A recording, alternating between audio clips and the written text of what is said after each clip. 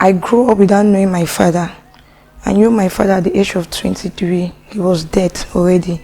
But I grew up with my stepdad.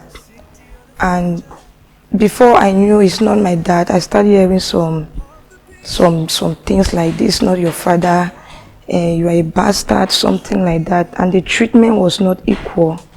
So because he sent my brothers, my sisters to school, he never paid my fees. So my mom and my elder brother, they managed to send me through primary school. So when I finished primary school, there was nobody to send me to secondary school. So I was at home for a year, and they have to force me to get married since there's nobody to take care of me. So they forced me at the age of 13 to get. Please.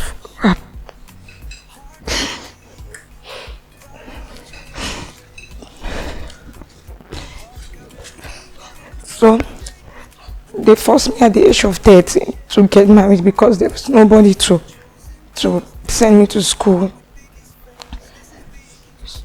So I managed to, because I sent myself through secondary school.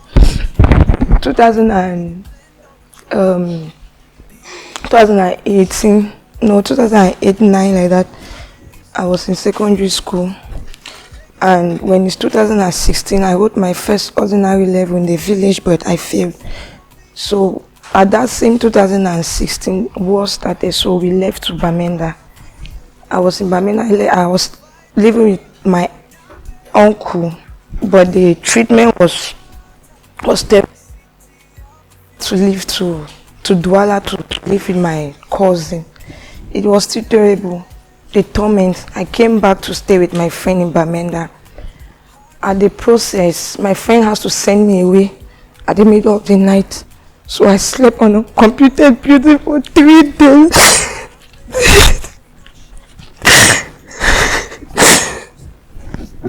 I slept for computer building for 3 days. And I feel sick. Nobody to help. No one to run to. I had to call my mom. She sent 30,000 to rent the house. I have to pay for the house, and I sleep on the floor, no bed. No mattress, nothing. I was very sick again.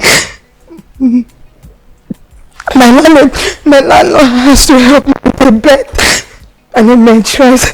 I started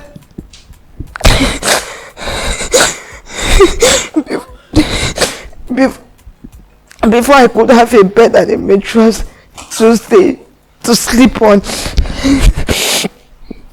Then I have to hustle. I paid for a salon, because I was gifted with braiding, so I have to pay for a salon to perfect my hand. Then from there, I'm gathering money and paying myself to school. So 2021, I had my ordinary level. So I said to stay again and let me just continue. So I have to work with my madam, and I sent myself back to school, and I have my advanced level. So from there, I said, okay, let me leave Bamenda and I come to Limbe. I stayed with a friend, but she wasn't bad to me. So I met a guy, Android man. I started doing comedy. It was not moving. So I went to learn cake and everything. From there, I gathered some money and I rent my own house. From there, I had to open a salon for myself. But what inspired me to be who I am is the day my friend, the person I called my sister, sent me out of the house at night. So that day I said, Nikki, you can own your own place. You can be who you want to be. I need to hustle. So I've been in the street for when I was 16. I've been in the street hustling for myself. If I'm sick, I'm the one that will pay my hospital bill. Nobody will come for me. I will do everything by myself. So I said, Nikki, you can do this. And I start hustling. I start hustling for myself to. When I heard the new, the opportunity that Biggie is having a show, that the biggest studio show is coming back. I'm like, okay, let me give a try. Let me come for it. That's why I came to hustle. As a hustler, I have to do everything to hustle because nobody will stand for me except me. I don't have nobody. My father and mom were together, but my father wanted a boy child, and my mom gave birth to girls, 2 girls. My father was a woman beater. My father was a woman beater.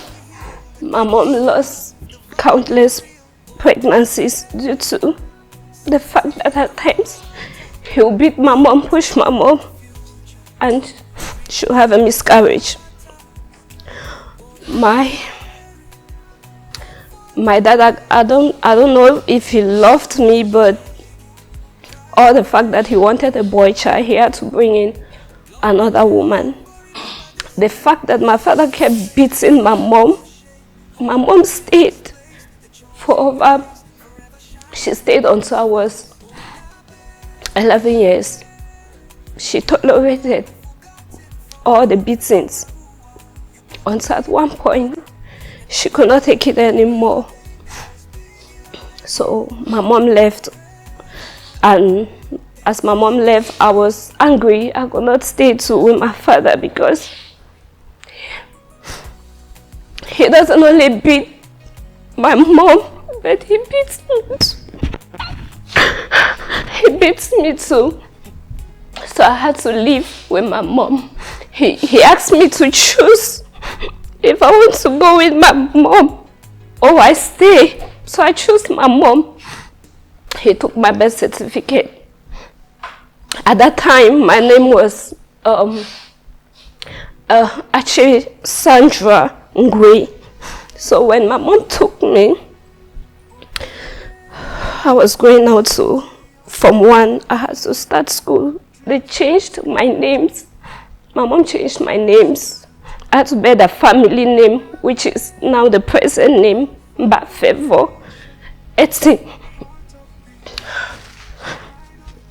My mom remarried. My stepdad too. He never liked me. He always says, there's no need spending money on a girl child. They don't come and be in a man's house. So my mom was so passionate about education because she wanted to go to school. But in their family, they said the boy child, they had to sponsor the boy child, so the boy child will come and take care of the sisters. So my mom said she had only me at that time. Sister, when she was 1 year, 3 months, my mom was so persistent that she would send me to school.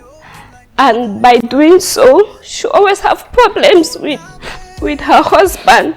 She would be trying to please me and please her husband. And I never liked the fact that my stepdad too never liked me. So I was always causing problems too at times because I know my mom loved me. So it kept on going like that until I had my advanced level. My mom kept on, we struggled. There's no business in this life I've not done. There's no hustle in this life I've not done. Is it from selling granite? Is it from running behind the cars just to sell when there is control? There's no business I've not done because I had to go to school. My mom wanted me to go to school. I too was passionate about education. My mom wanted me to become a nurse. I wanted to do theater arts. But my mom refused, that she wants a white collar job. She did. She saw me through school with the help of, I met people. I had a man too that was trying to see me through school. So with the help of the man and my mom, I went to school. I had my degree in nursing. I moved now to Douala. Coupled with the fact that my mom, since she remarried, she never had a child again due to the damages my father caused her. My mom now was scared. She was like, "You're the only child I have. You have to get married. You have to get married as early as possible so you can give me grandchildren." Marriage was so scary to me. Marriage is so scary to me. I feel like marriage is a trap for women. That's how I feel. That's how I look at it. Because each time I see a man, no matter the good sides he shows to me, I just feel like what happens. I've always been so defensive. If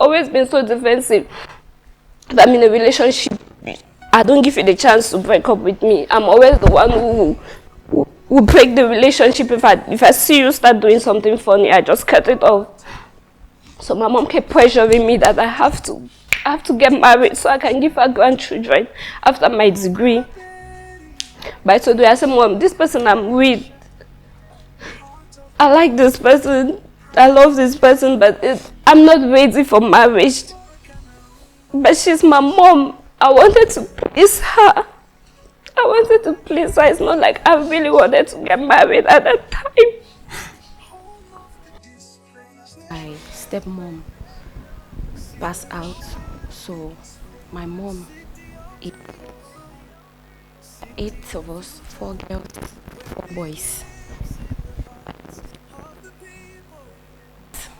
spent out his time working all his life and everything to and his sisters in the fact that if he's no longer alive, maybe his brothers or his sisters are going to help us. So I lost my dad in 2004 and I lost my dad in 2004 and my mom in 2017. So I left the village at the age of 6 years. Immediately I lost my dad. I had to move to town to stay with my grandmother. Later on, my elder brother told me to go to Lagos. He was the one sponsoring my education. I'm also a school dropout. So my elder brother, that's our firstborn, he got married to a wife, and the wife doesn't want to see any of his family members. So I now have to relocate to Buea, living with my grandmom, no schooling. I have to be going to the farm. I'll work as Mbambe, go to farm, to work tomatoes and all those things. So there was a time that there's one of my neighbors that she's renting in my grandma compound in Buea. So there's a woman in Douala. She said she wants a house help. So I have to relocate from Buea to Douala to start working as a nanny. I worked as a nanny for about 5 years. From there I stopped and I look for another job. I applied for a modeling company which is Top Star Entertainment in 2021, but at the process due to coronavirus, yeah, they have to close the company. So from there I have to start selling products, and I met a friend of mine. She said, okay, we are from the same place, Southwest, let's go and rent a place and stay. She went and looked for a place. We're just sleeping down because we have nothing. We're just sleeping there. From there I have to look for another work, yeah, to start working. And at the process, during the crisis that was happening in the village, they have to come and remove everybody in our house, and my sisters, my brothers, everybody was just frustrated. Now, thank God for my junior sister. I know she's watching. Let God be. Now she has to look for a place that all of us will manage to stay. All my brothers. I have more than 10 siblings that I'm. And even as I'm here, I don't know how that been, but I know God is providing for them. So I've really been like through a lot, but I've worked even in the snacks. But what I appreciate myself is I have self-dignity as a woman. Yeah, I always respect myself. I don't sell my body. I can work anything that gives me money, but I will never and ever do out of that. So I really experienced a lot in life. As I'm here, anything that would take me to win this money, that's the reason I'm here. Anything that would take me to win this money, I have to do it. Because right now, living here without nothing, I don't know where I'm going to start, because I shut my restaurant before coming here. I shut my restaurant, and before even coming here, whatever I'm putting on there, my sisters, my friends that supported me to be here, because I have no money. I have no money with me. So as I'm standing here, whatever is going to take me to win this money, I have to do it. Because if I'm not a winner, I don't know what I'll do. Maybe at the end, I will be depressed. And I'm also looking forward to go and expand my business, help my loved ones, support my family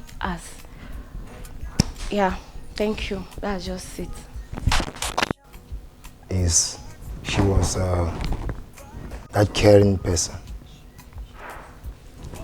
So she was one who was she was one always putting effort for me to go to school. I've gone to Kotek Bafut and Jomat College of Technology, Batibo. I dropped out from school because there was no one that could push me forward to go to school, but I'm very intelligent for that. So my mom traveled to Gabon as a teacher. Before traveling to Gabon, my father was bringing her too much problems. So there was, and now my father being not taking care of us. So my mom traveled to Gabon as a teacher. So I had to sit back and think that what am I going to do now? So I stepped into the street. I started doing scamming to survive my family. But I discovered that all about the money I have, my mom is not happy because my mom is a Christian. She is not using my money. All the money I gave her, she only put in her Bible. My elder brother who is a junkie will only come and remove the money and go and cure. So I always tell my mom, like, Mom, I'm not a scammer. So when I noticed my mom is not interested in scamming, I started selling okrika. I was the first youth, I think, in Bamenda who started selling okrika at Commercial Venue. So I started doing that. After school, I started selling okrika. I left from there to Yaoundé, where I was working as a chef de salle of Bonanjo. After that, I will not even go there. I came to Douala as a musician. I have a crew called Government. So after that, I left. After everything happened, I left. I'll be on my own. I've gone through a lot for about 1 year, 6 months. Let me say I was mentally deranged because of what happened to my crew. And when I sit, I always think about how I take to get to this line. I discovered that the only thing you can do for yourself is to hustle. If you are a handicraft, no matter what you do, I get myself into music, I get myself into Bambi work, I do anything. So I don't have much to say. What I'm trying to tell the other people out there is that no matter what you're going through or the conditions, the situations in life, believe in yourself and go and hustle. Don't wait for people to dash you or give you money because of your situation. So that's why I'm an artist, musician. I'm also a Bambi. That's all about my story. Okay. My aspirations is that I want to be the best, because I'm a dancer too. I want to be the best dancer in the whole wide world. And I also want to have a dancing academy, and I also want to own a restaurant, which I'll be the one cooking. So these are my aspirations. Thank you. I'm called Kimbi Norbert. I'm from the suburbs of Bamenda. That is a little village called Boom. A very little village. It is situated around Lake Nyos. Yeah. Boom. B-U-M. B-U-M. The buff man. Okay. So, I'm starting today. I'm the buff man. Okay. So, I'm starting today. I'm publicly known as Mayor Brian.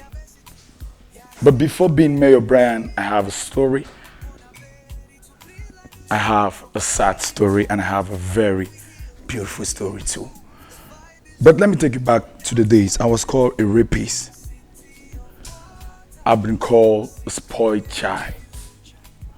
I've been called a thief. I've been called many names. But it never changed who I was up here. I'm from a family of 5. That is, I'm the first boy, but the 3rd child.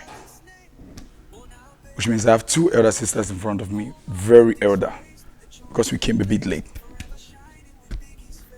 My father got married to 2 women, my mother and the 2nd wife. We grew up and everything was good. I'm from a modest family, everything was really good. Then suddenly, my father decided to take a 3rd wife. My mom was like, no. When we signed this thing, it was about monogamy. Now you don't have to take the 2nd wife, and now you're taking the 3rd wife. So my father was like, I'm the man. I be chief for village. Na custom, don't make us so. He took the 3rd wife. My mom left the house. So after those 15 years, things got complicated, really complicated. I went to Bamenda, to Kasbambili. I was dismissed. I came to Mother Teresa in Douala. I was dismissed. I went to Lycée Bileng. I was dismissed. I went to Atlanta.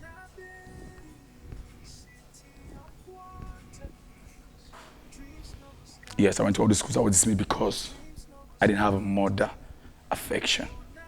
Or should I say mother care? My sisters got pregnant, all of them. 3 daughters. Because of no mother's affection.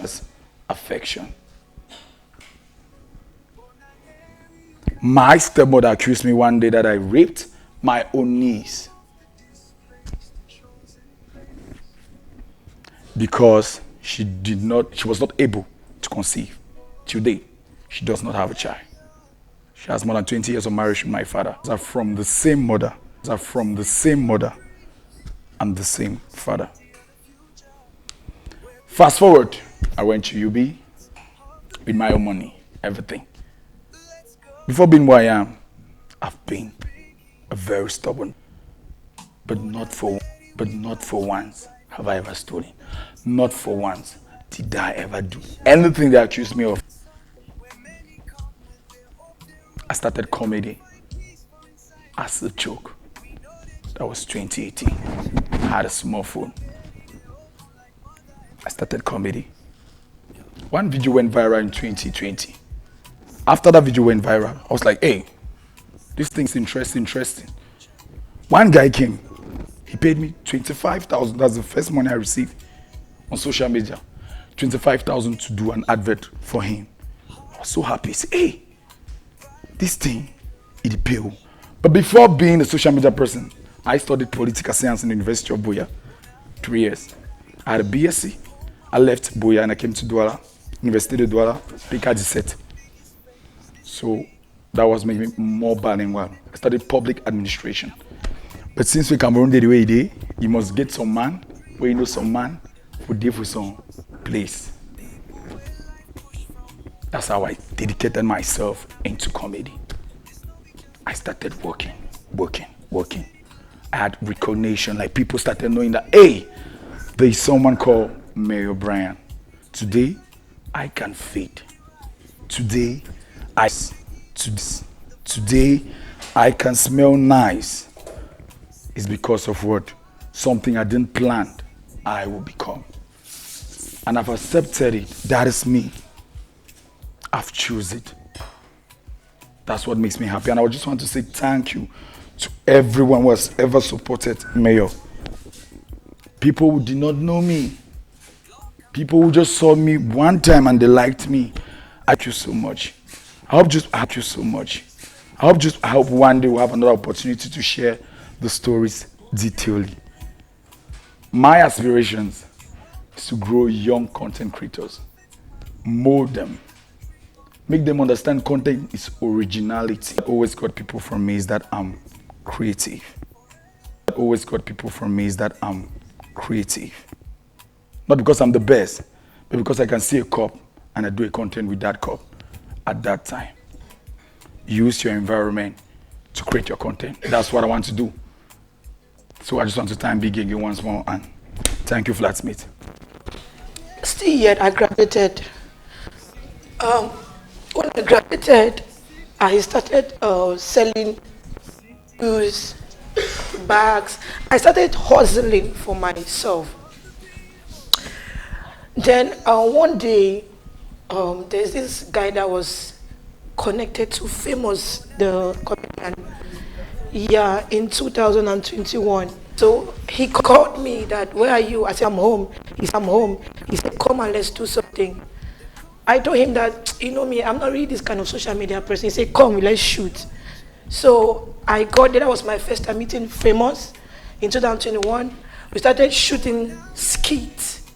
So I shot about 4 skits with Famous, Moses Entertain, Ramatulai, with a lot of them. Then one fateful day, I said, let me cross-check my messages on Facebook. And I saw a message from one director in Nigeria. He was like, I love your work. Can you work? I was like, where? He said, in Nollywood. And I said, yes, sir, sure. He said, just. I went there for my first. So this man actually wanted to sleep with me to give me the role I went there for. And I said, no, I'm not doing this, sir. This man abandoned.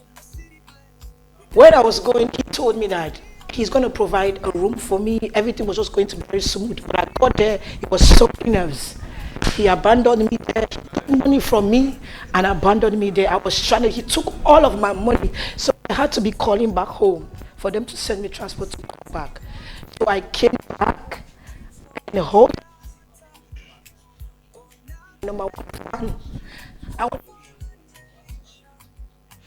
seeing you in a TV.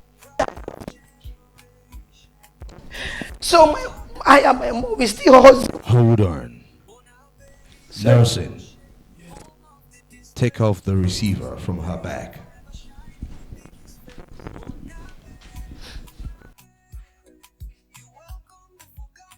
Put it in front. Housemates, always make sure to be stable.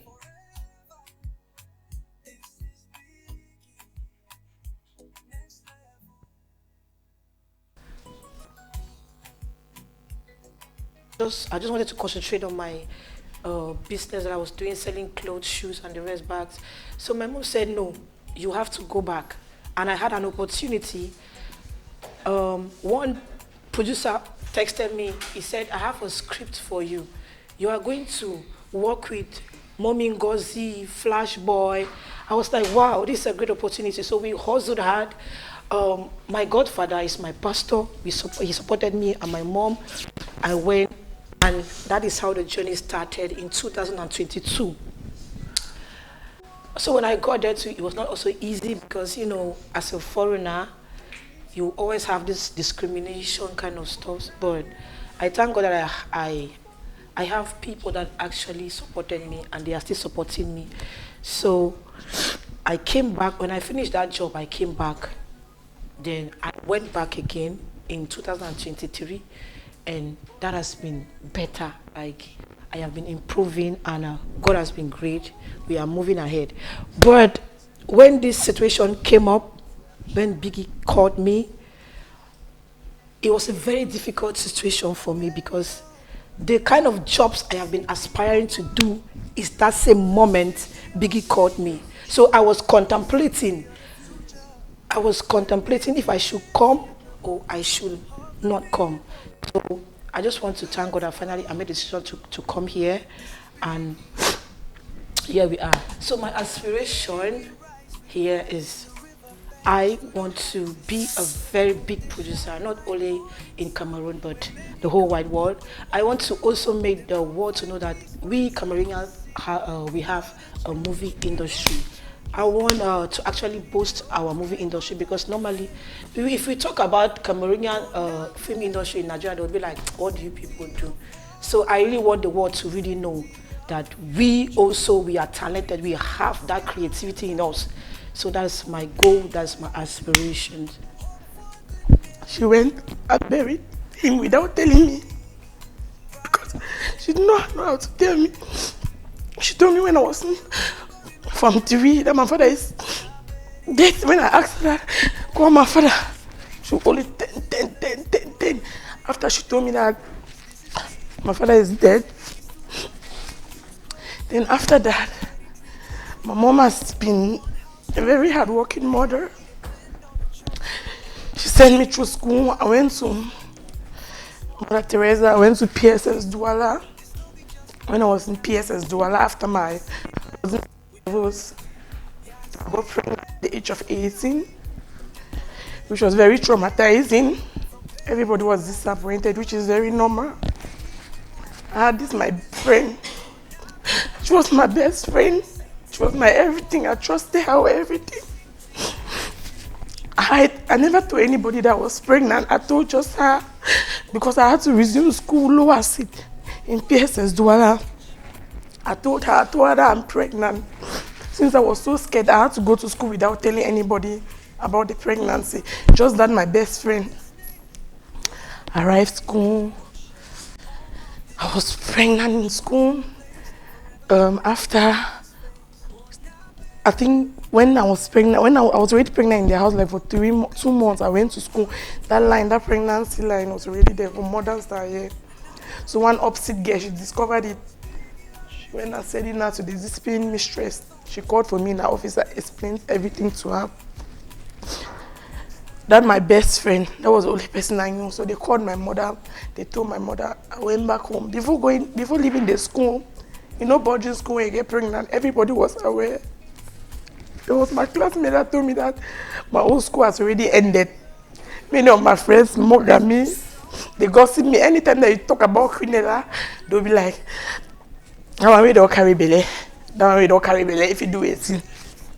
I went back home. The trauma and the rest, everybody was disappointed. But my family is still my family. I have a wonderful family. They still accepted me. But now my best friend, till date, my daughter is 5 years of age. She never ever seen my daughter while she never called to ask about me. Meanwhile, I knew that by that time she was my everything. I knew that she was my happiness. I knew that she was my world. I went through this pregnancy with no friend, only my family. I have a very wonderful family. My mother is my world. My mother is my happiness. My sisters are everything. They assisted me. After that, I wanted to give up on school and everything. My mother was like, I should continue school and that. My mother believed in me. I had to continue, enter back school. When my daughter was 7 months of age, I stopped breastfeeding. I went back to school. I had my advanced level. I went to the university. I went to a very good university, UGED. I did 3 years there. Everything went smoothly. Well, so this message I'm trying to pass is that you should not give up. There is still hope, because people will always try to discourage you, make you to feel bad. But when you have the faith and by His grace, everything is going to be possible. And now, I'm a BSc student and I'm living here. I'm doing my own business. Yeah. And my ambition, I want to be an entrepreneur. I have my own business that I'm going to help the young girls, the young boys, in fact, everybody by His grace.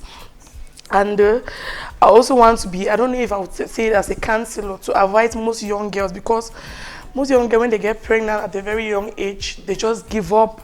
Some just abandon their life. They don't even care. They feel like there is no hope. So I want to tell them that when there is life, there is hope. Thank you. My name is Silas Veshi, probably known like Silas Bobo.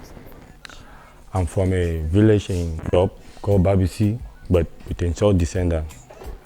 But I grew up in a small town in Akonolinga, that's in Yaoundé, Young Ifumu Division. And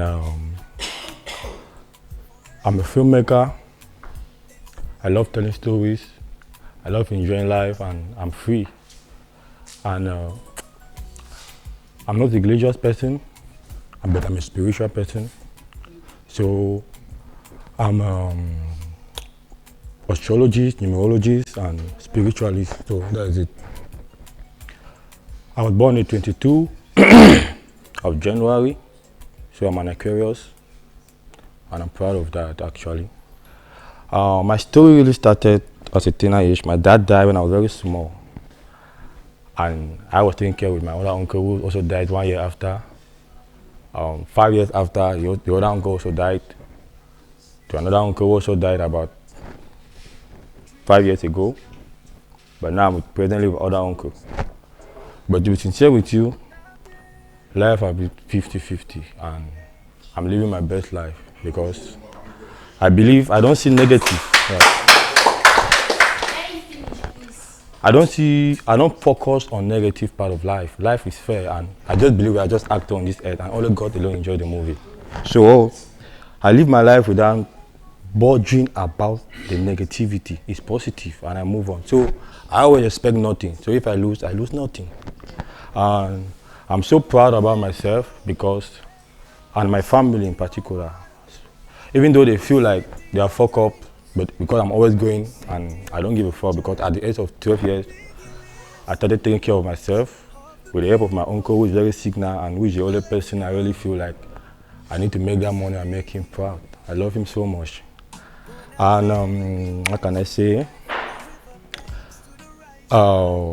My motivation started when my father actually died.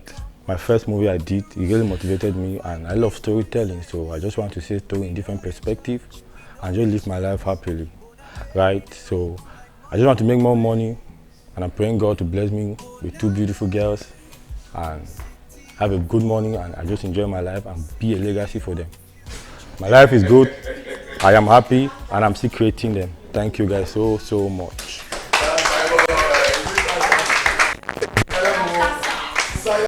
My name is Promise Young. I come from Bamenda, Northwest region, precisely from Com. So I come from a family of 2. Yeah, my father is late. He died when I completed class 7, 2006.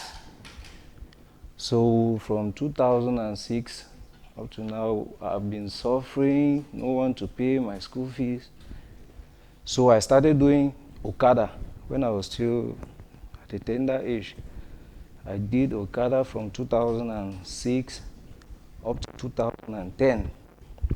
My grandmom and my mom, they've been the one doing everything. Those are the parents I can boast of right now. So I started, I was in Form 4. So I faced a lot of difficulties. Though I had a friend who helped me, went through Form 4. Form 5 was the toughest class. In Form 5, I had that notion, I already knew women. So I got a girl pregnant, and I had to run away. So I ran away and missed that year. I didn't go to school. So I sat down one day and asked myself, why am I living this life? Is this really who my mother wanted me to be? So I joined choir. So I started doing my chorister job. Since my mom has been a chorister for 20 years, my grandmom for over 50 years. So I joined them. I never saw my dad corpse go with young, even transport, and afford, ups and down, but we were very little by then. So we went to Bamenda. Spent most of my time in Bamenda because I was hustling there. I came back to Kumba. It was not moving. All my friends, they were offline, smoking, this. So I came to Buea. I was in support. One of my auntie also there, struggling. Before I decided to travel. I traveled very early. 2010, I traveled to South Africa. I stayed in Joburg for 2 years. It was not easy. Joburg is a Douala. It's not easy. I was young. I don't know anybody. Very first day I arrived, I pay bills. I started paying bills. I was sleeping in the basement. Most of you guys know what is basement, under the ground. I stayed like for 2 years. My dress never see a wardrobe. When I get up, I wrap my smoke, I put it on the wall. I go from enter the street. I've done security, many jobs. So, but I was working for my own self because I was not having no responsibility. It's for me. I was struggling to be a man. So after so years, I create good friends. I know many people, but I took a decision on my own self that I want to be focused more. I have to travel from Johannesburg to Cape Town. Early 2013, I traveled to Cape Town. I met guys that I know, Rene Fashot. We started hustling on the robot in the street of Cape Town. I hustle very well. I sell drugs. I've sold drugs. I've done many things. I've done many, even inside I've done it. I have to be honest because from this house, I'm a thief because I know what I'm making. I know myself. And I know the vision that I have before coming here. 2013, my first time I traveled to Cameroon for my senior brother's wedding. From there, I started coming every year, doing one or two things. Things were good. I have a kid with a South African lady. I have my first boy, Junior. I have a second one, Princess. So it was not easy. You know, these ladies, sometimes they like to take advantage. Seeing how you are a foreigner, they don't want to work. They don't want to do anything. They just want to dry you off. I cannot come how many times you have break my cars, many things. So because of the job I was doing, I was selling drugs with her. So I have to go. I send my kids to Cameroon.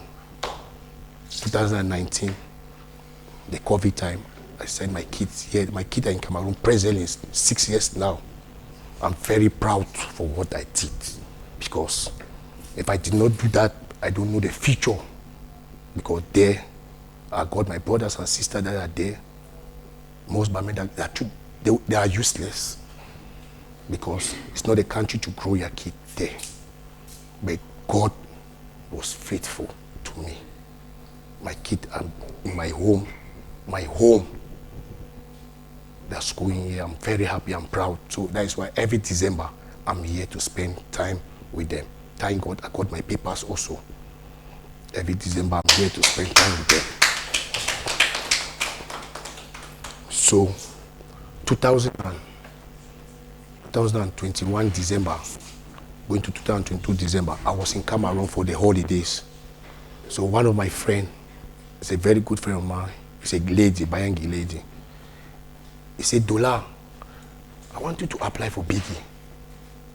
I say I love this game. I'm watching Big Brother many times. I love it.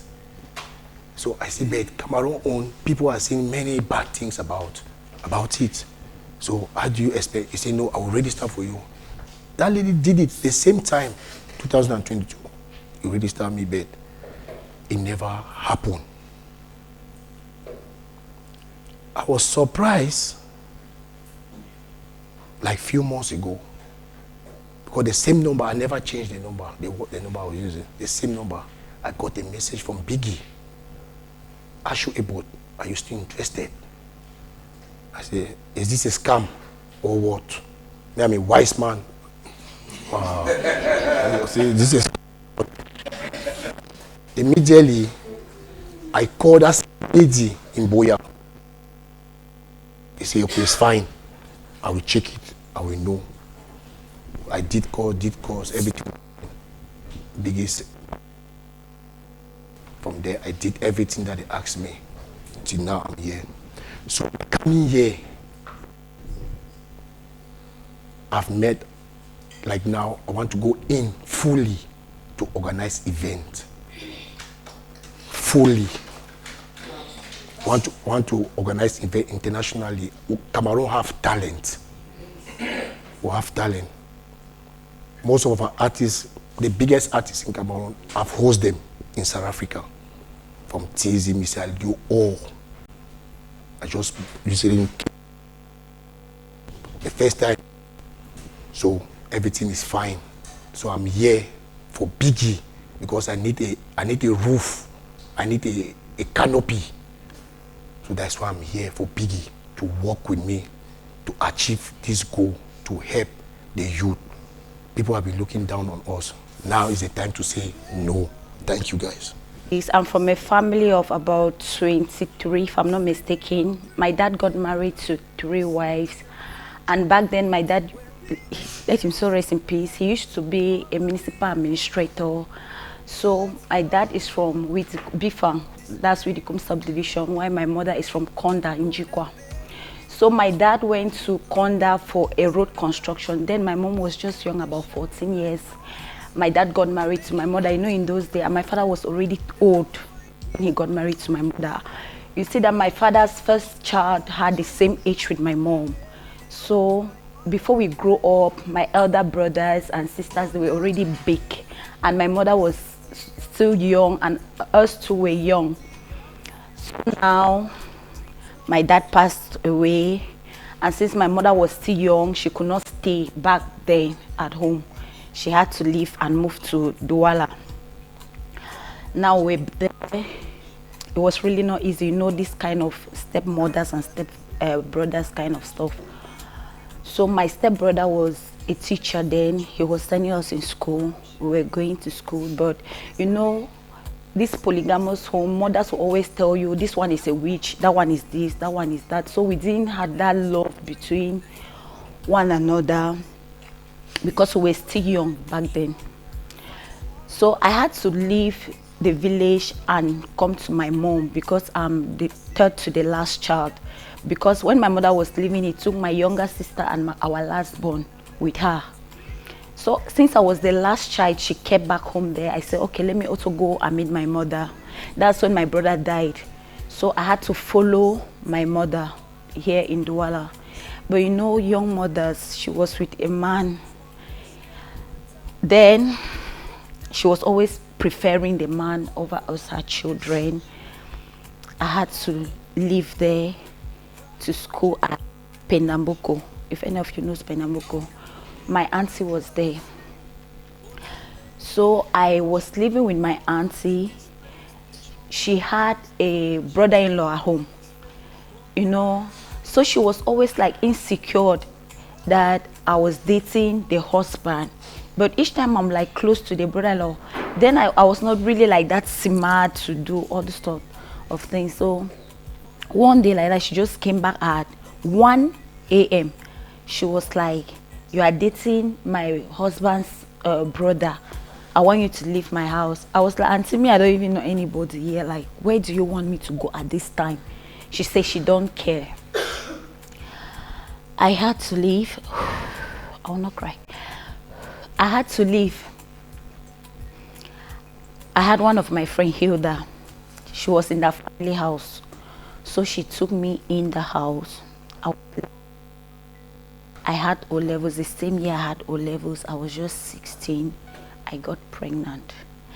Now, those my stepbrothers, they already became successful, that they really wanted to help us at that time, but I was pregnant. And there's this my other brother, one that was sending us in school back then in Whitcomb. He got angry and said, since you have chosen to get pregnant, forget about me as your brother. He's in US now. So I had to just go back home. My mom took all my dresses, burned them all, and drove me out of her house. I had to go to the guy. That's never an experience I wish for any girl, what I went through in that guy's house. I don't want to talk about it, but I will never wish even my enemy to go through that. But I still said to myself, it's not the end of it. I left the guy's house after I had a child. I left the guy's house. I came to Douala in Bonaberry. I was living with a friend. I started working in Sinax.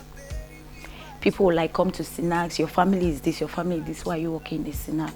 I just said I was the prodigal daughter. That's how I always reply to our village people when they come to like question me about my background. I'll just say I'm the prodigal daughter. So I was working from one Sinax to another till 2020. When I left, I had a place I was selling dresses and shoes for men. So a friend of mine came up with an idea that I should travel abroad, that would be the best. I had to sell the place I was selling the dresses. I sold all my things that I was using in the house. I did a passport because the guy said I should go for an express passport in Yaoundé. I went for an express passport, came back. He gave me the visa. I never knew it was just a scam. For that guy to even scam me and leave me in my country, he scammed me and took me to Nigeria. I got in Nigeria. At the airport, I discovered that I had this thing. Those people that always control it, they discovered that the visa was fake. So they had to keep me there for 2 days and say I should call my family. I told them that I was an orphan. That was the only way I did for them to have pity on me. I told them, no, I'm an orphan. I don't have anybody. So there was one woman there. She removed 20,000 naira and gave it to me and asked me if I had known anybody in Nigeria at all. I said, yes, I know one auntie that used to live in our village. That is at Enugu State. So when I got to Enugu State, that my auntie too, she's so insecure that I have buttocks. Her husband this, her husband that. So I stayed there only for 3 days. She was so insecure. I had to leave and meet another girl, one girl. Thank God Almighty that this girl was a costumer in Nollywood. So she was like always carrying me along. She'll be putting me in this crowded scene, all those kind of things. So it's there in Nigeria that the guy that we're living together in the house, the costumer brother, was a producer. So one day I was just singing in the morning when I was watching. It was like, wow, you have a nice voice. Come, let's do something. Because before leaving Cameroon, when I was working in the Sinas, I was doing video vixen. So the guy said, you have a nice voice, let's just do something.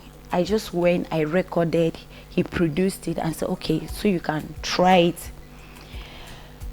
So there's this Leo that told me that Cameroon is doing Big Brother. That since I so much like Big Brother, because I told him that I would change my nationality and go for Big Brother Nigeria. He told me, no, why will you do that? Cameroon is doing Big Brother. So he already started for me 2 years back. So I came for the eviction, for the audition, sorry. I came for the audition. I still went back to Nigeria. So when I got back here, I had to be in a relationship because then my mom was like, you cannot go and stay in a foreign land. If your paper no work, come back for Cameroon now. You go, what are you staying and doing in Nigeria? So that I want to go and enter ritual because you know mothers believe that when you are into music, you must enter into kind of. So she was like cursing me. If any of my child died, you will not see good. You will never have that money. So she was always like thinking that I want to involve in some kind of shit. So then all my other brothers, my step brothers were looking for me. They didn't even know where I was. because I was not in contact with anybody. I was just calling my mom. So when I came up in Cameroon, I thought maybe the biggie something will not work again. Unfortunately, I fell in love with one stupid guy. Sorry, I fell in love with a guy that I really thought maybe he was a nice person. Bro, you know men though. So I got pregnant, and the biggie audition came in. I went for the audition without even telling Big Brother that I was pregnant. That's why I dressed the way I dressed that day went for that audition, that people were mocking at me online. But it's just because I was trying to cover it, because I thought it was something that I could come in, maybe that I still have 1 or 2 months that I could hide it. But unfortunately, that's me with a big stomach in Big Brother house. So I can just say my goals, actually what I'm looking forward in moving forward in my career, helping the single mothers, because if I can really be an advocate for single mothers, that will be the best thing I can do, because no matter what, whether you're pregnant, even if the guy abandons you or what, your child is everything to you. So I really love to be an advocate for single mothers. I would love to help the orphans more, especially, though I'm not an orphan because my mom is still alive. I have my elder brothers. Like, my family is too big, even though it's polygamy, but we are too big. So that's it. Good afternoon, flatmates. So I'm one lucky girl. I'm blessed to have my mom and my dad. I love my dad so much, and I love my mom so much. My dad has always been that kind of person where my dad likes school. He likes when all his kids are being educated. So I remember when I was in class 7, my dad was always like, "You and your twin brother, people will go to St. Beats, announcing to people around." Because my dad was a bus driver. My mom was just a farmer. So it was always like St. Beats. So my mind was already based on St. Beats. So immediately, not like immediately, I finished class 7. Before I finished, my dad got stroke. So the dream of St. Beats was already cancelled for me and my twin brother. One thing again about my sisters, I love my sisters and my brothers so, so much. They will do everything possible. They will do their best. They will go to the extreme to make sure that we are fine. I'm from a family of 9. And I'm the second, me and my twin brother, second to the last. So I'm like the baby of the house. So fast forward.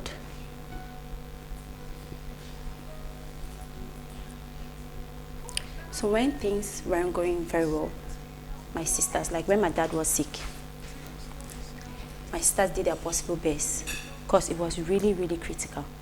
A situation where he could not even talk. You know how stroke is. One skin, one body is gone. He couldn't even talk. So in that process of my dad struggling to heal, my elder sister fell sick. It was so bad, so traumatic. So my mom would be rushing from Big Mingo Hospital. In fact, she would be like in between, taking care of my sister, taking care of my dad. So when they finally discharged my dad from the hospital, my dad came home. Still yet again, you could assist my dad for everything. So when my dad came home, my sister's condition got worse. So now my sister now was admitted at Big Mingo Hospital. So my mom now had to go there. She was staying there, leaving us with my dad. So each and every time we'll go visit. So it was that bad. My sister passed away. Still yet again, we struggled. I don't want to say my mom was kind of used to the pain, but she just grew in it. So like it was really a struggle. Because I remember when my mom started selling food, that was the best period for us. Like when you're going with food to the market, at least there's food in the house to eat. One lucky thing was the fact that when my dad was a bus driver, you could see my dad with so many passengers in the car. Don't be happy, he's not making money, he's helping those people. So one good thing was the fact that all those people my dad helped, he didn't even know them. So when he was at the hospital, when my sisters are running up and down, my sisters and my brothers running up and down to pay the hospital bills, at times when you get to the cashier, they'll tell them somebody paid the bill. So it was always something like that. So it would be like, oh wow, what this man was actually doing is actually paying off. So fast forward, my sisters hustled their ass off, my brothers. Finally, my sisters, they were like, we need to travel. It was a decision they took by themselves, not like anyone was advising them. Like, you're looking at how the situation is going, you just want to be of help, you just want to be better. So when my elder sister traveled, the other one traveled. My elder brother, he was doing okay, because he was like, my elder brother was living with my uncle back then. So when these custom exams back then came out, my brother wrote the exam and he passed. So at least my brother had something doing. He could provide. Then my sister too, they struggled. They could provide too. So at times when you sit and you're like, you don't really, like, there is nothing. Within a blink of an eye, something just pops up. Yeah. So when my sister traveled, she was like, okay, at least everything is fine now. You need to travel. So when I traveled, I went to South Africa. So I was in South Africa. I was working in South Africa. My experience in South Africa was hell. I remember my first attack in South Africa. Guns on my head. I knew I was gone. So when they attacked us, I just had to surrender, give everything. My sister immediately, because the level was stranded, they took the car key, everything. I called my sister and I cried. She was like, hey, what will I tell my mother? So when she came to the scene, she was like, what are we going to do? She took me home. She was like, you need to stop this. I was like, let's just save up. Because the dream has always been me opening a business. Let's just save up. When you get this amount, then you can do what you want to do. Just be thinking, because she has always been like, my sister does not sleep. My other sister does not sleep. If she's doing something, the next minute she's been like, Joan, come. I've got an idea.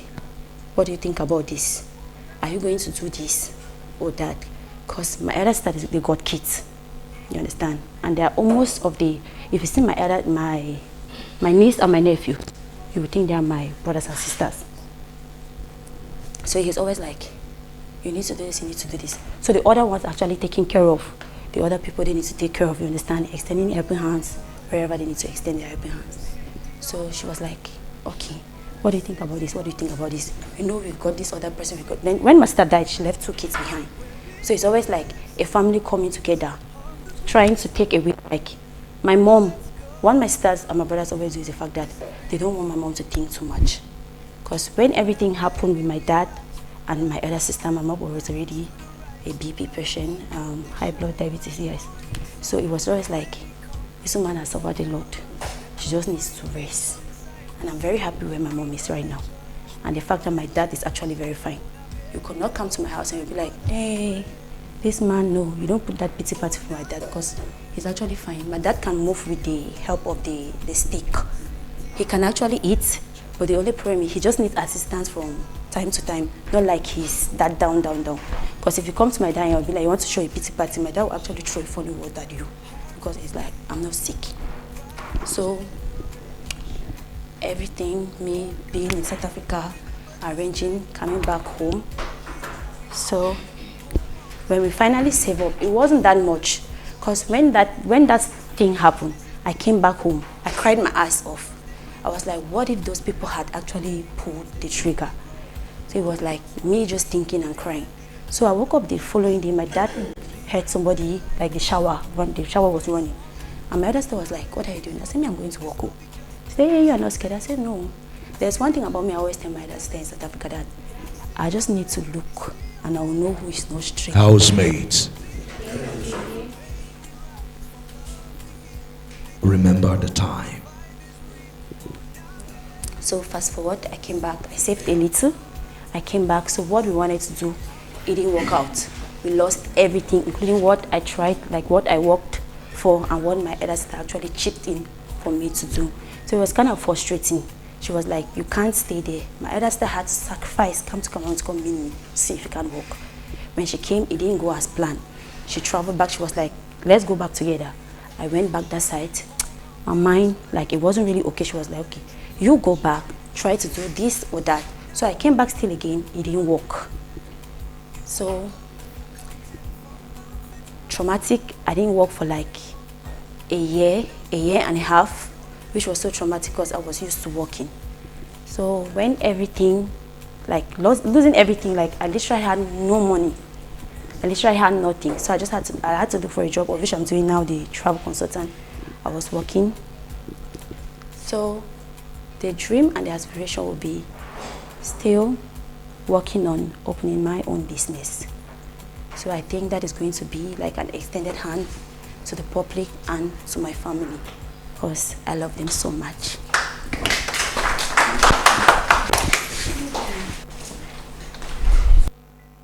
I'm officially known as Yeri Benz. I'm from a family of 6. My mom got married to my father, and we live in Fumot.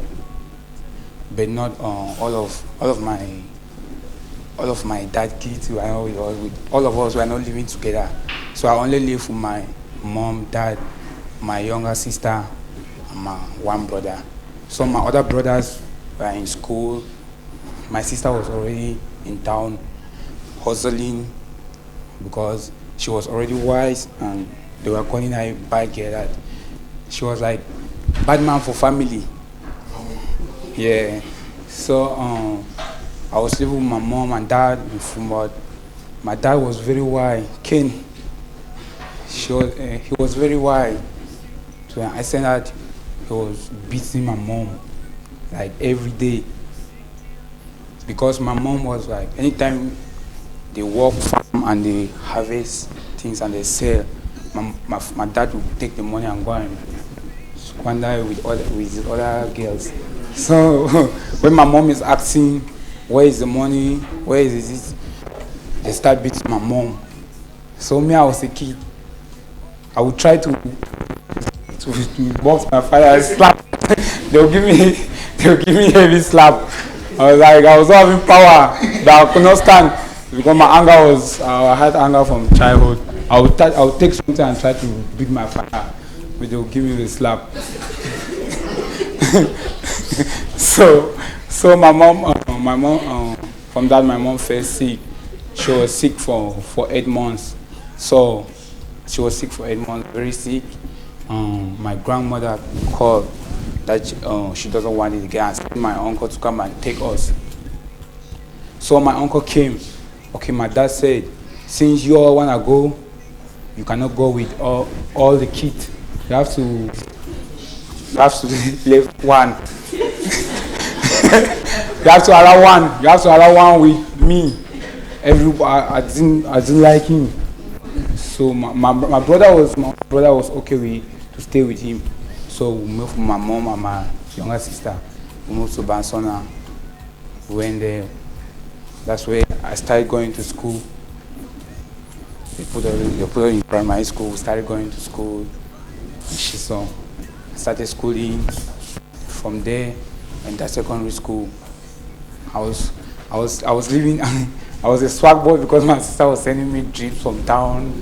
I was having swag from the village. I was hot in the village.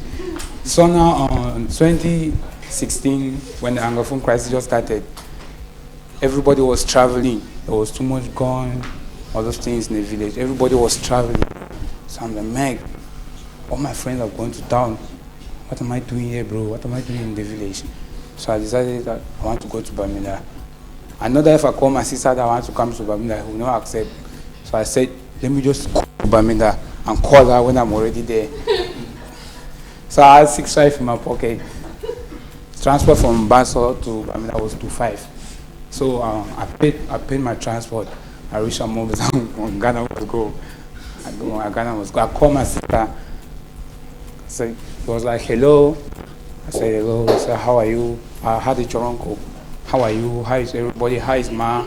How is everybody in the village? I was like, I didn't Bamenda.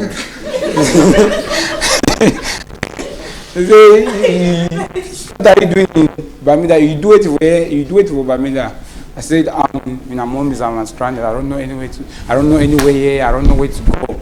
She said, you can't be. You tell me they are stronger. I won't tell you. I said, I'm stranded here. She dropped the call. 5 minutes. She was there. He took me to the house because she was my younger sister. She took me out to her place. I was there.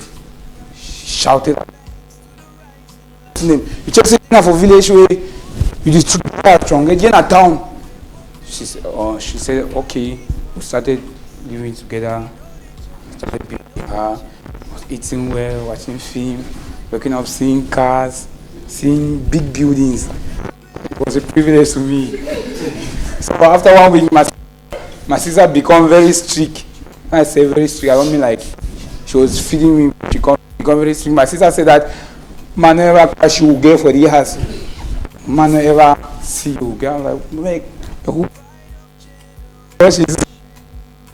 Since you think you are big, look for your own house. Then you can be, bringing your own girls.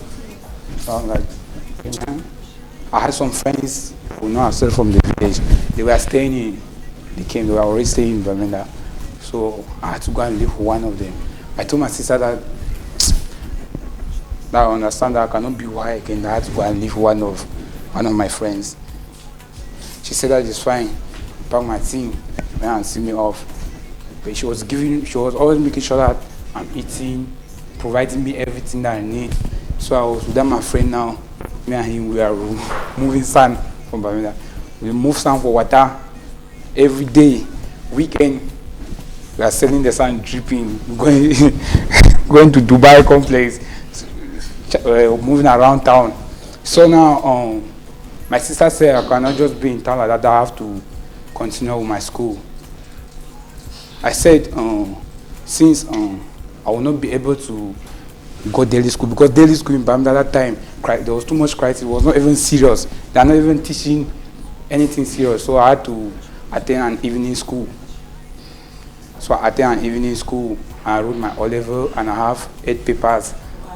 Yeah, I had 8 papers. I was living with my friend now. So my sister had to travel out of the country. She traveled out of the country. I started my comedy career in Bamili, in Jackass. We started doing comedy, we started doing skit. I started contacting big content creators that are bigger than me. I contacted them, they tell me, say, Perife, you need to pay me so, you need to pay me so. I hustled and I paid some. There are many Cameroon content creators that have paid them, so I cannot call their name. I paid them to get what I want. From there now, I had to travel to Buea because I saw that showbiz in Cameroon is mostly based in Buea. Most of the content creators, they were based in Buea, so I had to travel to Buea and be one of the content creators. So we joined and rent a house, Mavino. So I traveled to Buea, I started living with him. From there now, we are creating content every day, doing stuff. After I start meeting people that I used to see them on TV. I started seeing people working with people that after I started there, one man started to talk about rebellions. The rebellions was training everywhere. After they started booking me for show, bro, I came here to go and perform somewhere. So I was so happy how I came with my talent because I started already making a lot of money from it. So my sister was so happy. When my sister heard I was coming for Big Brother, she had to pay a flight from the United States to come and attend the Steady. Okay, my sister heard coming for Big Brother, she had to pay a flight from the United States to come and attend the audition, the entry. So I really love my sister so much, and I love my mom for always supporting us, and that's all. All right. My dream is to help other content creators. They don't even drop small things. Yes. they need to drop something because I've gone through the same pain. Yes, because I've faced some challenges like an upcoming content creator will come and be like, why would I not support we? I asked myself, bro, who supported me when I was also growing up? Bro, you need to drop something. I'm here for business. That's why I'm using to put food on the table. So don't say you need to drop something. But if I like what you do, if I look at content and I love it, I can decide to work for you for free. But it's not a must that I must support. Because I think support is a choice. Yeah. Voila. I became the sport prefect. Then when it became to handball, so I was always playing games. So I was playing FENASCO B games. So we're always growing. So then during that period, my mom was in Yaoundé. So in class 5, I went for holidays in Yaoundé. Then my mom was sick. Then in fact, I had no daddy. I had no father. My mom never explained to me who my father was. When I went to Yaoundé, I came back with my mom. She died. Then class 6, I wrote before writing the first school. I had a medal because I was playing in FENASCO games. So we went to Limbe. We were playing ball. So my school happened to be one of the best. We won. So I had my medal. Then I lost my mom. I started living with my sister with my auntie. So then I already had my first school too that same year. Now I was schooling in Somerset from 1. So while living with my auntie, I was always the one who was doing everything in the house, cleaning, cooking, going to the farm, doing everything. So in Form 1 in Somerset, I was school. From 2, my auntie said, okay, now that my mom is not, and everything she had is not okay, and she removed me from Somerset, came to Charity, my 16. So I was schooling. Then my auntie is that kind of a person that I don't know, it's like she has her own personal things that were disturbing her. Today she will send me out of the house. Tomorrow she will come and look for me back in the street. I stayed in almost every house there in my 16. But I was so lucky because I was really hardworking. I know how to do farming and I knew cooking more than most of my friends. So anywhere I go to stay, their parents will always loved me. So in that Form 2, they sent me out of the house and I was living with my friend Joy in their house. The parents were sending me to school because I was so hardworking. Joy was always there pressing her phone. So they found me interesting. I was there till Form 5. Even when I'm going to school, the brothers are always giving me money more than her because I was always doing everything. I also stayed in my boyfriend's house. There's this guy that was dating then. He took me to their house and the mom also liked me because I was hardworking. So that's how I was always getting love from everybody. Then, in the Form 5, when I had my ordinary level, I left, I stayed in Munya with my street friends. So I was already in the street, I knew what's up, I knew everything about life. Then, so when I was living with my friend, so you know, she was always telling me things, taking me out, going to places, going to club, like Footprint. That time, Footprint we just come out. So anytime we go out, Footprint, I always want to go outside because most of my friends then they were always drinking. Some of them, no, that time they were not smoking. Even though I met some in the street that were smoking. But one thing I always had behind my mind is I am an orphan. So I cannot drink, I cannot smoke. That's why today you people will not even see me smoke or drink. But if I want to drink, it happens once in a while. So now that my friend, she actually stood, the lady, she stood as my mom. She was so nice to me. But we started having issues based on me. I always like to do my own things. You cannot tell me to do this, smoke or do this when I don't want to because I feel like nobody was there for me. But I had two of my uncles. That was my grandmom's last born and my grandmom's second born. That was the best. That is the best thing that has ever happened to me. So 2018, I went to Moliko. From Munya, I went to Moliko. I was dating one guy again. Then he took me to their house in Sopo. He gave me a room in their compound. He left. He was based in Douala. So when I was living there, I came back to Moliko to look for a job. That was when Mr. Leo opened his restaurant called Chill. So when I came, I had a family because me, I've always been a street girl and I have friends everywhere. When I came to Malingo, I had that job from Mr. Leo from the restaurant. Then around Malingo Junction, I had friends there too. I went there the mom now the woman that has the compound, she's in US now. I was always sleeping there. Everywhere I go, people showed me love. So when I was sleeping there, I slept there like for 3 days. Then when I was about starting my work, I went back to that house. When I went there, I saw that the house was broken. All my properties, my dresses were stolen.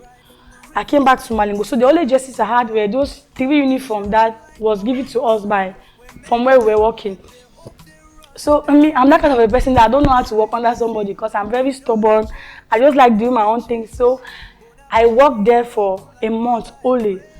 Then during that period, I was dating one man. So because in my family, everybody knows how to plait. Everybody knows how to plait. So that's already something that was already in me. So he took me to one woman, he paid. I learned how to do my hair stuffs. So from there, I was already making small money.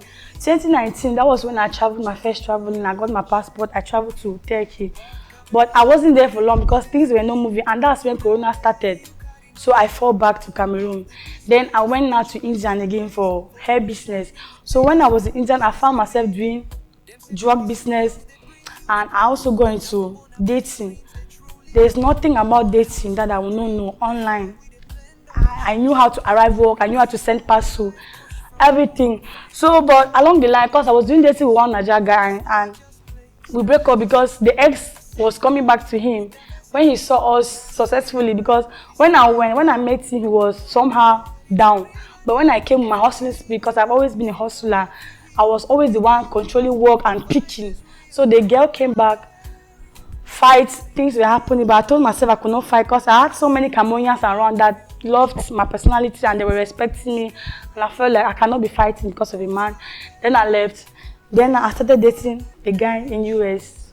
So he has been like my father, because when I had overstayed, he sent me 1 million to come back to Cameroon. He sent me 1 million and I did everything. I came back to Cameroon. So we had issues because he wanted to get married to me. Me, I did not, because me, I have my own things that I've always wanted to. Then my uncles were angry with me because back then in Form 2, a teacher wanted to get married to me. I said no, but before I could say no, one of my uncles there at school took the man to our house. So when they took the man to our house, they were like, no, I don't want to get married. I like me in a shower walk. I like me at the back of the tonton. So I didn't want to get married. So all my uncles have always been angry with me ever since. So now, when I came back from India now, 2022, I got scammed because I wanted to go to US.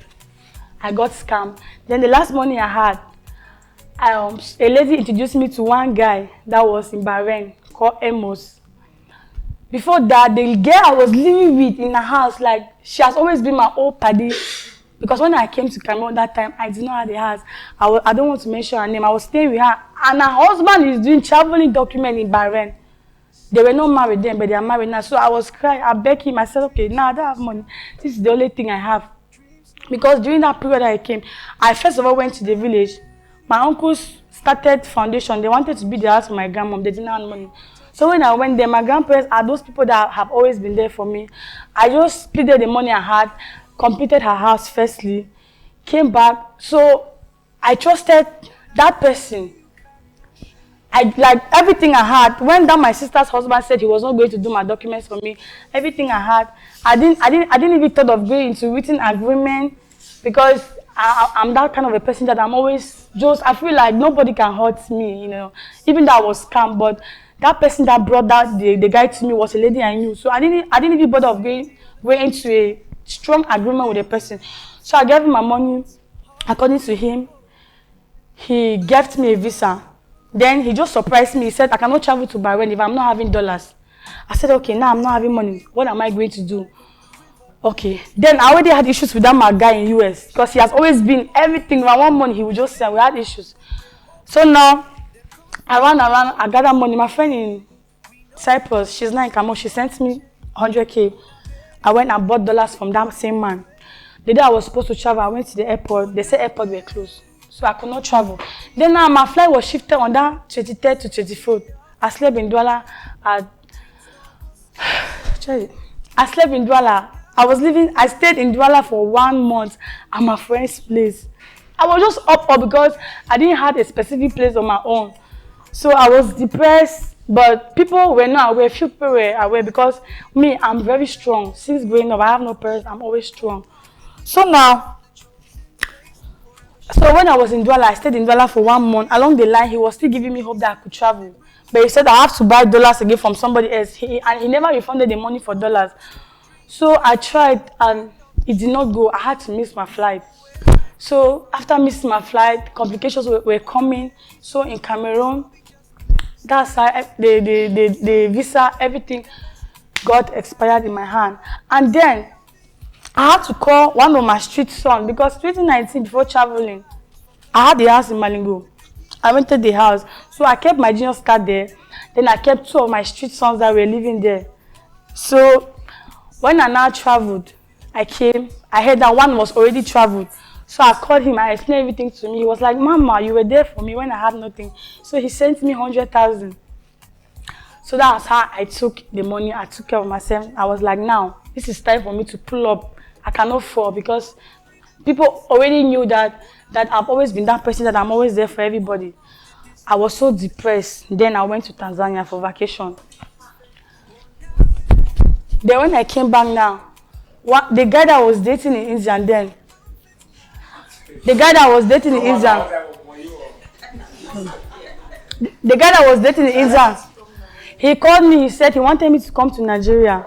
Me, I already had my plans of going to Nigeria because I went on set with Caro and Copies. We acted a content. So from there, I saw that my dreams of becoming an actress cannot be possible if I don't work on my own.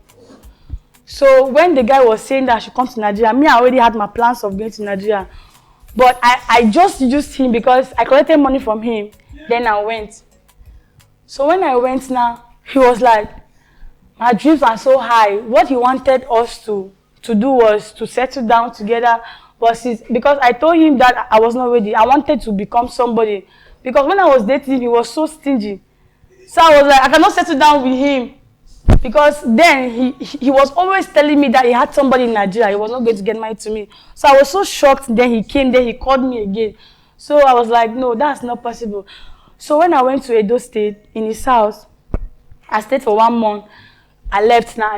I went to same Edo State again. I was living with a girl that I met from Istanbul. So while we were staying, the sister was advising me. She said I cannot just go into Nollywood straight because I'm going to be that person that, because I asked that time that directors, they like sleeping with ladies before giving them room. So they were like, I should not go straight into acting. I should start with content. That was how they advised me. Housemates, remember to be brief. So that's how I started content on my own. Then from there, I saw You that have 1 minute. I started content on my own. I saw that I was not going. I left Edo State, went to Lagos. So I was struggling on my own until I had my house. I met people that I was working with. It was not easy. Then I still left Lagos again. I traveled. I left Lagos in December. I came to Cameroon. January, went back, traveled to Senegal, through road.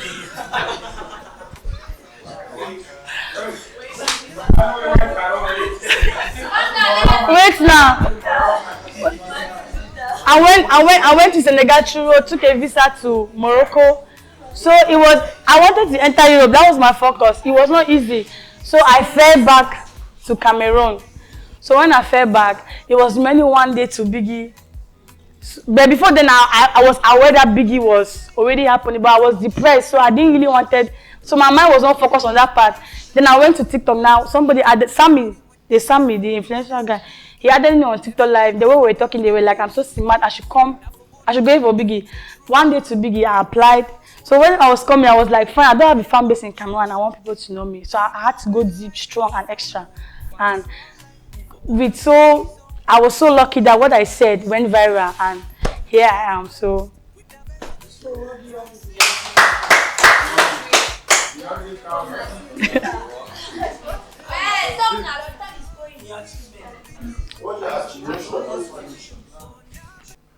My name is Suenge Bedngwa.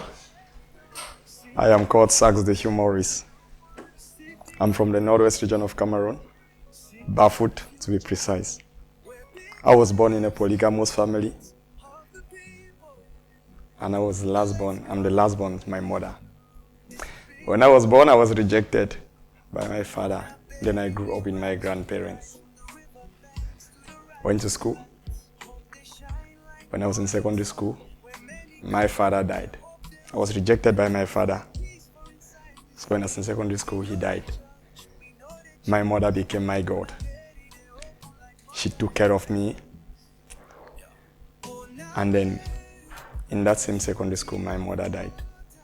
But before she died, she made a statement. My son, the day I will die, you will suffer. Not as if she was cursing me, but she was telling me nobody is coming for you. So when she died, at a tender age, I started sponsoring myself in secondary school. What will I have possibly been doing to sponsor myself in secondary school? I don't know, till today. But I remember I paid school fees in secondary school with my own money. When I finished secondary school, it didn't end from there. I came to the University of Buea. Still sponsored myself in the university. I did political science and public administration. I go to school in the morning, come back in the afternoon and go to a job site. Maybe the construction site, just to get something to eat, to buy handouts and pay school fees. I completed university with good grades. Then I started living a youthful life. No job. Cameroon determines who you become, not what you really want to become. I discovered I had a talent in making people laugh, so I started doing comedy, dropping videos, and they started going viral, and people started inviting me for shows. They started inviting me for shows, and that is how I became Sax the Humorist. Still dealing with life as a strong youth. Somebody saw that I had potentials and decided to give me a scholarship. That is where I always introduce myself as an industrial weather. The person gave me a scholarship and I did industrial welding for 9 months, and I added the degree to my portfolio. I'm the luckiest one in my family amongst my father's children because I'm the only educated one. Amongst children, amongst 9 of us, and I'm the only one the world knows because nobody even knows any of my brothers. And I've been living life through the help of good Samaritans in the streets. Boy, you are good, take this. Boy, you are good, take this. So I traveled to Douala, stayed in Douala for some time, and through the help of somebody, I got a visa to travel out. On the day I was going to pay my flight, there was no more entry in that country. So I had to stay back in Douala. And I was still dealing with life as a youth. And here I am in Biggie Studios. Thanks for accepting me, Biggie. I just want to see myself in that big stage somewhere, gathering people, doing comedy, let them laugh, calling other international comedians to work with me, seeing a huge crowd in front of me. Then I tell my mother, your son has become somebody. Then I tell the people that rejected me that I am now a somebody. And I wish to also help because I know there are children out there that are still facing the same thing I'm facing today. I wish to help them in every way I can. Even if it's five of them, at least I know I've done it. So I believe I'm not here by mistake. God sent me here. So I know after leaving this place, I will no longer be the same person as I entered here. I am Makane Blanche, stage name Blanche. I'm from the Northwest region, Momo, Bengu to be precise. I grew up in the Southwest region.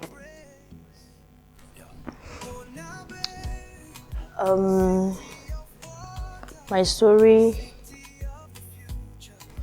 I lost my mom when I was 2. Literally, I don't even know my mom. In that process, my father and my mom's family, they had some issues, and well, I came from the family of 2 girls, so I'm the last born. So in that issue, my father took me and left my elder sister with my mother's family. So I went with my father. My father took care of me from infant till when he died. So when I was growing up with my father, he's that kind of person that he always travel. He was not stable. He always travel and he would leave me behind because he never wanted to get married to another woman. So he always leaves me behind and he would tell me to go to the neighbor's house to stay there for a while till he returns. And when I go to the neighbor's house, the kids there will always bully me, they will beat me, and I will run back to the house and hid myself in the house alone. So then I was going to school, I was in primary school.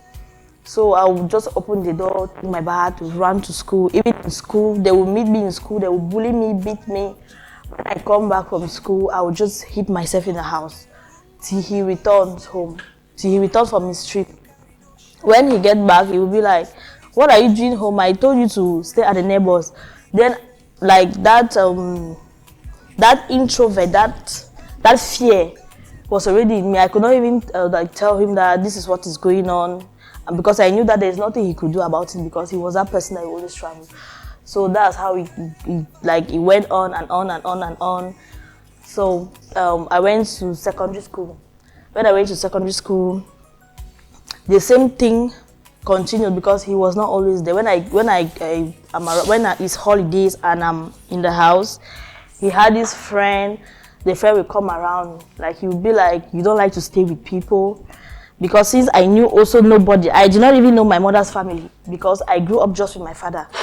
So he would be like, "Let my friend come and take care of you because I'm traveling." And when his friend comes, he was like the same age with my father. He was his friend. So his friend came to our house and he raped me and threatened not to tell my father unless he's going to kill me. So I had to, since I had that, yes, so I stayed with it till my father returns. But it was rather unfortunate for him because he did not stay up to 6 months, he died. So that's how it continues. The same thing happened again. Another guy raped me and got me pregnant at the age of 16. Like my girl child, because I'm a mother of one, she's 13 years old today. So that's what happened, and I had to, and I was depressed, I was down, all the insult and everything at that young age. And the situation also, it was not like you were in a relationship or you started something and stuff like that. So I took that courage. Though I attempted to abort, yeah, I did, but I had to allow the pregnancy and I gave birth to my child. Then also my father died when my child was 5 months old. My father died, the hell, I started suffering, everything went bad, the family members came, took everything, the house, the farms, everything my father had, they took everything. And they had to send me away from the house. That's when I ran away. I went in search of my mother's family in Bamenda. So luckily my aunt, the last born from my mother's family, she was in Bambili ENS and she was doing well. She took me in and she sent me back to school. I went to school. We moved to Yaoundé. So I've been in Yaoundé for 8 years now. So we have been in Yaoundé. So that's how I started building my life. Then I left from her house. I started like an independent life and doing so many things. And I saw myself like I'm succeeding. I had the courage because of when I look where I came from, the suffering and everything, like I had more courage to push forward. So I started hairstyling, beauty stuff. I did it and I loved the job. I started doing it so well and I'm into it. I went for the VIP. So I started doing it very well. So that's what I'm doing now. And for my inspiration is me. Because when I look at where I came from, like it gives me that power, that energy, like I have to move forward because I know that the God that brought me to this level is still having a better thing for me ahead. And my aspiration is I just want to be the big sister, the mother of the less privileged.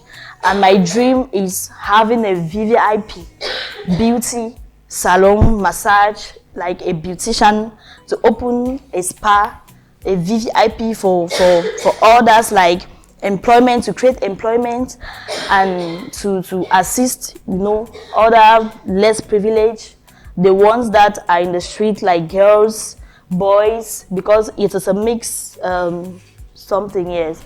So that's it. Alright, my name is Clifford Tata. You can call me Fire. I'm from the Northwest region, precisely Newtown. I'm from a family of 3.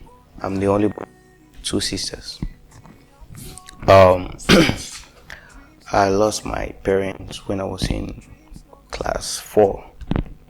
So growing up without a father or a mother was very stressful. So I grew up without a helmet. Like, you see this type of bag, this local bags, that was the type of bags that we usually use to go to school too, and our uniforms were not even the best. So growing up like that, struggle, and then I had one of my aunts in the, she was the one trying to pay our school fees. She tried, and then I grew up secondary school.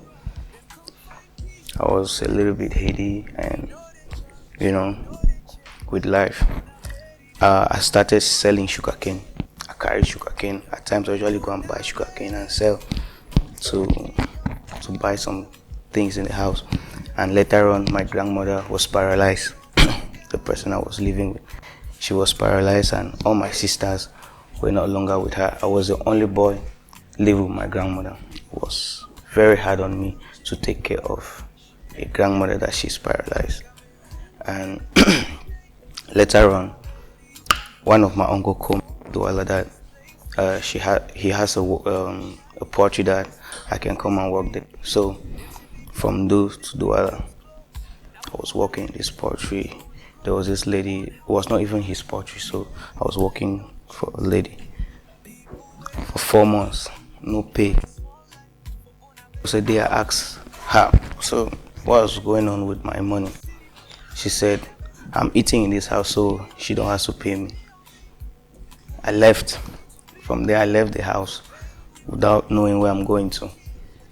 There's a church in Koto. That's where I was sleeping in church. And the pastor was a lovely person. He said we can eat in her wife's house. So you know how women are. With time, whenever he sees us, there was this guy I met there, Bless. Whenever he sees us, he's like, we just get her angry all the time when she sees us. So the way we survived from there, we were eating in the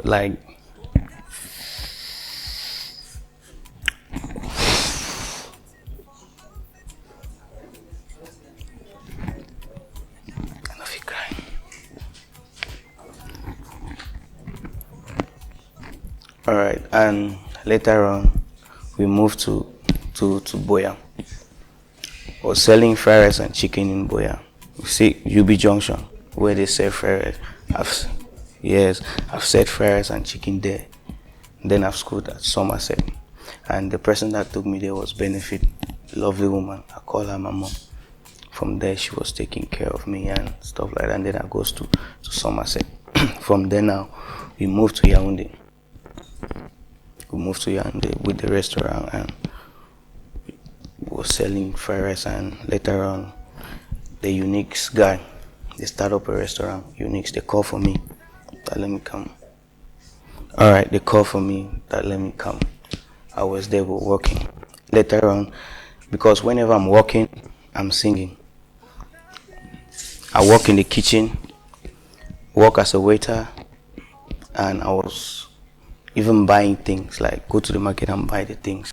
So whenever I'm working, I'm singing. There was a day this guy, he said, who is that singing? I say, I'm the one. He said, are you sure? I say, yes. He said, okay, take this money, go to the studio, record this song, record what you were singing. I went and recorded my first song. He said, yes, it's good. I was working with him. Years later, he said he wants to sign me. So he signed me under his music record label. Over the years, I had the song Joe. Then I had a collabo with Bless B, Gasha, O'Kane, Shay Lumpton, and Sonita. That was one of my achievements. I was working with him, still working with him till today. And then now I'm here in Biggie Studio. Before coming to this Biggie Studio, like I said, from a family of 3, 2 sisters, me. While I was on my way for the interview, they called me that my sister is dead, the person I follow on the way. I was already in Douala, ready to go. I just said, okay, sis, I'm here. Let me just do it. When I do my interview from there, I just left to the village. When I reached the village, that was the day they sent me the pictures, blah, blah, blah, blah, blah. So from there now, this is how my life has been, and I'm here now today. So my inspiration is to have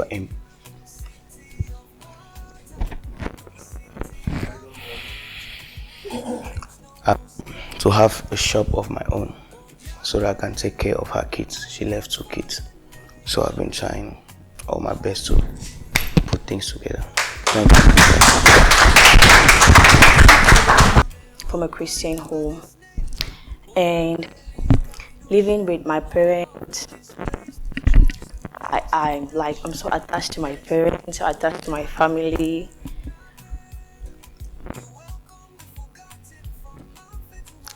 Being with my parents and with school, they've been the ones taking care of us. My dad and my are not educated, but my father has this common sense, and he has this common sense that makes him so brave. So my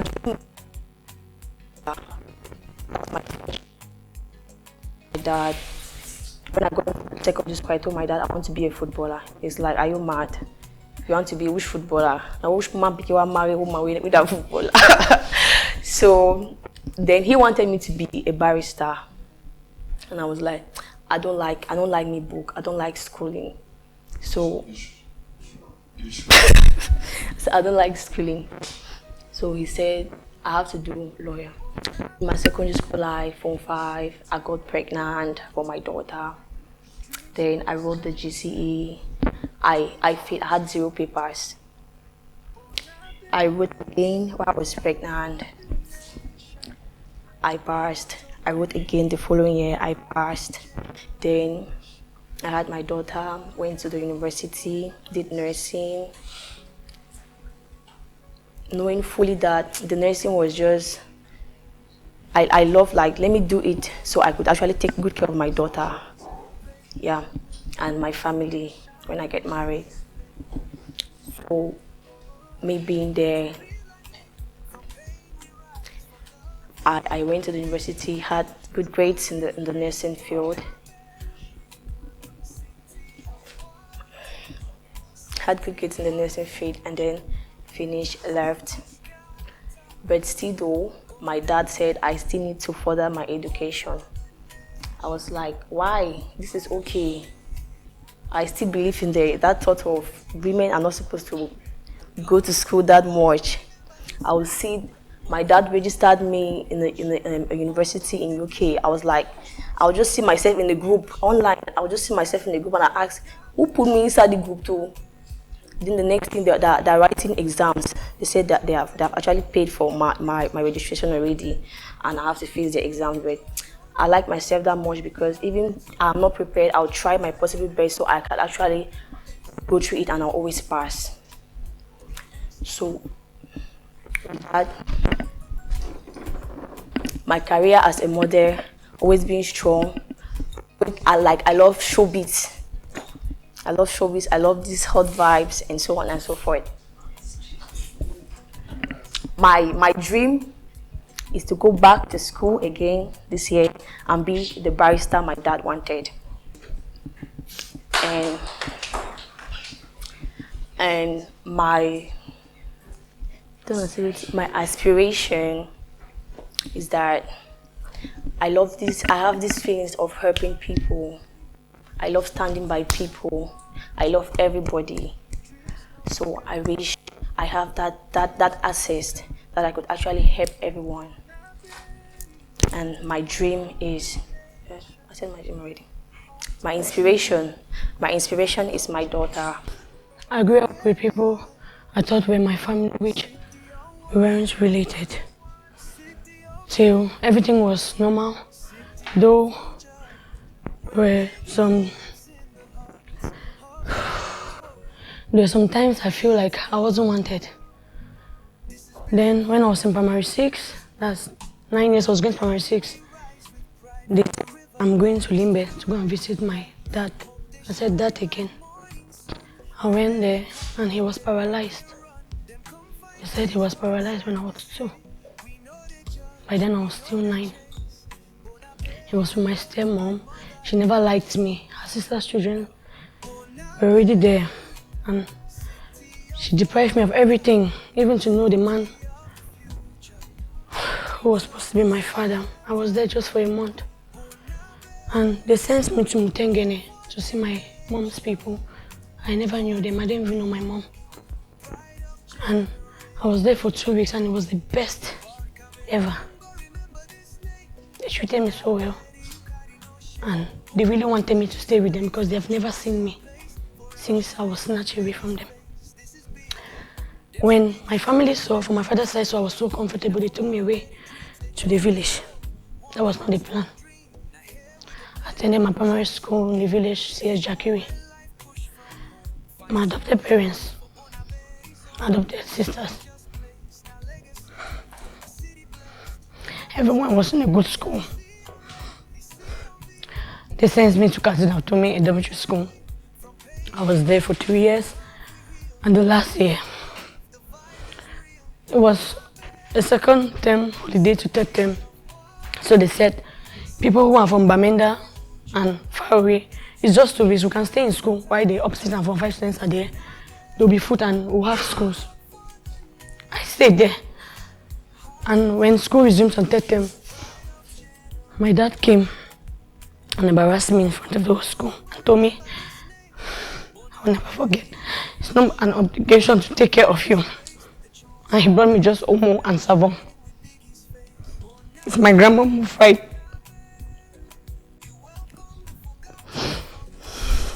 And granite and brought for me. And then he left. That was the last time I saw him. And going back after school, I felt I repeated. The trauma was too much. That's when they told me my mom is dead. I'm not their family. And when I felt I could not, I was the third last. I came out bottom last. On my education, I crashed. I went to Bamenda for holidays. Normally I was to go back to my father in Limbe. But my father, his condition was getting worse. And he was in the hospital 24/7. I stayed for a month in Bamenda with my uncles, and every day I kept asking, when am I going? When am I going? No answers. My grandma too. That was my grandma, but I never knew as my grandma. I knew as my aunt. My great grandma was my grandma. May her soul rest in peace. That was someone who treated me like a granddaughter. My grandma used to torment me, insult me. Wish Barondo Pekin. Wish Tin. Hey, mommy. Someone I never knew. Our school resumed. I entered school late. From 3, I was the smallest. Bullied, bullied, bullied, bullied. I repeat. From 4, I entered back. Unfortunately, the strike started. Well. Alright, I skipped the part where it was a holiday and we're sitting at home and the news came in that my dad died. I didn't feel anything. I don't know him. I don't know him. I don't feel that love. So I didn't cry. My grandmom said I killed him. I'm a witch. Nevertheless, we didn't see his corpse because he decayed. They covered the number and saw his corpse. Since he was paralyzed due to the bed sores and everything, they buried him and I did not cry. They shaved my head. We stayed in the village again, Jakiri, for 3 months. That was the last time I was ever there. Fast forward to the time in school. Form 4 I did good, went to Form 5. Form 5, my aunt was pregnant. I did everything in the house.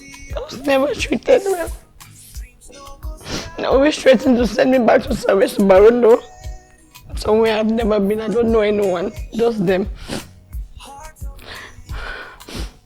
I wrote the advance, the ordinary level, without any textbook bought from them. I had to beg, and when I beg at times, when I come back, my uncle beat me up. I had 7 papers on the ordinary level, lower 6. I was very good. I was a bright student. At least I wasn't that distracted. Lower 6, first term. The teacher wasn't there. I didn't know anything, so my friends said, let me follow them. It was on the Saturday class. When they were drinking, I got dropped and I was raped. I got pregnant and I didn't know. I was just 16. We discovered 2 months later and kept on sleeping. So a friend of mine gave me abortion pills I should drink, and he said, and tell me to rush back home. On going back home, I was already bleeding on the bike. It was unlike me because I love food. So my aunt came back from a meeting and I had my room. She brought chicken and some other stuff. My junior ones actually liked me, though they said they should not really come close to me because they thought I would spoil them. By that time I was still very clean, nothing. During the abortion I felt like I would die. My aunt came into the room. She said, let me confide in her. I called her mama. I told her everything. Immediately I told her. She didn't even act like a mother. The news spread. Even the adopted parents who abandoned me in Cameroon and left without a goodbye to the US judged me. They torment, they torture, they trauma and everything. Second time I went to school. I was ready in school. Everybody was like, and I get there, Emilia and Holy Maria. Carry the today abort. And it was too much for me, I had to run away. I packed my baba back with my school ID. I stole 10,000 from myself, I'm sorry. I went to the park to Mogambo. I just sat there, traveled to Douala. My teacher called me because he traveled too. I stayed at the park at Rwai for 3 days. A lesbian rescued me. She was actually good. She acted like an elder sister. She didn't introduce me to that. She took me to her house at Lukpum. I was there. News started reaching Baminda. They're calling me my chorunko. That I've joined a bad gang. I don't open bar, this and that. Nelly was traveling back. The lesbian girl was traveling back to Germany. So she sent me to her brother in Bambili. That's when I came back to Bambili. I was there. I started working at Black Rose in Bambili at corners. I worked there and a military man raped me in an Amoka at the ANS Street and abandoned me. The bad people didn't do anything. I had to leave. I got so sick. They took me to Bambi Hospital. That's when I got serious and they had to operate me. And they told me since the abortion I had, I'm sorry, I might never give birth again if I'm not careful. I was so sick. My friends contributed and paid my hospital bills. I called back home, I begged for forgiveness. With the sickness and everything, my uncle beat me up with the baby dryer. All got broken on my body. I just left the hospital. I was already strong. Tattoos and piercings were my therapy. My auntie wanted to slap me one day and I told her no. Not do this. She threw my things out. I slept downstairs. A neighbor asked me to come in. The next morning, I already have some street friends. They packed my things. And that was all till today. Fast forwarding, I entered the street. I started doing nasty things. I started drinking. I wasn't smoking back then. I came to Boya because the people in Douala wanted me to do runs. If you don't do it, you'll be sent out. Even when you do it, they take the money from you. I came to Boya. I started working as a cleaner at Sofra, Irish and Egg. My auntie came from me. I wanted to come and take me. I told her no. They started saying things. People I was living with, they drove me. I started patching with people. There was an opportunity for modeling. I've always wanted to be a model. Runway 101. I trained there. Started participating on one-way shows, Vixens, 1 or 2 shows, even though the pay wasn't that good. Started striving hard, started staying on my own till now. Then again, when I knew things were getting better, I went to school. I paid my school fees and ABEX. But unfortunately, I went in for Miss Face of Cameroon competition. The day we were supposed to be lodged at the hotel where all contestants were, I was writing and I missed my paper and I failed. I've never gone back for my sleep. When I thought life was getting better, I got pregnant, abandoned. Did hook up till I gave birth to my baby Stinks. My family to now has never sent me 1,000 francs. Just when I was sick on my bed, after my birthday, my doctor sister sent me 30,000. Did hook up to survive, to take care of my baby, to pay my rent to his father, and this tried. There wasn't enough. You are not trying.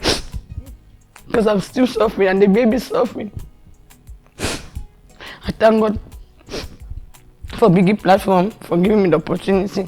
I know people are out there watching. I'm a model, I'm very creative. I would love to be someone one day. A very big model, a very big vixen, international. So I can have that means to take care of my son and stop what I'm doing. I know when I leave me, I will not do it again.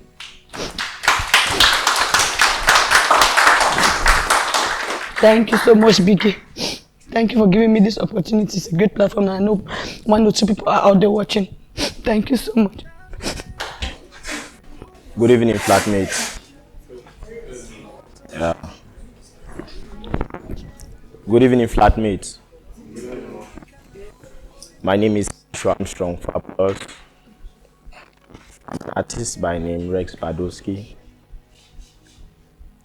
I was born in Dispensary in New Bell in Douala, that is a hospital. 5 years later, that means I was 5 years, based on the love my grandparents had for me, I was relocated to my father's land, that's in Chang. I attended my primary school and I achieved my still with the love.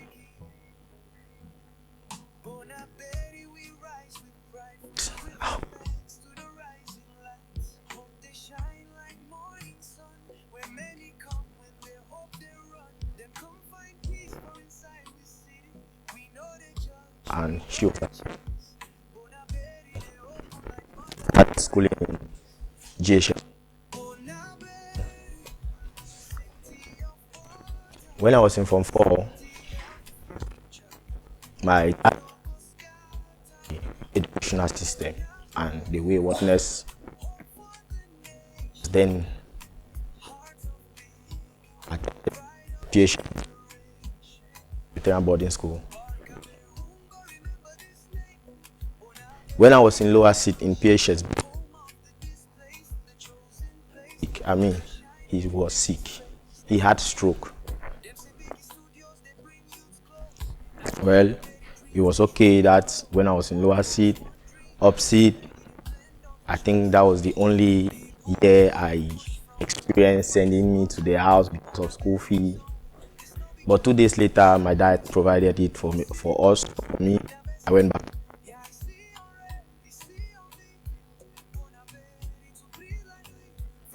My mom decided to further my studies. I attended my university in University of Technology. My dream there was to be a doctor. Stop shaking. Be posed. My dream there was to be a doctor. But since I had a love for entertainment,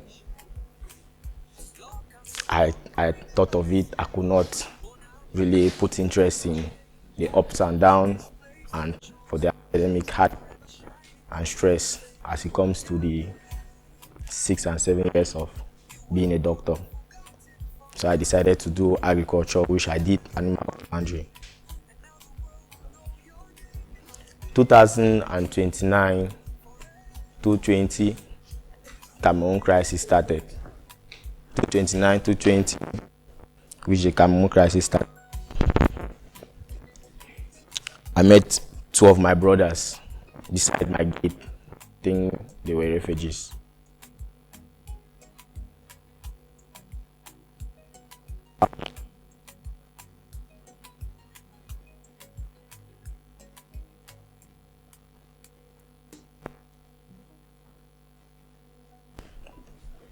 I was doing well. I had a car.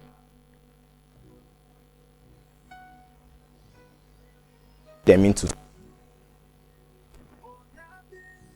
money which I was supposed to receive it in the bank. But for that reason, I think it was out of jealousy between us. I was arrested by Mopo and I had no option but to use the money to settle my bills because I could not call my mom nor my dad to tell them concerning me.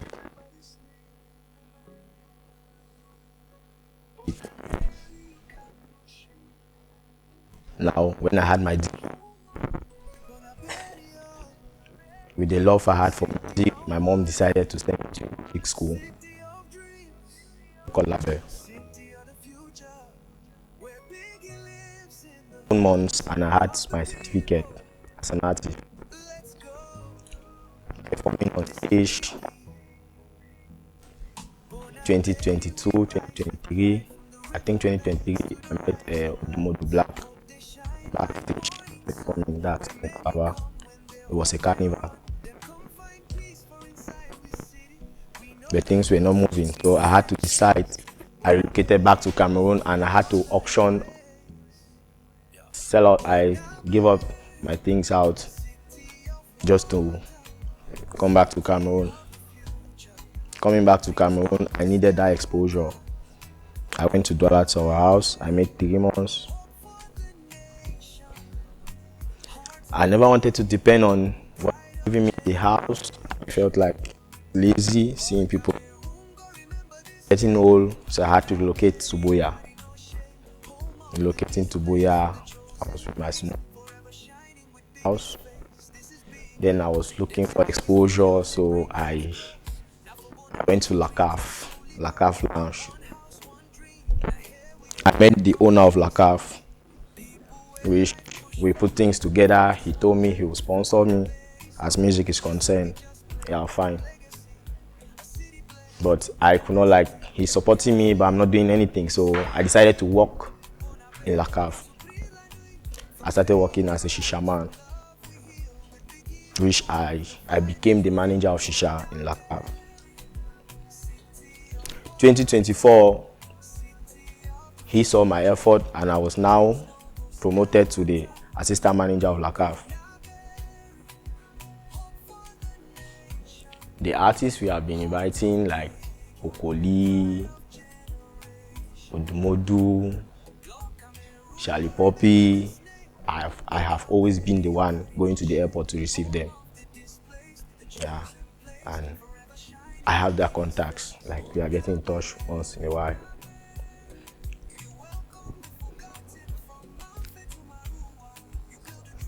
As I was engaging, since I'm working in a public place, I met people discussing about audition, which I cannot disclose the person's identity. Stop shaking. He approved. You have 1 more minute. I came and I'm expected and to me. Based on things I trusted my 2 brothers that left Cameroon to Nigeria because of crisis and they had to betray me, I decided not to have a best friend. Yeah, I don't have a best friend. Yeah. It's a privilege being here. Who I think they are in the same department with me and I will you people. For hair, yes, I'm keeping dread. You can style my hair. Those for me. I think I should start with you people. It's not all about my coming here is not all about the money. Exposure to matters. Yeah. So I don't know, but I just want to promise we can take it to a long run.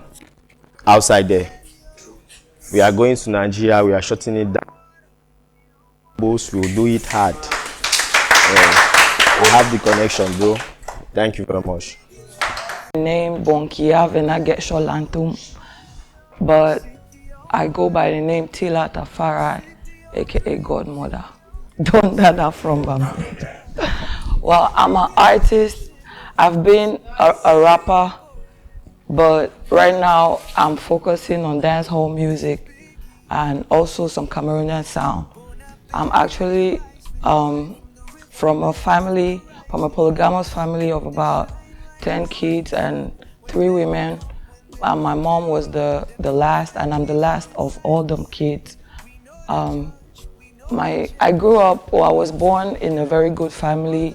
I went to good school, had so basic education that, said I had so many dreams. I was always promised to go for vacation to the US if I did well in school. So I always made sure to do my best. And my elder brother used to go, so I believe that until when my father passed away, I was about 6 years old. But before passing away, he taught me a lot. I learned a lot from him because I saw so much love, unconditional love. We always lived with extended family and there was no discrimination. Everyone was always treated the same.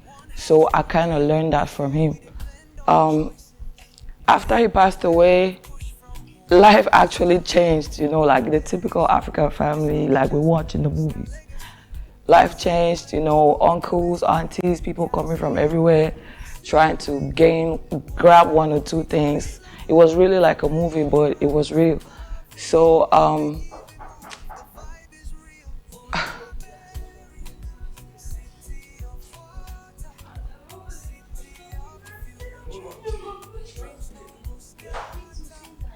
what do I do?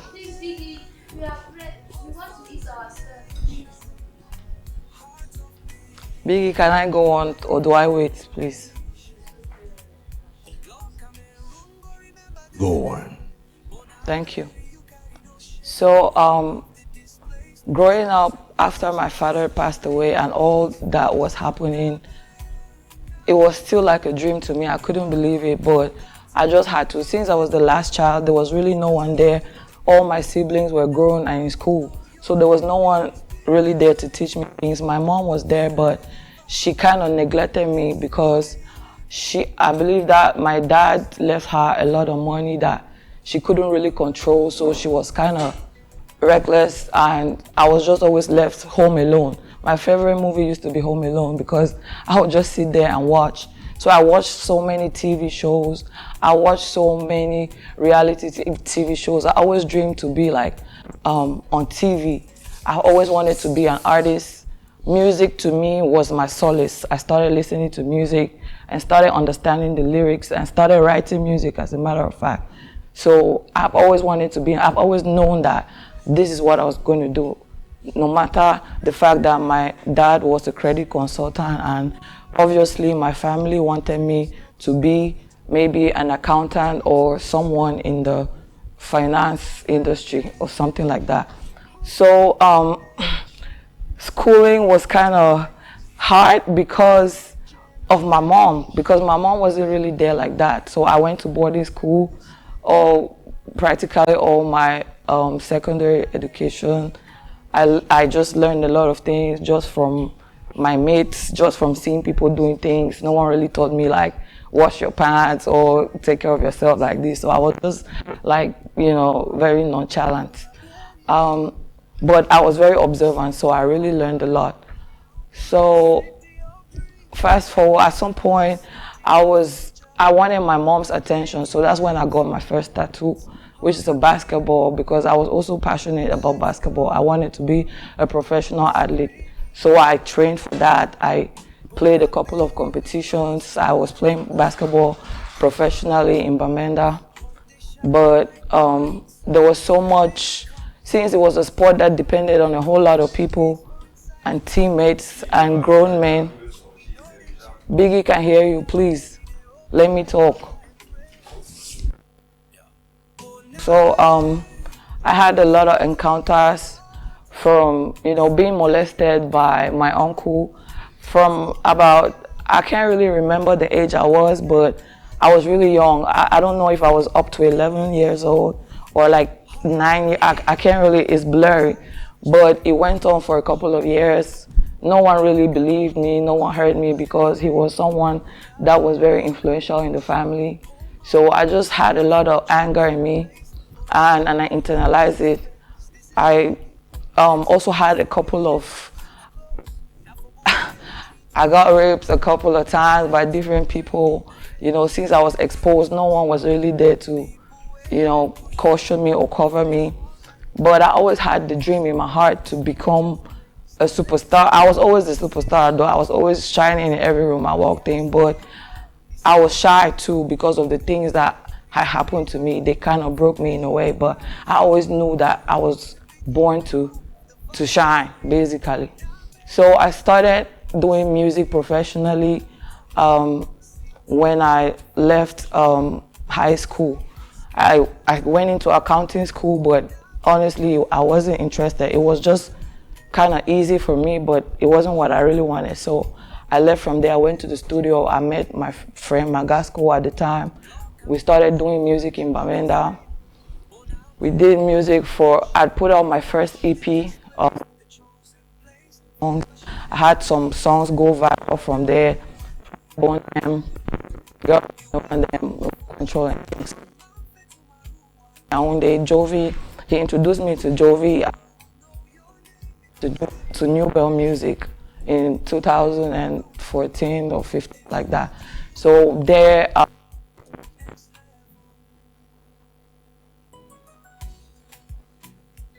I showcased more of my rap side. That was what was needed. I became the rapper. So that's how I did that for a while, but it didn't last long, just for about a year. And later we kind of split up, so I had to keep on pursuing my dream. I started my own record label, Godmother Sound. I didn't have no one because it was hard then, because everyone was kind of against me because he was like the grand, you know, and I was like the little one. So, but I still fought my way through my dream, believed in myself, believed in God, my mission. So I kept putting out music. Sometimes I had attacks online on the media, which is something that's been going on for a while, but I feel like it's always been a misconception, even though sometimes like people can think whatever they want to think about me. I don't even let people come close to me because actually I'm somehow like they're going to take advantage of me. So I just stay away, and it's just like the persona, like the performer I put out there. So people don't really know like me person. Many people haven't met me, even my fans, they haven't met me like that. Just heard my song somewhere or watched my video from somewhere.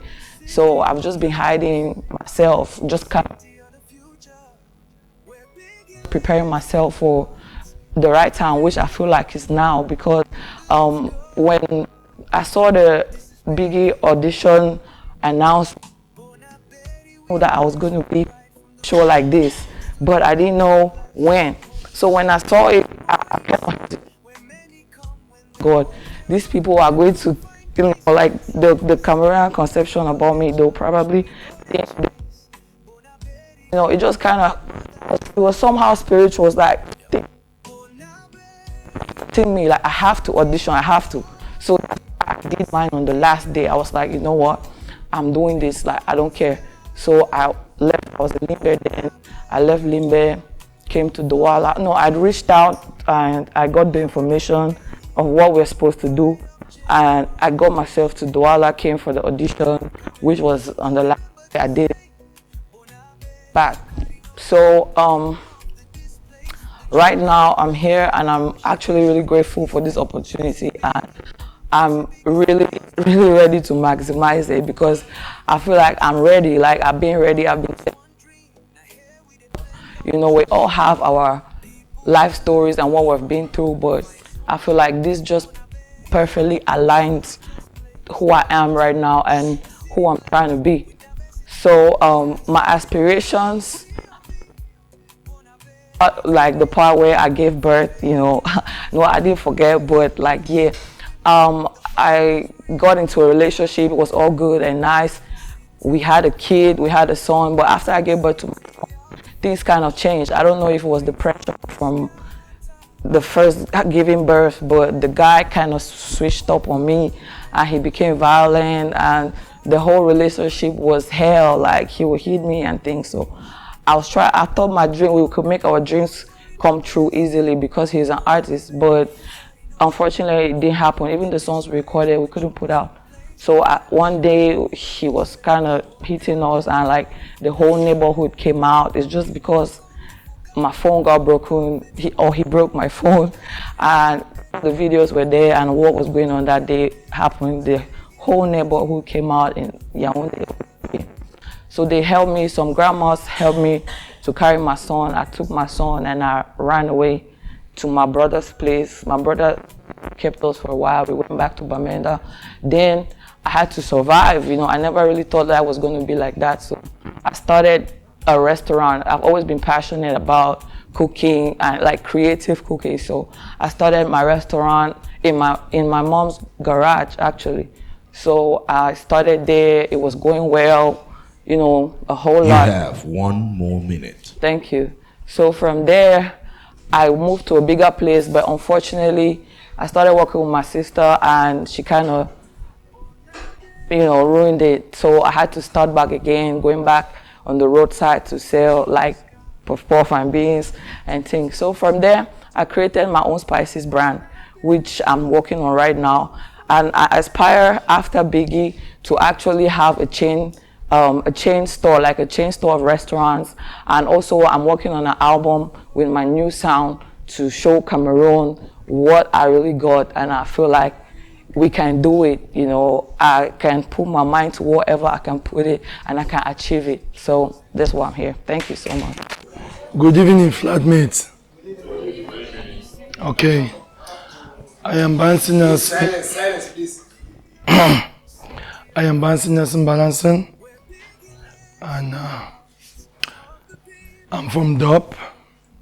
I spent my whole life there. And my basic education was a fancy one because we were a family that was well-to-do. And I enjoyed the love between my mom and my dad until things went south. When I moved into secondary school on the 1st of April, my dad died. We were unaware, and I was informed when I was even in campus. Now the issue was, before my dad went to build in my mom's village, my mom told him not to. That she has a bad omen for it. But as men are, he insisted and went. And we're called months after that he was poisoned and he can't talk. That's the first time I saw my mom's village. And we buried my dad. And the tradition of my village, his brothers take everything. So whatever I had as aspiration, my dad planning to make me a lawyer like him, went down the drain. Now my mom fell sick immediately and I was the closest to her, and we're always on and off hospitals. I remember back then I used to sleep under her bed because in the hospital they were not giving beds for the people taking care, and most of the times I get up, I see drugs under her pillow. It's like they give her drugs and she hides them. And I will pray on the drugs. I don't know the drugs, and there are about 21 in my hands. I pray on the drugs and I tell God, I will put them in my stomach and you transfer them to my mom. I did that almost 2 months. No doctor knew I was drinking all my mother's dose. I don't know if I was doing my mother a good thing because I forced her to drink them and she refused. It was making my mother kind of flipping the times she takes the drugs. They were not affecting me. Still under that bed, I read and wrote advanced level. I was reading under the bed and I was writing. And I had my 10 papers, though I went for 11. And from there, I went to the lower seat and upper seat. And before I could finish, my mom died. When my mom died, what I thought was worse, if there was an English word as worse, I would have used, but it became worst. So, university, I tried, but it didn't work because my family is too small. We have a very small family. We have very few Bansis, and I don't know uncles and aunties. I don't know a lot of them. So I've never been helped by anybody standing right here. And I decided to take up teaching. Then ventured into a lot, and I love family a lot, the way my mom brought me up. So I just raised money and planning one thing. I will raise this money and get married and make a family of my own and replace my siblings because I've lost a lot of them. I don't want to talk about them because they trigger a lot in me. So I went into movie acting because many people told me, guy, you are a stage guy. So when I went into movie, I went to Boya and I did a lot of movies, Limbe and Douala. And most of the movies, when we do our premieres, they say the best actor is Bansi. So it just kind of encouraged me, and I kept on pushing while raising my family. I'm a father of 2 sons, and I never knew my wife would give birth before Biggie, because the dates kept changing. But before I could come 2 weeks to Biggie, she gave birth. And she told me, are you really going to leave me with this child and go when you know all your resources are worn out? Now I'm a one-man army. And that is what I will remain forever. I told her, I'm going to exhaust everything I have as wealth and I'll hand the money to you and I'll come to Biggie. I'm not coming to Biggie really to win, but I think in showbiz you need a platform. On the day of coming to Biggie, when they said it was 11, and Biggie later said it was 1, I took my son to the Sun and I told him, you guys keep smiling on your own. It means you guys have a communicator. You talk to someone. So I'm leaving. You will not see me for a couple of weeks, if I'm lucky, or maybe the 2 months. But go to that communicator of yours, if it is God, and tell him that I'm leaving you guys on a threshold. Tell him that your dad has gone and is going for entertainment to show his talent. Then make it in any little way that he can do to come back and fend for you guys. And I gave him to the mom and I carried my valise and I came. Biggie for this platform and I will stay real to myself. I don't know the future, I'm not a future reader, but I pray that if I leave this place, I should be able to have that resources that will help me put up that restaurant that I want to put up, employ my family that I don't really know where most of them are because I cut myself out, and bring them together. Let us put the plan my mother left before she died. Thank you.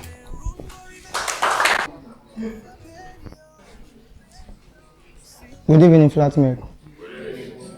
My name is Victor Eno, aka Mannequin. I'm from the Southwest region, Manu Division, Manfred Central to be precise. I'm from a family of 6. I happen to be the first boy and the 5th son. Child.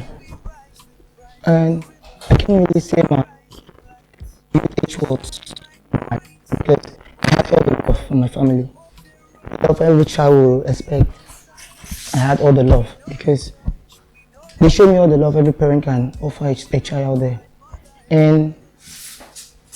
But I've always wanted to be that one-man soldier. I've always wanted to fetch for myself. I've always wanted to go out there and do things my way. Yeah. Fast forward to when I went to the university, that was when my life really started. I had a shop back then when I was in the University of Chang. I started a shop and from the shop I had to open a restaurant. When I opened the restaurant, it get to a certain point, I closed the shop and focused on the restaurant. And later on, I moved to my poultry business. When I moved to my poultry business, and because I was just looking for something that can give me quick turnover, The poultry business was something like, it was really improving. It was something really paying back. Focusing now on the poultry, and it took my restaurant. I focused on the poultry until the point when I left Chang. So I moved now to Limbe, and since then everything has been going smoothly. And I have to say, establish my poultry business in Chang. So right now I'm here for Biggie as I'm an artist as well. I do music, but I'm here in Biggie house this year to win that money, because I would like to open that poultry. I would like to open the poultry like in a grand style this time around, because it won't only help, it will help other people out there. It will help other people out there to create employment for them. And I have other projects in mind. I have other projects. If me winning this money, I have to visit 3 regions in Cameroon. Each of those 3 regions, 2 orphanages in those regions, empower at least 2 orphanages in each of those regions. So that's my main goal right now. I have to empower at least 2 orphans from each region, 3 regions. So that's my project right now. At least I can empower them. If you want a job, like I can go empower you to learn a trade, because I think that's the highest thing, the least I can do. If you're empowering them, you can just look for them a trade, what they are good at doing, empower them with that, so they can start up their life with a safe and they can help others and give back to the public, and the thing keeps on going around. That's all I have to say. Thanks. My full name is Anyamin Julie. I would love to be called Annie Empress. Okay, I'm a hospitality service expert with over 10 years of experience, and a communication expert, and a co-host in a podcast, Hot Chills Pod. I'm from a family of 9, polygamous family of 9. My mom has 6 kids, 3 girls, 3 boys. Bangwa to be precise, actually. My journey through life has not really been on a bed of roses. I've been through thick and thin, been through hell and back. It all started when my father was sick. That was in 2008. He was bedridden for some few months, and then later he could not do anything. And I was the one that was actually taking care of him. Like, I took care of him, and then you know that bond, you get to bond with somebody. I'm always with him all the time. I cook, I do everything for him. So, and then the situation became worse when he died 2013. From that time when he was sick, I started, doing stuff for myself. Because what my mother was usually doing is just, cooking, like providing food to rescue me. So when my father died, it was really, really hard for us. I started doing, I hopped on the street, I did things for myself to take care of myself. And then I actually traveled. I've been to like 4 countries, and I've been deported in 2 countries. And the story that really got me, I almost got to depression, was when I lost everything that I had ever worked for. That was in 2022. I lost everything, like basically everything. I almost got mad. I was depressed. All the time I would cry, asking God, why would this thing happen to me? Like, I've not really been, like, I don't do bad things. Like, it's strictly hustle. I go to work 12 hours, I'll do 8 hours duty, I lost everything. And there was a point through my journey, I've also been raped, but that has not made me lose hope. It has never, even though sometimes I'll cry, but it has never made me to go wayward, and I'm really proud by through. And I've built myself to always work hard, believe in myself. There is a slogan that man will give up, now fuck up. So I never put myself in that situation, and I have people who can do this. So shout out to them. And what are my aspirations? I aspire to become a very strong, influential, and a powerful woman in the society. And my dreams, I want to someday own, like I'm in hospitality, so of course I someday own a restaurant, and then customer service and all of that, and become an actress, in the movie industry. Like, I left everything. I want to come and start here. Like, I want to start back from scratch. So thank you. left, everything changed. My father changed. Everything, it was like maybe because my father showed up, this. So that same year, my mom could not bear it. She had to send me to her sister to go and care for her sister's 2 sons because he had twins. So I went there. It wasn't that good because I got raped. And one thing, my problem is not being raped. My problem was me wanting to be a reverend sister, a journalist, or an actress. And I once heard that if you happen to have anything to do with a man, they can never accept you in a convent. That was the only reason why I really regretted. And the fact that the rapist had to break my arm as a warning that if I say anything, he's going to do worse. I begged my parents to go back to our house, but they refused. My father said I'm a prostitute, and if I come back, I'm going to teach his children stuff. So I was there until one of my auntie wanted to write exams. I ran to Kumbu, and from there I came and I remained in our compound. So from time to time, they would drive me from the house. I would go and make like a month outside. I would come back. They would beg me, I would come back. I was just like that. So now it happens that whenever my mom is around, my dad will be a dad. But whenever my mom is not, I cannot cook. Even if I stand a pot on fire, he will take the water and lose the fire so that I cannot cook. So I was me. So one day, by then I was 16. By then I was 16 years. I was from 3 to from 4. I was from 4, something like that. One day my father had to drive me from the house at night. I got angry because I really had friends. The reason why I don't have friends now is because the experience I had because of friends back then, it wasn't something good. So he drove me from the house this day. There was something that came out, it was whether I was black whatsoever. I got drunk, and the next day I was surprised to see where I was, and that's how I got pregnant. And then now all my friends, when I got pregnant, the man who impregnated me, he said I must commit an abortion, or he is not responsible. He don't want to hear it. Now all my friends, everybody advised me to abort, like abort. It was only my mom who came to me and told me that, my daughter, I know that things have already happened. I am here for you. Don't mind what the world is saying. I'll take care. So I was there until I gave birth. That happens on the 11th of February, and I happened to give birth on the 7th of November. My mom took the child after 2 weeks, and I went back to school. The people said all sorts of things, and it wasn't that easy. So from there, that's how life have just been up and down, up and down, up and down. My father would create a scene. He would carry me to the brigade. I would spend maybe a week. He would release me. So it was just so hard for me. And then now, since I could not bear it, I had to run to a man's house, where I stayed there for 5 years with the man. We had a son. That was 3 years after I gave birth to my first child. We had a son. We were there. We tried everything to get married. And as our tradition, we say, you cannot get married to somebody that's related to you. And that was the only person since I was born that took care for me. Like, he was just like a mom, a dad. It's just that he cannot replace my mother because I loved my mother so much. That guy was too true to be real. I remember one thing he told me that if you ever leave me, you'll never see someone like me, and it's like it's happening.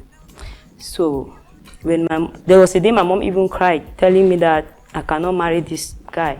So I don't know why she was really bent on I cannot marry this guy. You know, I'm a child. She grew up before me. I don't know things. And by then, my mom had to die. That was 28th of October 2024. That was when the story changed. I had to leave the man because the tears of my mother kept haunting me. Anytime I sat, it would be like I would see her in tears. It would be like my mother refused something and I really want to do it on my own. Even when she died, she used to come like somebody will come to talk to you in a dream. she will never enter the gate of that man. She will always come and stand outside and call me. That's when I discovered that there was more to what I was thinking. So I have to leave the man. When I left the man, all sorts of stories were told in our village about me. I'm sure there's nobody in my village who doesn't know me. I'm from Biami precisely. So I had to come to Douala. By then I was doing so many things. I was selling petrol, I was selling shoes, I was working with MTN, working with Nextel. I was just doing everything to make sure that my children doesn't lack. So when I left the father, he became angry and he told me that it's either I am in the marriage or he is not the father of the children. When I was leaving, I thought it was just mere words. I took the first child to my grandmom. I took the second child to the father. But unfortunately for my children, their father decided to marry someone who already came with 3 children, and he preferred the 3 children to his own children. He sent the woman's children to school. They gave birth, and he dropped my own child from school to be the caretaker of their child. So by then I was in Douala. Everybody were just calling me left and right. This is what is happening. They are seeing your children moving around with thieves. They are sleeping outside. They are doing this. By then I came here, I did not have what to do. When I came here, I registered for the princess and the prince. I was qualified, but the owner said, oh, I don't have the qualities. The beauty is not there. You don't have this. And they dropped me. I said, okay, fine, no problem. That's how I was just hustling. But when the news came about my children, I had to go and bring them. I went to the village. I had nothing. I was going to bring the children. I had nothing in the house. I just rented a calaboose by then. I brought my children. That year, I brought them. I did not have anything. But God being so kind, that year they started school. And then now, there was something strange about these children. Because the way they are united, I don't know. The bond they have, they don't even have with me like their mother. So many a times, because when I bought them, I was working in a snack, and by then fumigant started worrying me, and I had asthma. That at one point I was just faint, my breath will cease. By then I was not working, I was just in the house. So when they came, many a times you have 1 more minute. So many a times I will go in and I will discover that they are praying for me to have a job. So housemates, remember to make it short. So from there, they prayed. I had a job. I was taken as a manager in one snack. But since the next person came, that was from the person's tribe. They had to drop me, so he could continue. So that is how life has been for us. And then, at one point, I was doing business. I used to go and buy fish. But at one point, I fell sick. I lied on the sickbed for around 7 months. That's how my life went to zero. The landlord drove me out. I happened to go and stay with some people I called friends. But on the day of the audition that they called me, I was even going for pictures. They called me around 4 o'clock and tell me to come and take my kids and go away. That's why maybe people discovered that the day of the audition I was not really myself, because I was really traumatized. I had to pick my kids. I don't know where I'm going to with them. I had to just go and beg for somebody to stay there. And then from there, since then, it's really been held. Like right now, before I almost dropped 3 times from this show because of those kids. It was 2 days to the day that someone really volunteered to help and hold the children for me. So even right now that I'm standing, I'm not even sure they'll go to school because I couldn't do it. Coming here, I was not even prepared. I had nothing. Someone just helped me to buy a box. As you see, everything I have is what I've been wearing. I do not have money to go and start buying things. But yeah, it's life. So all I just wish is maybe if I leave from here and life gets better, I can open something that might take care of orphans or the less privileged. Or let me be able to sponsor some orphans and less privileged so that maybe life can be a better place for us. Thank you. I go by the name Bongadu Albert Fonzenyori. I'm from the Northwest region precisely from Banso. So I am a content creator, I'm a dancer, I'm an influencer, and I'm a medical personnel.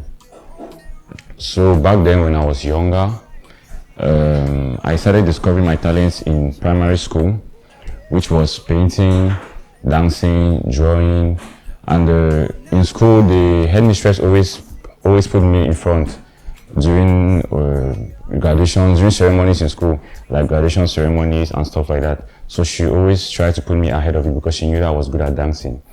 And then as time went on, given that I'm an introvert, normally I find it difficult to socialize with people. I'm an introvert, so throughout my secondary school and throughout my primary and secondary school, it was hard for me to socialize easily with everyone in school. But then, getting to Form 3, when we had to choose our subjects for GCE ordinary level, my dad always told me that he wants me to be a doctor. He sees me as a doctor, right? So it's from that point that I had to do science. So I did science in ordinary level. But then still throughout school, I always danced during graduation and stuff like that. And it was only after my ordinary level that I took a bold step to start creating content, which was in Lower Seat. I started doing dance videos because I had mentors online who usually inspire me to create content or to do dance content. But now it started distracting me. I started losing focus in Lower Seat. I went to St. Joseph's College Sassi, a boarding school, and I didn't really have good grades. And then when strike started, I came back to the previous school here in Yaoundé. And then when they usually ask me what I want to be in future, though I was doing science, I always say I want to be a professional dancer because at that point in Lower Seat, I was getting obsessed with my mentors, the people that inspired me into dancing. But then with time, I had to get back things together, and I wrote my advanced level, got all my papers.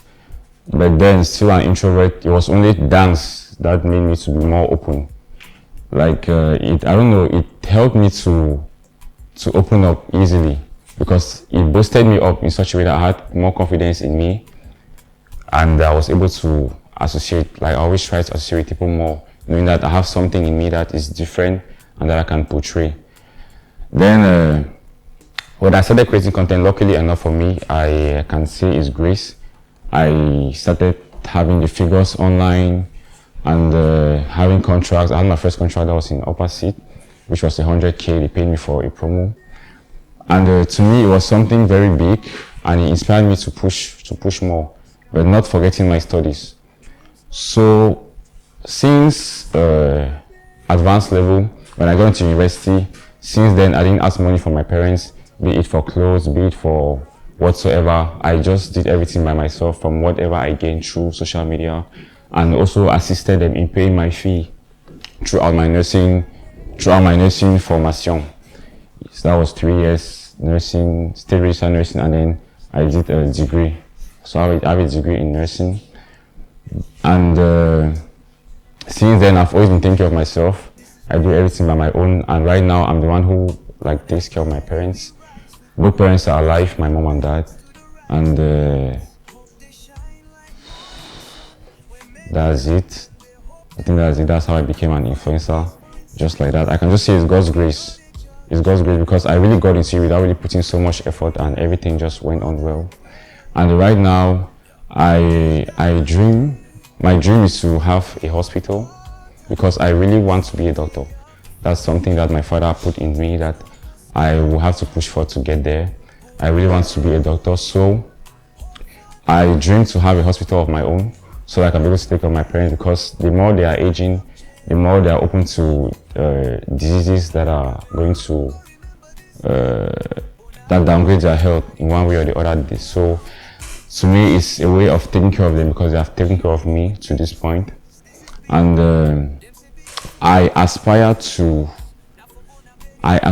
influence people to be able to follow their passion and their profession, because I can say that I'm a testimony of one of those people who is able to differentiate myself when I'm at work and when I'm creating content. So that's it. Oui, mais Miss Orange Chelsea. féminine, je crois. Voilà. Voici mon histoire. Je suis née... Bon, beaucoup d'entre vous ne vont pas comprendre. Je suis née dans un petit village appelé Campo, près de Cré. Quand j'avais 7 ans, non 6 ans, l'un des oncles du village m'a appelé dans parce que j'étais en train de jouer dehors avec les autres enfants. Il m'a appelé, je ne savais pas comment il m'appelait là. C'était pour aller me violer. Oui. Donc, il y a un oncle du village qui a essayé de me violer. Et j'avais tellement mal que j'ai crié. J'ai crié. Enfin, que mon père et mes autres oncles sont venus voir ce qui se passait. Puis comme moi je connaissais rien, j'ai juste dit, papa, l'oncle a essayé de mettre ses fesses dans mes fesses en fait. Bon, c'était juste une parenthèse. J'ai fait mon primaire à Yaoundé, au centre des handicapés. Mon secondaire à Etuguébé. En 2021, j'ai perdu ma mère. Elle travaillait à Fumbo, donc elle était policière. Du coup, les gens ne l'aimaient pas beaucoup. Elle a rencontré un monsieur là-bas. Le monsieur en question était tellement jaloux que quand elle a voulu revenir sur Yaoundé pour venir travailler et rester avec nous, le monsieur l'a tué. Elle est morte en 2021. Il m'a dit, il ne peut pas à l'école. J'ai dû me chercher. Je suis l'aînée d'une fratrie de 5 enfants. Je suis tombée enceinte en 2023. 2023, mon père a chassé le père de mon enfant. Donc quand j'ai accouché, j'ai dû aussi me battre parce que le pauvre n'a pas de repos en fait. Je me battre. J'ai dû laisser mon fils à la maison avec mes petits frères parce qu'il y avait des jours où on n'arrivait même pas à manger. Il y avait des jours où on passe toute une journée, on se regarde parce qu'il n'y a rien. Il n'y a rien à mettre au feu en fait. Oui. En 2024, je décide de venir ici sur Douala à travailler en tant que serveuse. Serveuse dans un snack à Bonamoussadi. J'ai commencé à travailler là-bas. Le boss du snack a fait 5 mois. Il ne m'a pas payé. Donc je me contentais juste des pourboires. Des pourboires. Et tout l'argent que j'envoyais seulement sur Yaoundé. Jusqu'à présent, tout l'argent que j'ai envoyé sur Yaoundé. Je suis quittée de serveuse manager. Il y a un monsieur qui m'avait vu dans le snack qui m'avait dit que je travaillais dans un snack et être vue comme une fille vulgaire.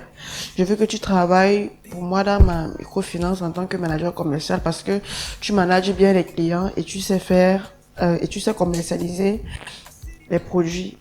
J'ai dit d'accord, il n'y a pas de souci. C'est comme ça que j'ai commencé à travailler dans une microfinance. En même temps, je travaillais en manager commercial dans un snack. En même temps, je vendais les voitures. En même temps, je faisais de l'esthétique, je maquillais mes heures perdues. Du coup, pour l'émission de Biggie, c'est une amie à moi qui me fait part de ça. Je n'étais même pas trop intéressée, je n'étais pas intéressée par ça parce que moi, je me suis dit que c'est l'escroquerie et tout. On a passé le quartier ensemble. J'ai eu mon résultat, elle n'a pas eu. Et si Dieu me fait grâce, je gagne, je vais faire l'import-export parce que j'ai juste tellement passionné de ça. J'ai tellement envie d'importer et exporter les produits camerounais et les produits chinois.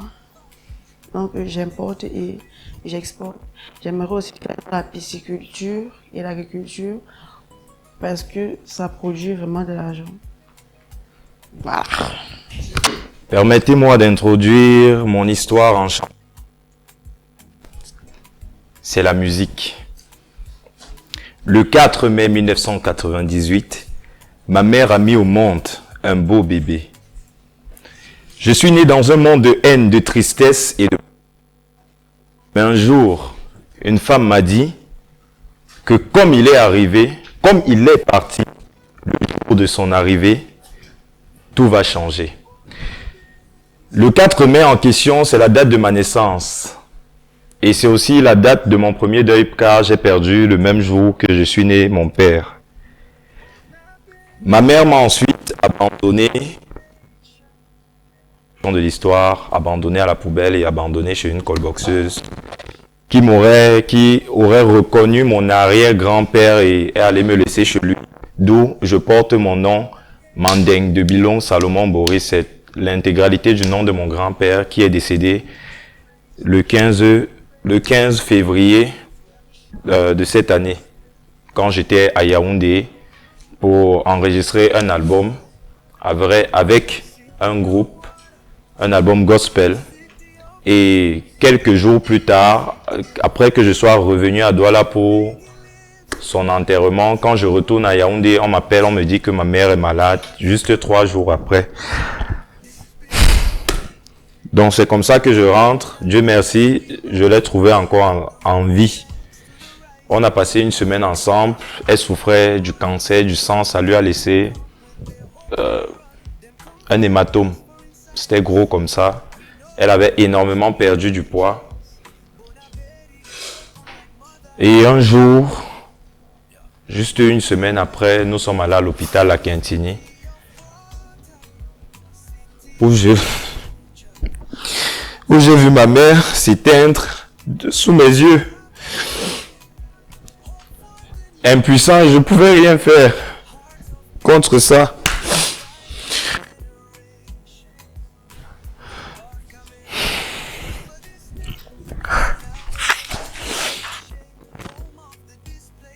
Que pour la rendre hommage, j'ai décidé de faire la comédie parce que ma mère était une femme que lorsqu'elle se trouvait quelque part, si elle ouvre sa bouche, si tu ne ris pas, c'est que ce n'est pas elle. C'est pour ça que j'ai décidé de faire la comédie et de m'appeler Boris Comédie, d'où mon nom sur les réseaux, Boris Comédie.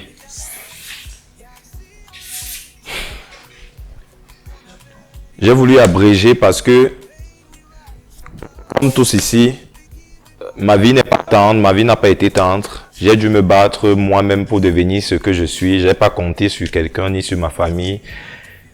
J'ai toujours l'habitude de me présenter en disant que je suis un artiste qui fait dans tout. Parce que je suis né dans la rue. C'est la rue qui m'a adopté, mais c'est Dieu qui m'a élevé. J'ai fait les snacks. J'ai fait tout genre de travail, j'ai vendu les beignets, j'ai fait tout genre de travail possible, tout. Il n'y a pas un travail sur cette terre que peut-être je n'ai pas encore fait. Peut-être la mort de ma mère m'a ouvert les portes. Parce que depuis que je fais la comédie, j'ai un nom, j'ai une notoriété. Et c'est grâce à la comédie que j'ai rencontré l'annonce de Biggie et je suis... Et depuis lors, ça va un peu mieux. Ça va un peu mieux. Et j'espère que, comme a dit cette personne, que lorsqu'il va arriver, tout va changer, que vivement, je souhaite que ça arrive et que ma vie change parce que je suis le fils unique à ma mère, donc je n'ai pas de grand frère, je n'ai pas de petit frère. Donc j'ai l'obligation de réussir. Merci.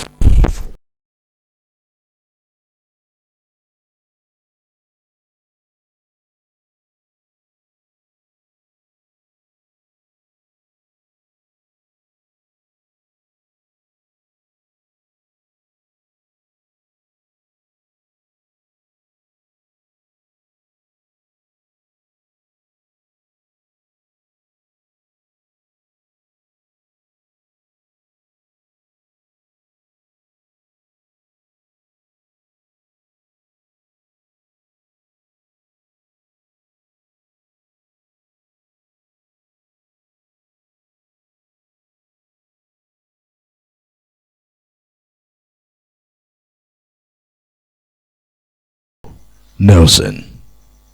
Hello.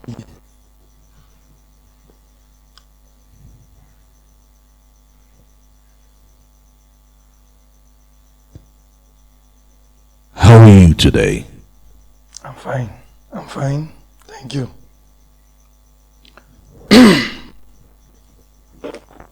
Tell Biggie how you feel after being in the house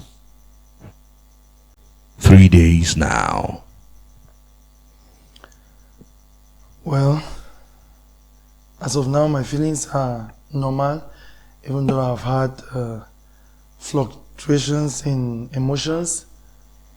But the house is interesting right from day one, and my flatmates are also very entertaining and welcoming, though with emotions too, like me. But so far so good. I think I'm good.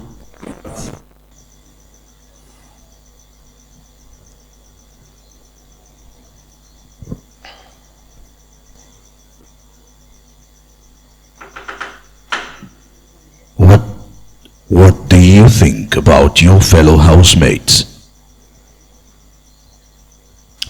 In general, I think, though they are coming from different backgrounds with different personalities, I think they are human like me, with different stories, different experiences, and different ways to look at life. And just like me, they have their worries, they have their moments of good emotions and bad emotions, just like me. But so far, Biggie, I think they are all humans. They are okay in their own little ways. How have you related with other housemates? Well, it has not been easy. It has been a roller coaster. I've had good moments with some flatmates, bad moments with others, ugly moments with others, and crazy moments too. It has really been so tense and not easy.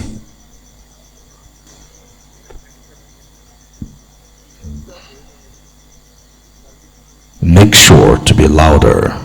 Okay, Biggie. Which housemate do you think is faking or pretending to be who they are not? For now, I think after studying my 29 friends and flatmates, without mixing words, I think Nisi, is it Nikki? Nikki is having a lot in the closet and is kind of faking. For now, I think she is.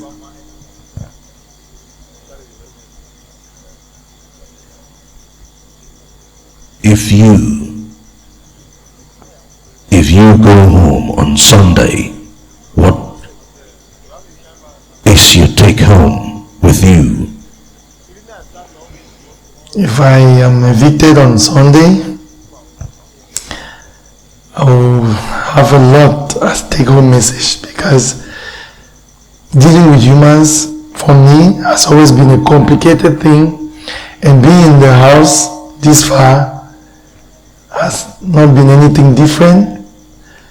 Each person with individual personalities, so I'm dealing with 29 personalities, and so far I've been coping, and going back home on Sunday, I'll be happy that I met all of them with their different personas, and I'm a high spirit person, so I'll be delighted. I'll be delighted, for the whole experience has been very interesting to me. I'll be sad somehow because I feel like I deserve more time to get to know the others well and get to understand how to blend different personalities to form a community like the one we have here in Biggie.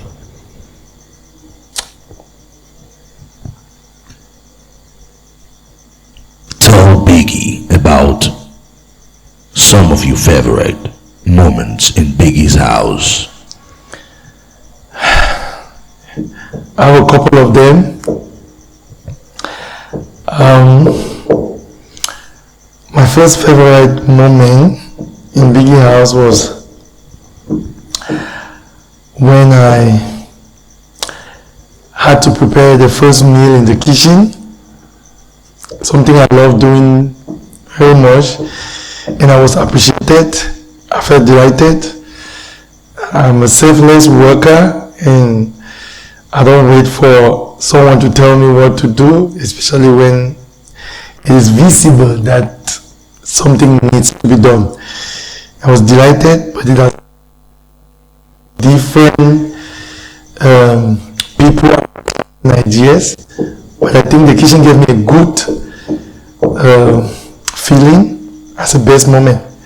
Then my second best moment was when I got to play a game with my fellow mates, and it was exciting until we started dancing and rapping and singing and jumping, and I was like, I feel like this is what I needed. This is a kind of energy I needed, and it gave me a kind of belonging, a feeling of belonging.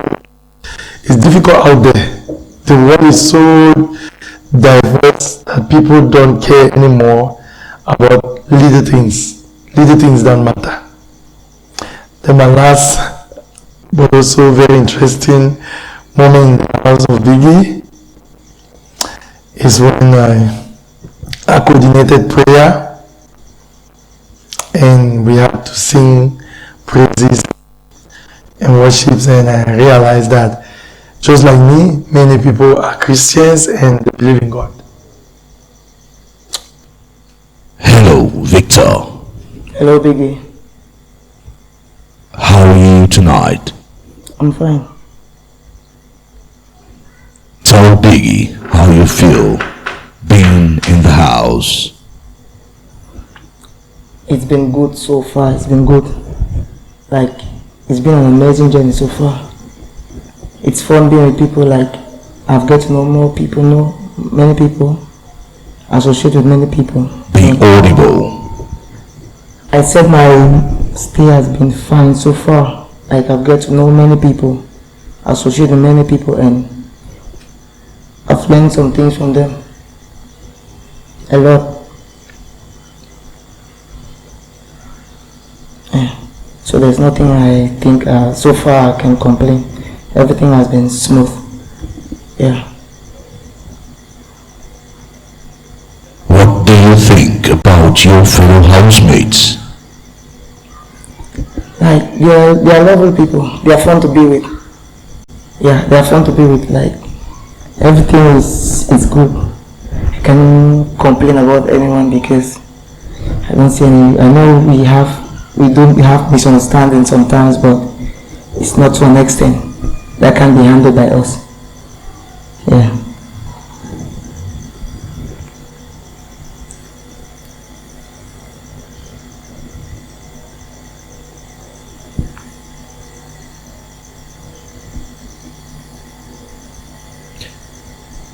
If you go home on Sunday, what will be your take home?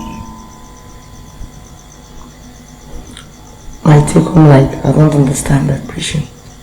If you go home on Sunday, Yeah. what do you take with you out of Biggie's mansion? What I'll take is, like, I can say knowledge. Yes, knowledge. because I've learned a lot so far. I've really learned a lot.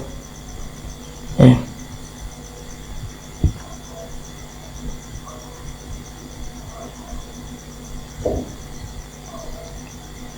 Do you think you will be the one? Or would you be one of those to be evicted come Sunday?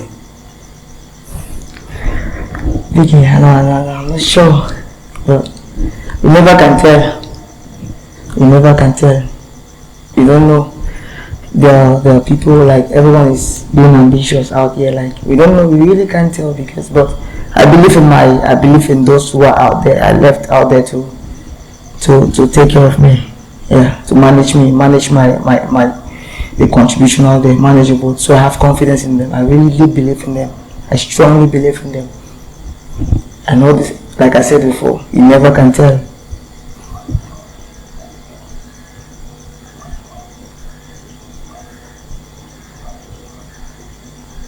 Last night in the house was funful. Let's begin. Seemed like your fellow housemates were drunk. Last night? I don't think so. No. I don't think anyone was drunk last night. I don't think so. Maybe they just had some misunderstanding. I don't think anyone was drunk last night. What would you say about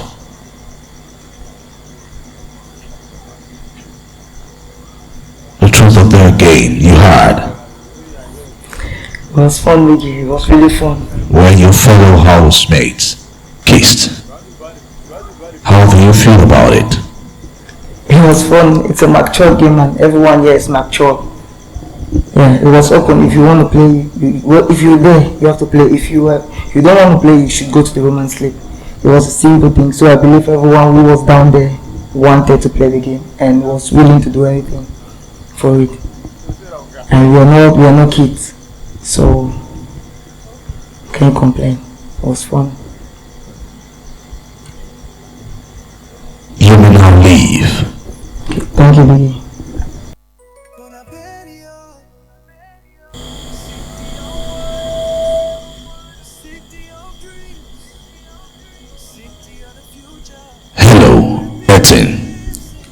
Hello, Biggie.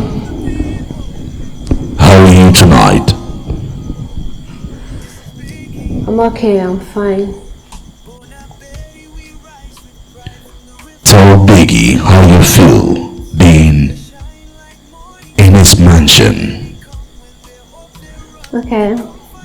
I feel special. I feel I'm among the special ones. I'm blessed to be here.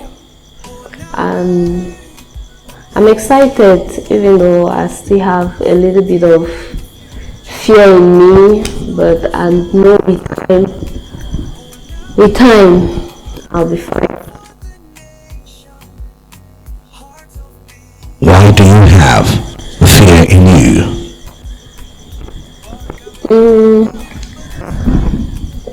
The fear I have in me is just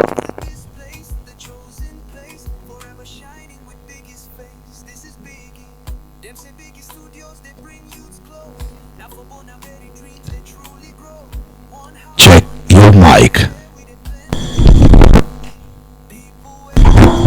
Hello, baby.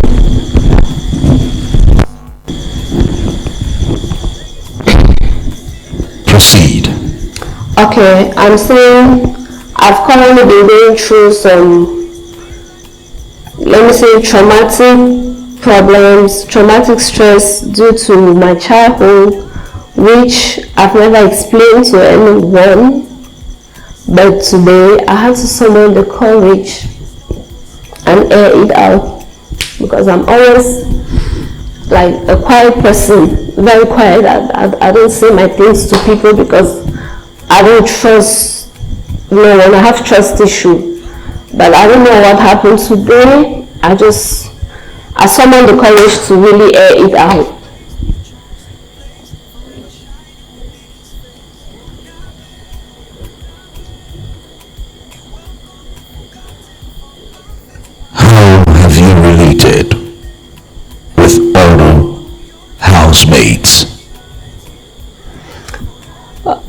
with all the housemates catching up with, it's good. It's good, even though I've had misunderstanding with some flatmates due to the fact that maybe the approach in which we bonded was not really the best. Yeah, we've had some misunderstanding, but all is good. We've sorted it out. But everything is fine. I'm bonding on well. Which housemate do you think it's faking or pretending to be who they are not?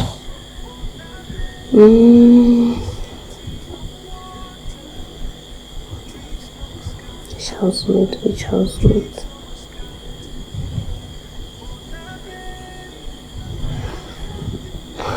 I think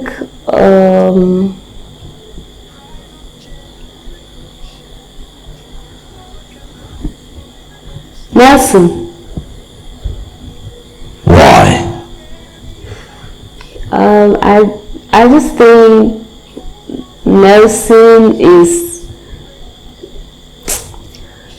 I just think he's faking it due to the fact that he's someone that usually likes to be responsible, and doesn't care about some certain things. But these days he's kind of, his dressing style, dressing sense, everything changed, and yeah, that's how I see it.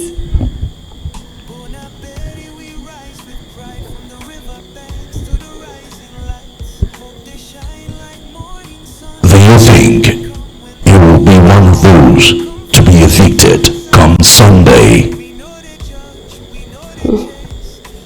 Biggie, I can't tell. I don't know, but I just have faith. I just have faith in me that I can make it to the next Sunday.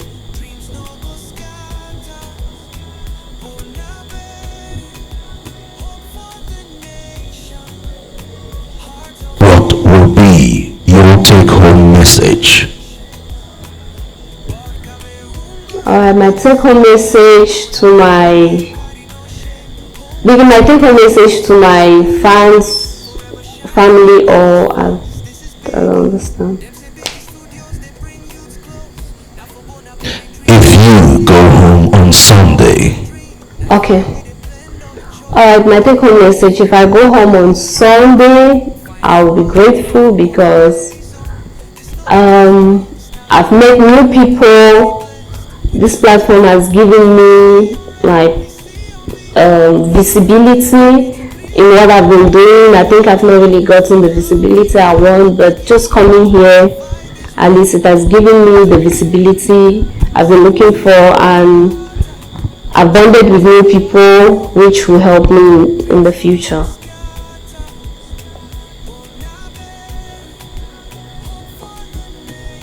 You may now leave. Thank you, Biggie. Bonsoir, Boris. Bonsoir, Biggie. Comment vous allez?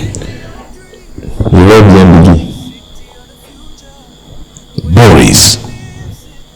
Oui, Biggie. Dites à Biggie ce que vous ressentez après 3 jours ou 4 passés dans cette maison.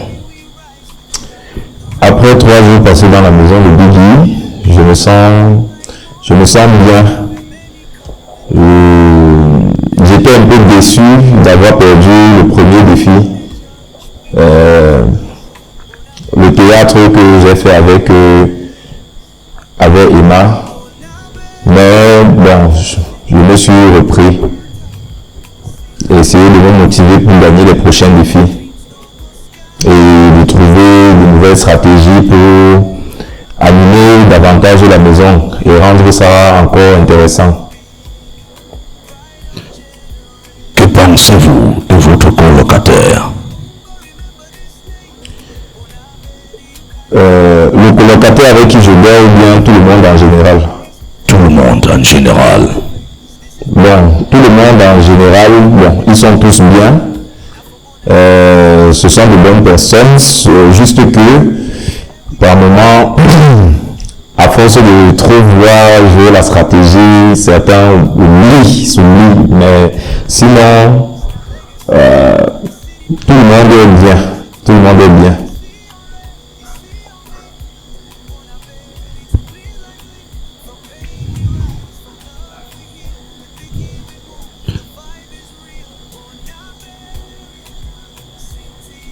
À votre avis, lequel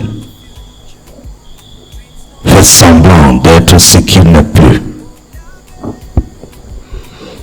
Bon, si je dois dire qu'il y a quelqu'un qui fait semblant d'être une autre personne, je dirais, je soupçonne Emma parce que j'ai voulu faire une stratégie avec elle et elle m'a lâché. Je peux soupçonner aussi la capitaine. La capitaine. Je soupçonne la capitaine parce que le jour où on l'a nommée capitaine, elle a fait un truc. Elle a voulu conscientiser toute la maison. Et j'ai vu que c'était une stratégie pour, je sais pas, soit pour être nommée capitaine, soit pour attirer l'attention.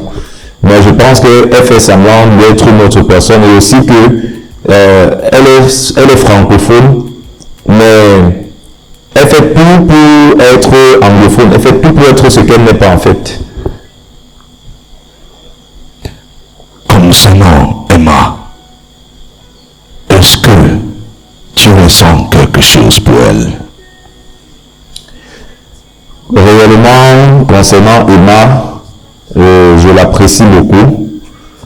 Mais non, ce n'est que la stratégie. La personne même que je ressens quelque chose pour elle, c'est Johanna. Johanna, est-ce que c'est pour cela que vous avez pleuré hier? Bon, j'ai pleuré hier, c'était la stratégie. Parce que il fallait que Badoski croie que je suis fâché avec lui. Et il fallait que toute la maison croie que je bagarre vraiment pour Emma. Donc il fallait que tout le monde sache que non. Ce que je suis en train de faire là, c'est que je love Emma, alors que j'ai dit que j'aime deux personnes dans la maison.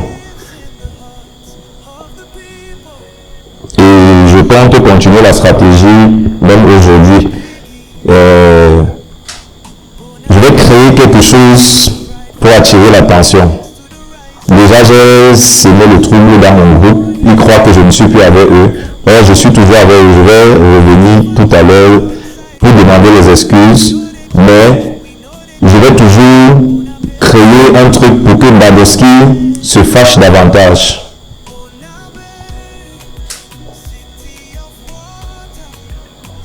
Dis-moi un peu de Johanna. Johanna, c'est une personne, déjà, Johanna, c'est le style de femme que j'aime. Elle est stylée. Elle est, en fait, je vais dire ça comment. Elle est stylée, elle est glamour, elle est très belle. Elle est le genre de femme avec qui n'importe quel homme voudrait être dans la vraie vie. Donc, si j'ai la chance d'être avec Johanna, que ce soit ici ou après l'émission, ce sera un privilège pour moi parce que Johanna, c'est la personne pour qui mon cœur bat dans la maison, en réalité.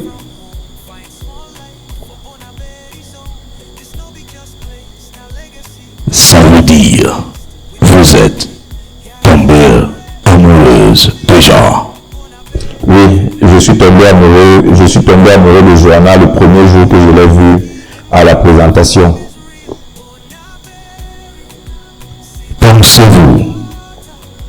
Pensez-vous que vous ferez partie de ceux qui seront expulsés dimanche? Bon, personnellement, je ne sais pas, mais beaucoup de personnes m'ont déjà fait comprendre que j'ai commis beaucoup de fautes. Malgré moi, bien sûr, parce que c'est pas facile pour moi, étant donné que je ne comprends pas, je comprends pas l'anglais, je me débrouille. Mais beaucoup de gens m'ont dit que j'ai perdu beaucoup de fautes, donc du coup, j'essaye de m'améliorer chaque jour pour ne pas être l'une des personnes qui doit sortir samedi. Et si je ne sors pas samedi, on va continuer à travailler pour que la maison vibre.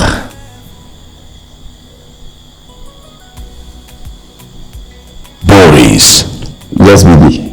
Vous pouvez partir. Merci, Bidi.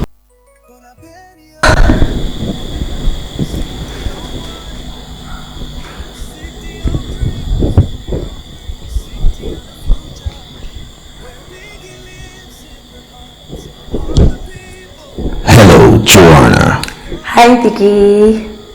How are you tonight? Biggie, I'm fine. And you? Joanna, Yes, Biggie. tell Biggie about your experience in the house this past few days. So far, it's still new to me, but I'm getting along. At least I stayed in the other house. Sorry, Biggie. Be audible. So far, it hasn't been easy, but then I'm associating with my fellow flatmates, so it's all good.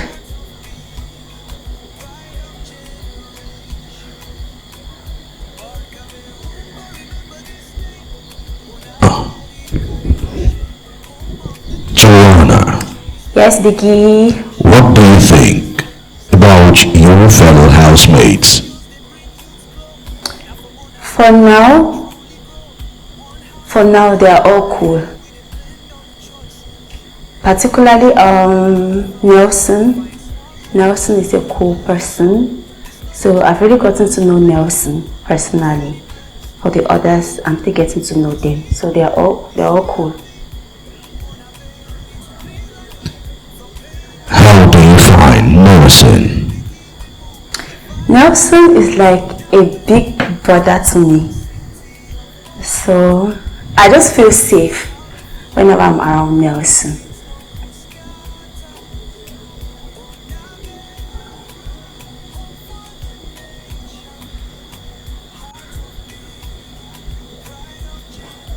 Joanna, Yes, Picky. do you in any way feel attracted to any of the guys in the house? No, Biggie. No. Joanna, Yes, Biggie. can you keep a secret with Biggie? Okay, Biggie. I can.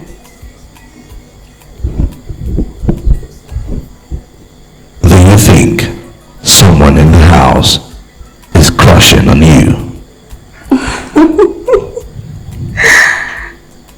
I really don't know. I really don't know if it's crutching or they are just playing or they just... I really don't know, but I cannot just put it, but I think Boris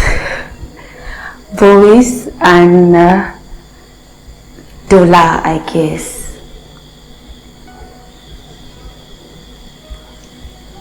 Joanna, Yes, Vicky. if it was possible or to be real, who will you choose between Boris and Dora? Vicky, they are both okay, they are both nice. If it was possible, like getting to know someone more better, I think it would be Boris. Like me just getting to know Boris. Not like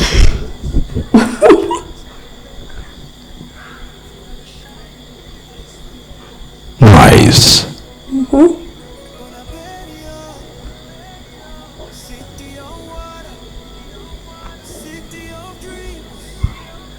Joanna, Yes, Vicky. if you go home on Sunday, what would you take home? I wish I don't go home first, but if I do go home on Sunday, I guess Repeat. Louder. I wish I don't go home on Sunday.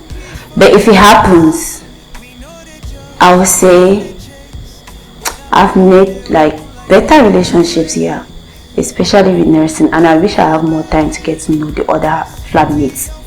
Or maybe get to know Dola, get to know boys, not in the relationship level, but at least just get to know them. Do you think you started on your strategy, or you're still about to unleash it? I didn't really have a strategy. I wanted to pick on the house, like just get to investigate the house, then maybe I get to pick a strategy from them. I guess that is kind of working out.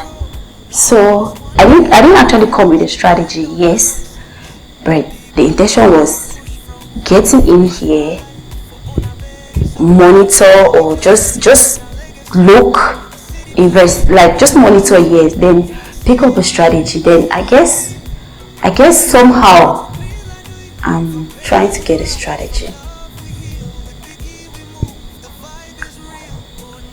Joanna. Yes, Biggie? You may now leave. Thank you, Biggie. Hello, Dola. Yes, Biggie. How are you doing tonight? I'm fine, Biggie, thank you. You look excited. I'm happy to come and see you, to talk to you. Do you want to share something with Biggie? Yeah, Biggie, first I want to use the opportunity to thank you. I'm very grateful for this opportunity. Thank you very much. Dola. Yes, Biggie. What has been your experience in the house in the past few days? It's all about fun, meet good people, the energy is nice, I'm enjoying myself so far. Yeah, for now I'm good, no complaint.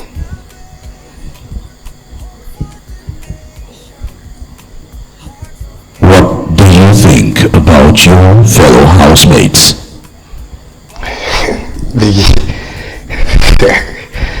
That's a very strong question. They are cool for now, but some of them, they are not like open because there are many things some people are hiding, but I'm struggling to like, but I have good friends that I've already made good friends. I have good friends that I believe from even after the show, we are going to be cool. Which housemate do you think is pretending to be who they are not? Biggie, I can't call somebody's name now. Yeah, but the girls,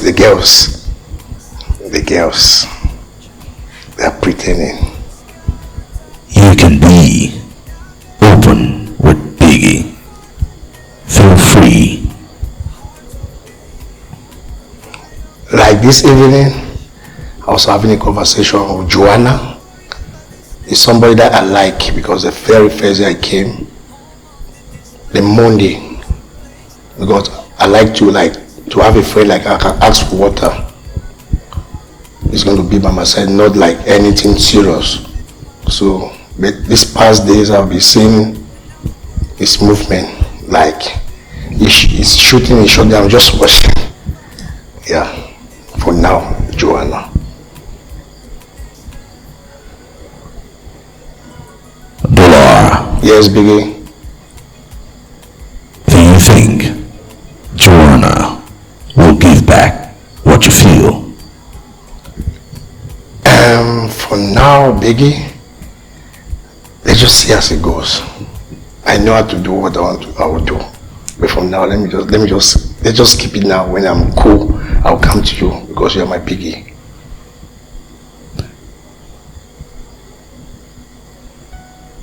Dola. Yes, Biggie. Are you still holding back on your strategy?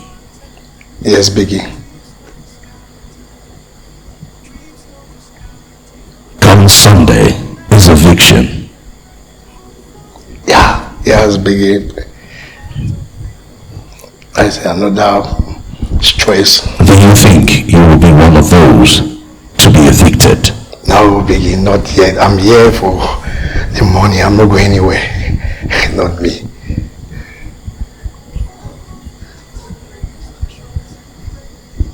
Good. You may now leave. Thank you, Biggie. I love you.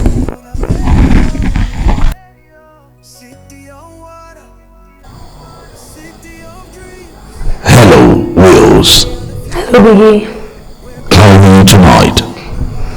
I am fine, Biggie. Are you sure? Yes. Yes, Biggie. Do you have something to tell Biggie tonight? Yes, Biggie.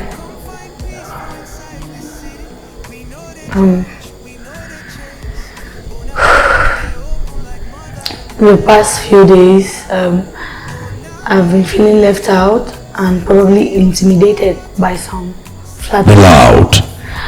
The past few days, I've been feeling sad and intimidated by some flatmates, and it worries me a lot. Yeah.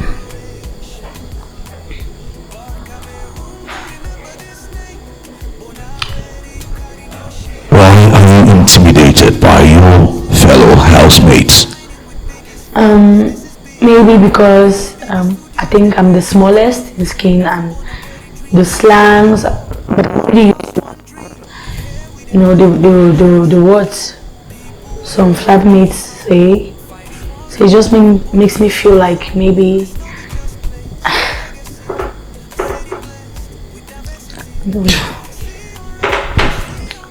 Rose, yes, Biggie. tell Biggie about your experience in the house in this past few days. My experience in the house is so amazing. It's an amazing thing.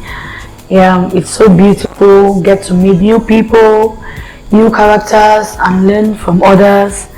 You know, I feel like I've gotten close to one or two which I can open up to, yeah, and share my worries with, and I feel better. So it's really an amazing thing.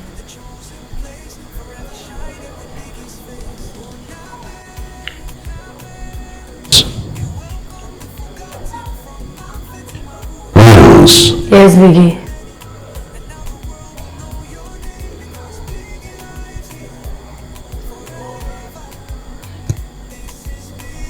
which housemate is pretending to be who do you not to be? For now, we have Cameroon Pepe. Yes, Cameroon Pepe. Why? Because everybody to know. Check your mic.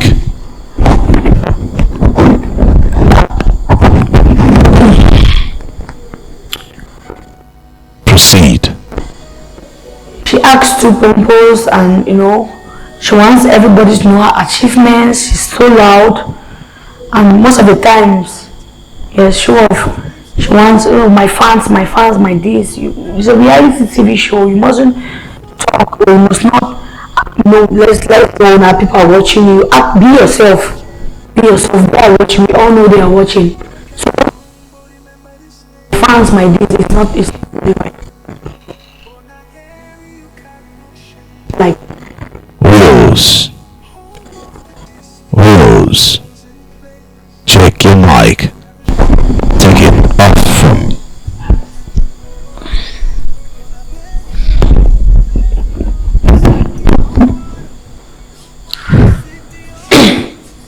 Good. Repeat what you said. I said she's too pompous, and you know, she's not herself, because all the time she wants to make people know people are watching her, my fans, my this, my that, and then trying to talk about her achievements and where this, have you been there? It's really awkward, and she's too lousy, talk when you're not supposed to talk, probably, or saying the wrong thing at the right time, or the right thing at the wrong time. So but she's a good person, she's a nice person, but I feel like she's not being real to herself. She's not portraying her real self here.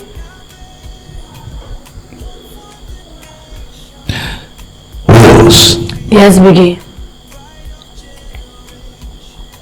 If you were to given the choice to choose who to lead on Sunday, who would that be?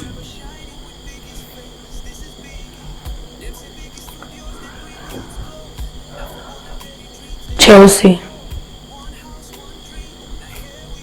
Why? Because she's always at her own side. She doesn't really understand everybody, and she's always kind of aggressive, which is, but she's a good person.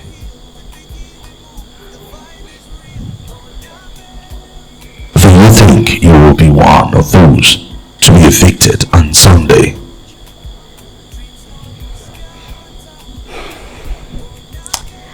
Maybe, Biggie.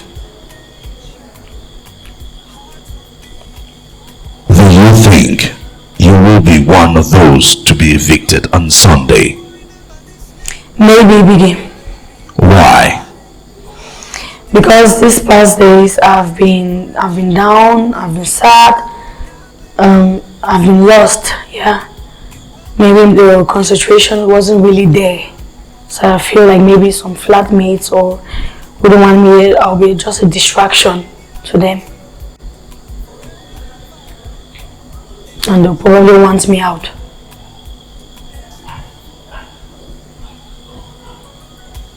Good. You may now leave. Thank you, Biggie.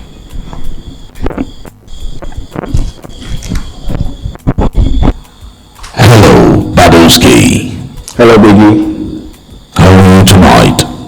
I'm good, Biggie. Badowski. Yes, Biggie. Tell me about your experience in the house in the past few days. Well, it's 50-50, since for the fact that I met people of different attitudes, behaviors, and let me say characters. So there are others I can really understand, and there are others I'm still to understand them. That's why I had to say it's a 50-50.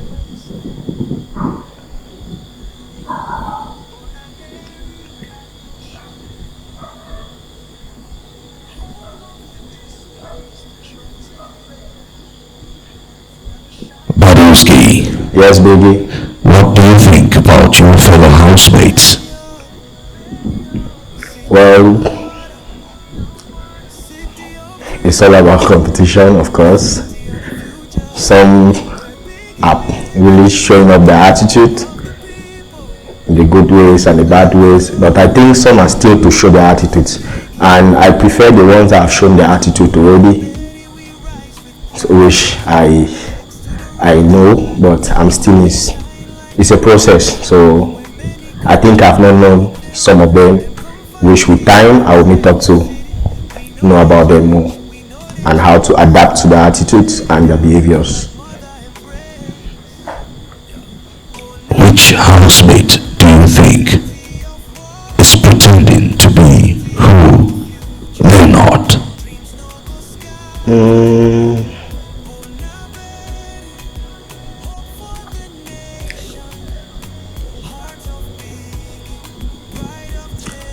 I can say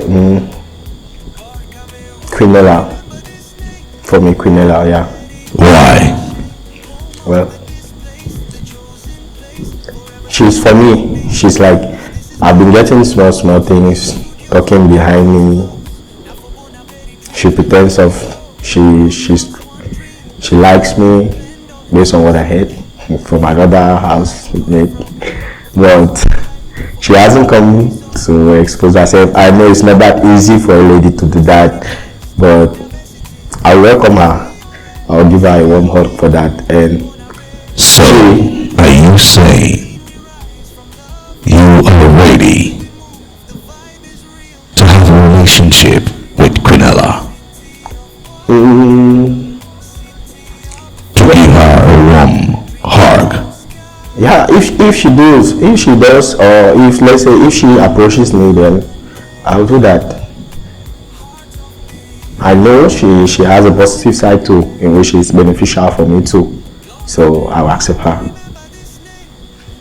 I don't joke with feelings, so if she can do that, then I'm fine. Meaning, you like Quinella? I think not really, Biggie. She's not really my spec, so I can't really say I like her. But I have someone I like in the house. Immaculate. Immaculate? Yes, Biggie. Tell me about Immaculate. Okay. How do you feel about Immaculate? I admire everything about her. I don't like flippant girls. That means she does not talk too much. I like her body, like her shape, and I think her Melanie body. Do you think she has other crushes in the house? I noticed she has, or let's say there's someone crushing on her too. So I still need to know about it, if she has accepted the guy or if the guy has confronted her or not. I don't know if it's possible for me telling you the guy, because I know of the guy already. Biggie can keep your secret. You can tell Biggie. Okay, Biggie. I'm talking of Boris. Boris, she likes Immaculate too. But I'm still thinking, and I don't know if Immaculate or if Boris has approached Immaculate, or if Immaculate is still to accept Boris. But I think I'll shoot my shot. Yeah, because I can't keep these feelings calm. So it's better I do it, so I air out my mind, and create some vacuum in me.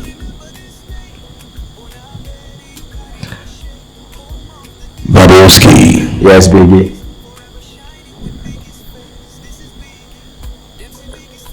Do you think you will be one of those to be evicted come Sunday? I'm not a loser, so I don't think so.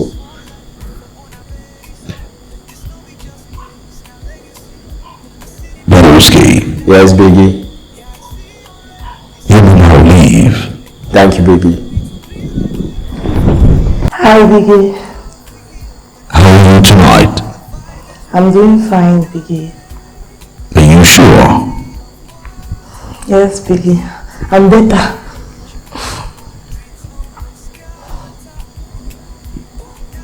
What makes you smile? Pardon, Biggie. What makes you smile tonight? The fact that I'm eating.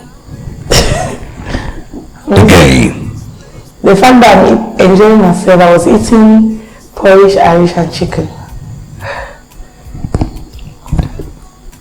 Tell Biggie your experience in the house in the past few days. Biggie, my experience in the house has been a little bit tough, but I just feel it's because living with people, trying to know them, is a little bit difficult, but I believe with time everything is going to be okay. Since now we are still trying to know each other.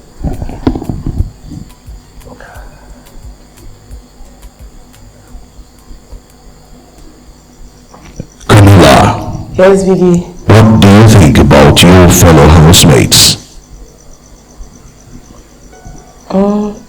For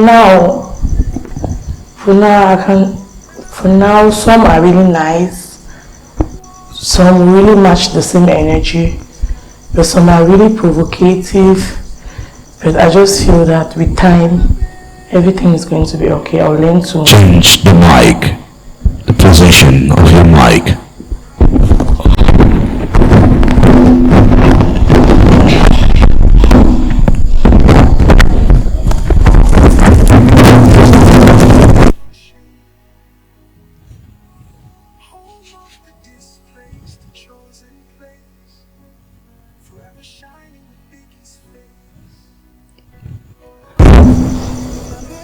Proceed.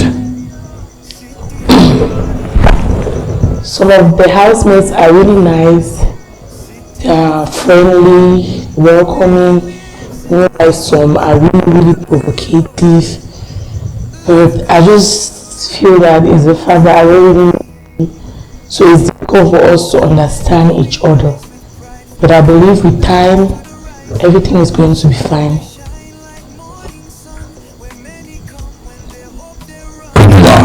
Yes, Biggie. Do you have a crush in the house? For now, no, Biggie.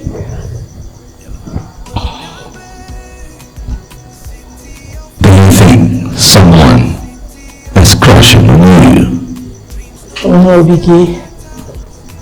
I've just been before. Are you sure? Yes, Biggie. You can tell Biggie anything, and Biggie will keep it safe.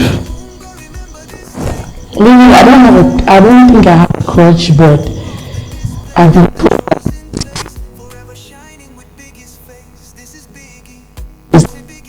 check your mic. The receiver, put it on the belt. Click the receiver on the belt. The mic receiver, not the mic.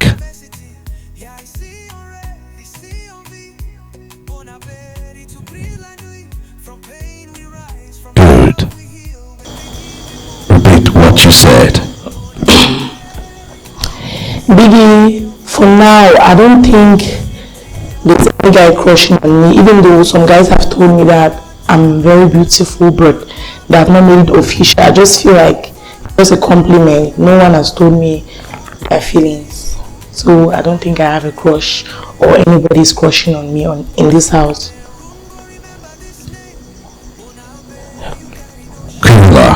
Yes, Biggie.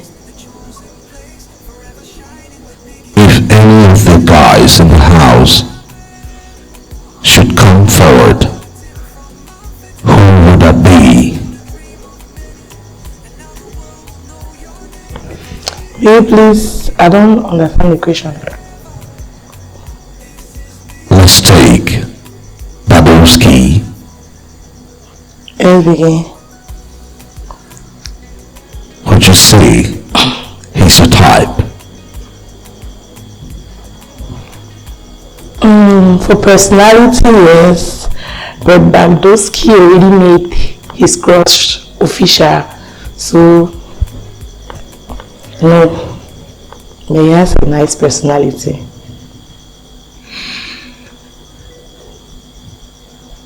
Camilla, Yes, Biggie. if you go home on Sunday, what will be your take-home message? Take-home message. Patience. Patience, because from my experience here, I've been really patient because I'm somebody that is my anger. When I stay here, I've been able to manage my anger. I've been able to be patient. I've been able to ignore so many things, which is it has helped me a lot. So I think patient is the right word.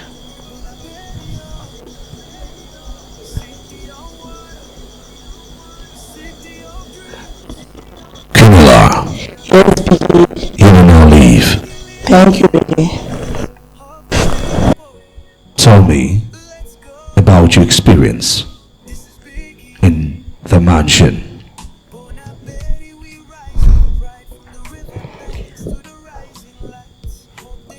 Okay, Biggie. So far, everything has been good. Everything has been okay, no issues. Everything is okay, Biggie.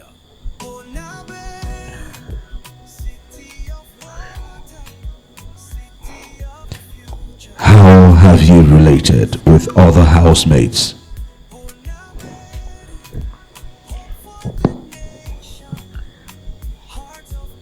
We've been good, though we have some issues yesterday. Can you talk about the issue? Yes, Biggie. Okay, yesterday, Boris and Badowski were actually quarreling because of me. Why? Because the day you pair us together, the day you asked Boris that who is the person he's not feeling more comfortable with in the house, he said me. So that same day we were together and he said we should come upstairs. So we came up and we have a conversation, the two of us. He said he wants me to be his girlfriend, because since we came in, there have been no sheep in the house, so he wanted me to be his girlfriend. And he said he would like me to be walking around telling people that I'm dating him. Okay. I said I will see what I'll do about it. That's all. But I felt like he wanted to use me, like let me be the head telling people that I'm dating him. Why? It's not really normal. He should be the one walking and telling people that he wants me, he wants to date me, not me walking around telling people that I want to date him. Okay. I just told him that, okay, it's fine, I'll see what to do about it. Now, Badowski was crushing on me already and he told me about it. Then he said he also wants us to date. I told him that I'm going to see what I will do. Now, yesterday, the game that we're having, now when it was my turn, they asked me to kiss Badowski, and I did that. So Boris was upset. Now I never knew that he was upset. When I came up to our room, he went to 18 and he was like talking to her in a very bad manner, like what you did, I didn't like it. Why will you have to tell my girlfriend to kiss another man?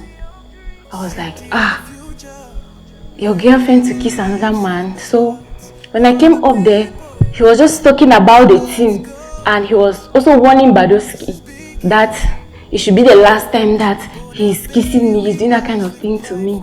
Now Badowski told him that if next time when you're talking, just go straight to Emma and talk to her. If there's anything, talk to Emma, don't talk to me, because if you talk to me again, what I will do to you, you don't like it. Now I left. The both of them started quarreling until I think maybe they wanted to fight. I was down and they only come and tell me that they wanted to fight. So now the housemates were like, Emma, people are already fighting for you, this, that. But I don't know. I'm not here for any relationship. Whatever I'm doing is just a game. So that's the Biggie. Immaculate. Yes, Biggie. You're smiling. There is something you're hiding from me. Spill out. Are you sure you're telling me what you feel inside? Yes, Biggie. Yeah. What do you think about Baduski? Baduski is just a friend to me, Biggie. Just a friend. He's just a friend, nothing else. I'm just doing what I have to do, Biggie. He's just a friend. I have nothing to do with him. Though he wants something serious with me, but I'm not into that. Do you think you've unleashed your strategy? Yes, Biggie, it's just my strategy, nothing else. Do you think you will be one of those to be evicted on Sunday? No, Biggie, I don't think so. Why?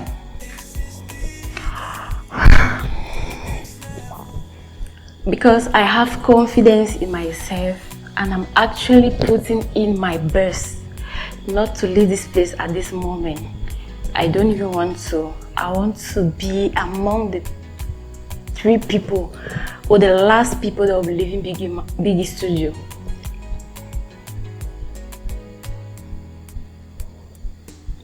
Good. You may now leave. Thank you, Biggie. Hello, Sarge. Hello, Biggie. How are you doing tonight? No, Biggie, I'm fine. I'm excited. Why are you excited? I'm excited because this is my first one on and I'm too, so I'm excited. Sarge. Yes, Vicky. Tell me about your experience in the house. Well,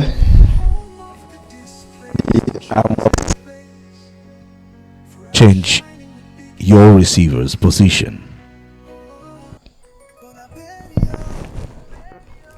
Put it on the belt.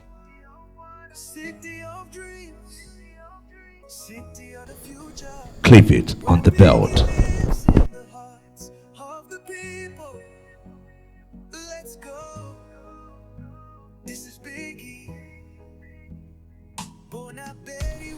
Okay, Biggie, like I was saying, my experience in the house has been good because I have no problems with anybody and it has been peaceful, but it has not really been easy because I still have to create acquaintances with people I've never met before and people I've never lived with, so it's a little bit challenging, but I guess with time all will be fine.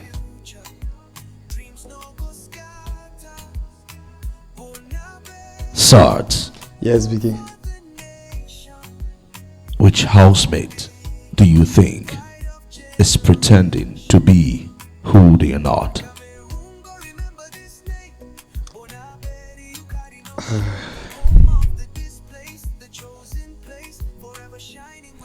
Biggie, that's quite challenging, but I think Dola is pretending. Repeat. I think Dola is pretending. Why? Well, because he just wants to be everywhere, and he speaks. He's too flippant for a man, and he just wants to put his mouth in everything that concerns. He just wants to be in the screen always, and I think on a normal, that's not how he is. He might be flippant on a normal, but trying to be everywhere when it doesn't concern you, I think he just wants to be on the screen always. So he's faking it. Do you think you will be one of those to be evicted come Sunday?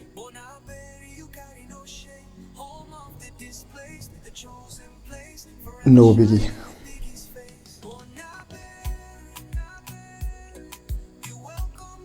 Good. You may now leave. Okay. Thank you so much, Biggie. Bonsoir, Chelsea. Bonsoir, Biggie. Comment tu vas? Je vais bien, merci. Haute voix. Je vais bien, merci. Arrange ton micro.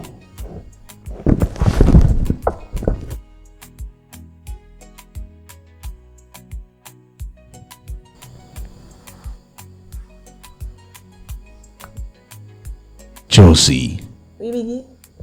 dites à Biggie ce que vous ressentez après ces jours dans le manoir. Après ces jours dans le manoir, je me sens quand même confortable parce que je me suis familiarisée avec plusieurs personnes. Au début, c'était difficile parce que je connaissais personne, je causais avec personne.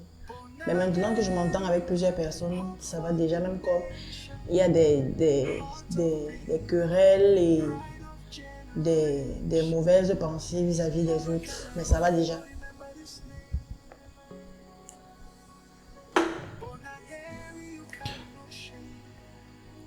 Comment entendez-vous avec les autres colocataires? Avec les autres colocataires, on s'entend bien, mais c'est juste que il y a trop d'hypocrisie.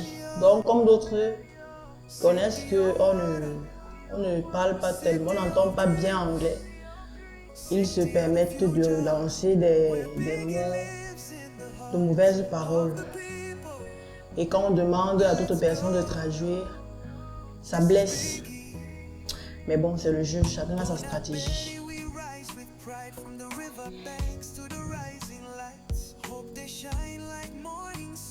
Parlez-moi de vos moments préférés.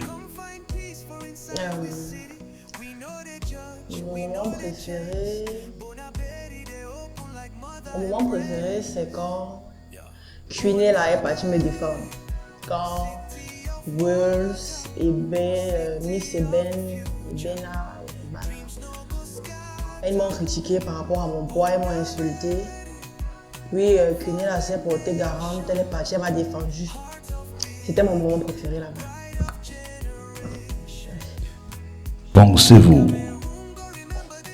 Pensez-vous que vous serez partie de ceux qui seront expulsés ce dimanche?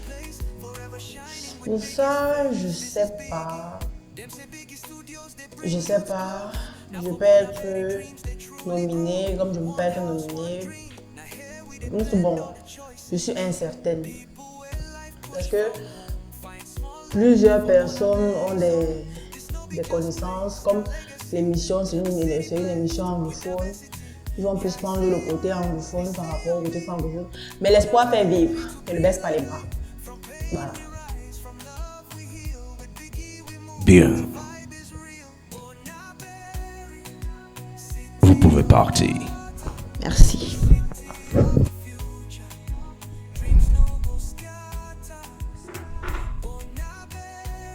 Hello, Empress. Hi, baby.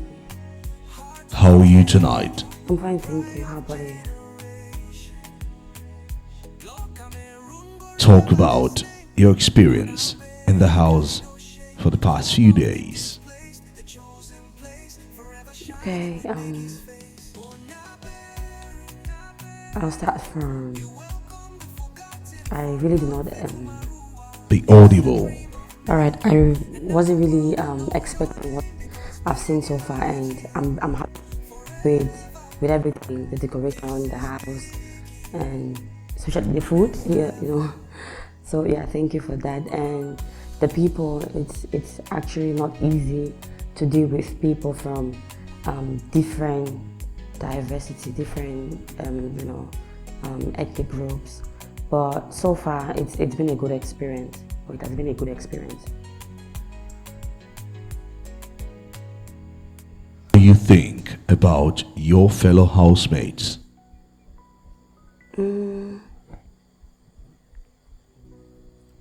Some of them are cool, and I don't know if some are doing what they're doing because of the game, or that is their personality, or they are faking stuff.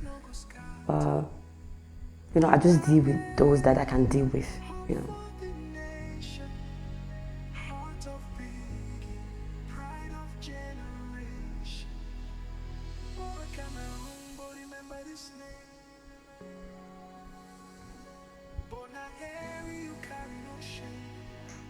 Do you think you will be one of those to be evicted come Sunday?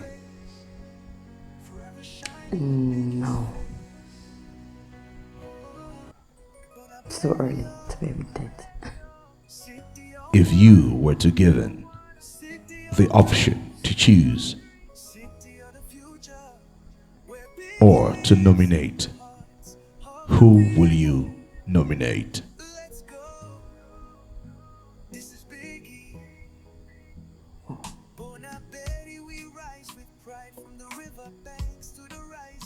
One person. Yes, if you were to choose or if you were to nominate.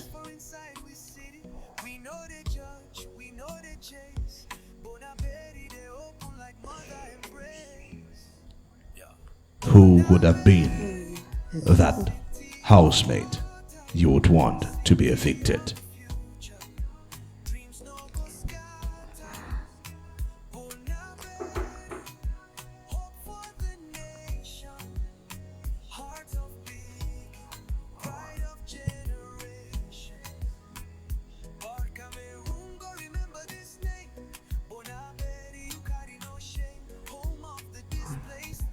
Empress, you may now leave. Hello, Amelia. Hi, Biggie. How are you tonight? I'm fine, thank you. Tell me about your experience in the house. Okay. So far my experience in the house has not been a bad one. I have been enjoying every bit of it, even though sometimes you have disagreement with my fellow flatmate, but that's okay, it's normal. But aside from that, I would say, Biggie, I'm actually enjoying every bit of it. My experience in the house has been a positive experience so far. Yeah, it's been positive, and I like the vibe and everything. I'm enjoying it, I love it. Like, the environment is so positive. Yeah, I've not really felt any negative kind of feelings. I've not really felt that way. So my experience has been a good one so far, and I look forward to more good experience, positive vibes. Yes. Amelia. Yes, Biggie. What do you think about the men in the house? Alright, Biggie. The men in the house, first of all, I would say they are actually good people. And I like the fact that they are actually neat. The men in the house are actually very neat. The only thing I can say, like, is like some of them, not everybody, but like a majority of them are so loud, honestly. I don't know, maybe it's because, like, they say men want authority or they want to command respect, but they have that, they are so loud. It's not really a good way. They are actually very loud. Yeah. They seem to, like, they want to oppress. They are very loud. But aside from that, they are nice people. You say loud and impressed. Are you meaning they are being proud? Pardon, please come again. If you say loud and impressed, to impress, yeah, when would you mean to say they're being proud? Biggie, it's not being proud. Being proud, it's okay for someone to be proud of themselves. But when I talk of them being loud, like there is a kind of brutality in them. Let me put it that way. There is a type of like brutality in them. Yeah. I don't know, it's like they do not have this wisdom, because me, I believe that men are supposed to have wisdom on how to handle matters. They are not just supposed to be brutal. So they have majority of them, yes. They always want to stretch, and it's like you don't have the right to maybe express your own self to them. When you do, they always want to show like power. Amelia, if you were to have a sheep in the house, who will you choose amongst the men? Biggie, honestly, if I'm to be, in fact, let me be honest, anybody. Maybe as time goes on, I might, but for now, I've really not done with. I've not. So for now, nobody for now. Sunday is coming. Do you think you're gonna be one of those to be evicted? Biggie, I don't think I will be one of those. But however it turns out, I will give glory to God. That's just all I have to say. Yes. However it turns out, I will give glory to God. Amelia. Yes, Biggie. You may now leave. Thank you, Biggie. Biggie, please, I want to say something. Go ahead. Biggie, by the grace of God, I don't get evicted on Sunday. I just want to let you know that my birthday is on September 4th.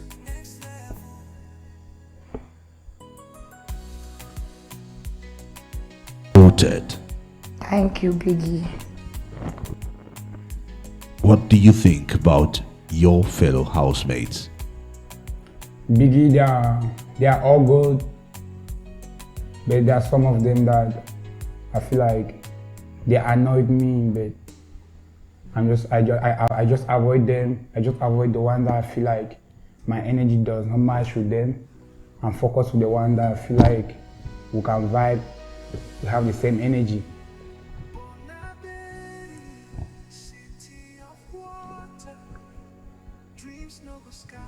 Benz. Yes, Biggie. I see you close to a banner. Yeah. What can you tell me? What do you have in mind? All right. Before I moved to the big mansion, I was not feeling fine. I was on the hospital, so since I came here, she has been the one like taking care of me, doing my stuff, making sure that I take my drugs, wake up every morning, she will hot water for me, do everything for me. So I feel like she's a good friend to me. She's a good friend. Are you sure it's just friend? That smile tells me otherwise. Biggie, yeah, she's just a good friend to me though. She's just a good friend to me. Are you sure?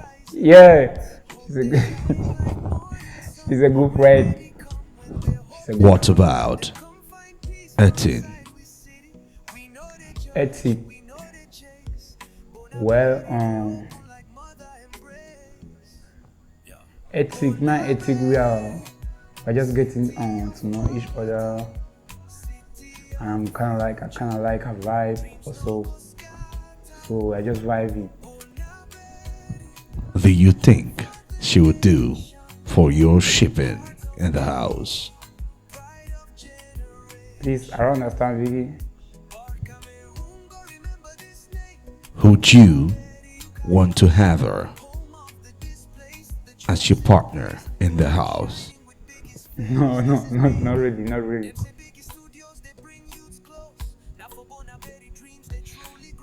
We are just friends, we are just close. Good. Sunday is coming. Okay, baby. Do you think you're going to be one of those to be evicted? Not really. I have confidence in myself and I know I'm going to be here to the end because I trust myself. I know I can never be evicted on Sunday. Never. My people will not let that happen. Never. They cannot. Good. Yeah. You may now leave. Thank you, please. Pepe, Yes, Biggie. how are you tonight? I'm fine, thank you. Are you excited? I'm very, very much excited. Can you tell me about it? You know, I'm so happy to be here. It's a privilege for me because Put your mic on the belt. The mic, not the receiver. Clip it on the belt.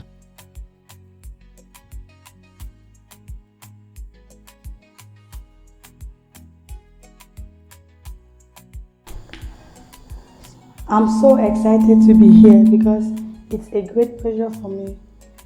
I don't know what I would have been doing out there if I was not here because I've been waiting for this opportunity where I can come and show my talent and get to meet more people. So I'm so happy to be here.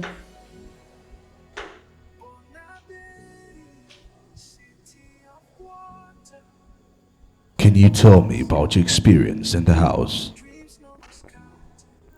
Biggie, it has not really been easy, but we thank God because I just found myself in that position where I get to meet new people and I get to deal with new faces, and for the fact that I am an open person, at times I feel like it's been stressful because dealing with them is not easy because I'm open.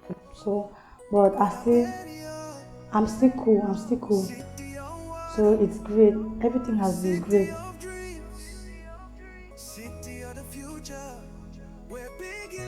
Yeah. Which housemates do you think are pretending to be who they are not?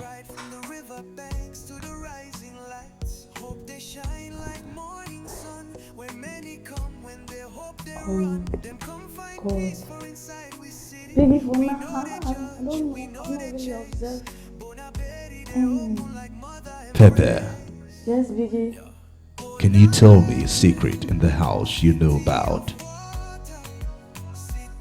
There's no secret in the house that I know about. Are you sure? I'm very, very sure. Is it in terms of relationship?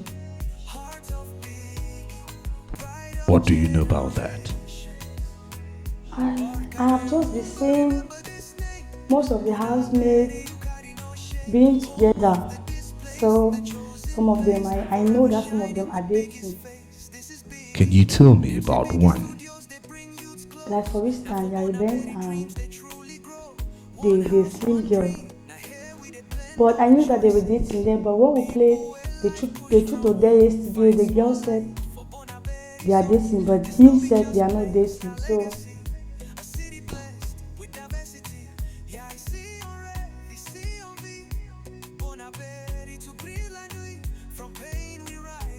What do you think about the men in the house?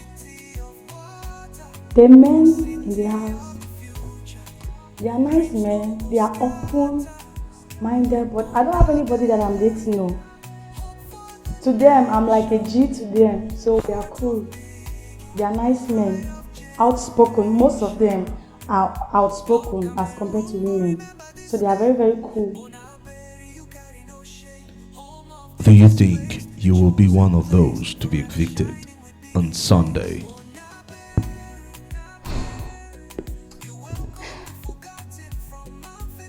Biggie, I think it can be possible, but I'm just praying that it should not happen.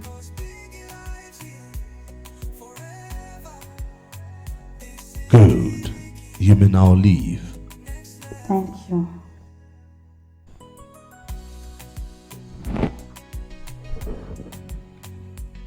Hello, Leonie. Good evening, Biggie. Be audible. Good evening, Biggie. Comment tu vas? Je vais bien et vous?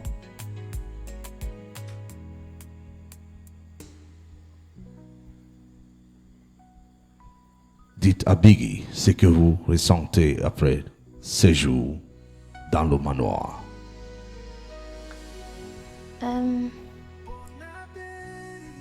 Je me sens plutôt bien parce que depuis que je suis arrivée, je contrôle un peu ma colère. Parce qu'avant, quand j'étais à l'extérieur, j'étais plutôt du genre à répondre. Lorsque tu me cherches, je réponds. Je ne cherche pas à savoir si ma réponse te brise le cœur ou pas. Mais depuis que je suis là, j'arrive à contrôler ma colère et ça me va.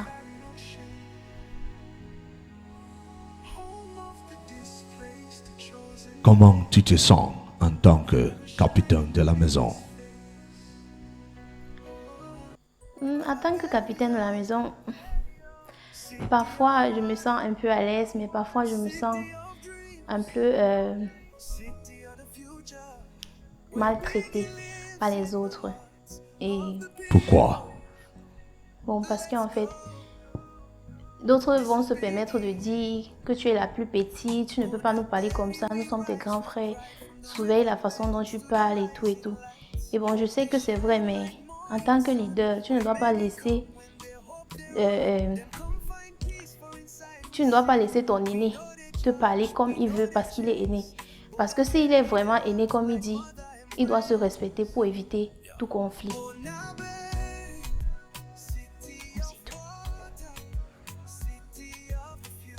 Que pensez-vous de votre colocataire?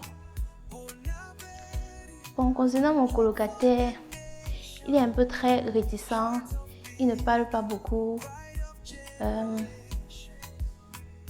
et il aime dire les choses, pas parce que, en fait, il a un comportement de, même si ça sort, c'est pas bien, mais je veux quand même me faire entendre, même si ce qu'il dit c'est le mensonge.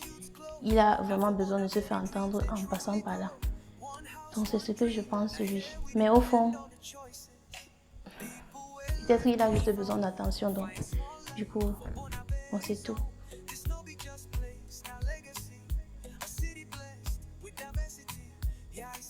What do you think about the guys in the house? About the guys in the house, there are some that are really good and there are some that are really behave as like a children. And for that age, it's not really what I was expected. So, especially when there's seafood, it's as if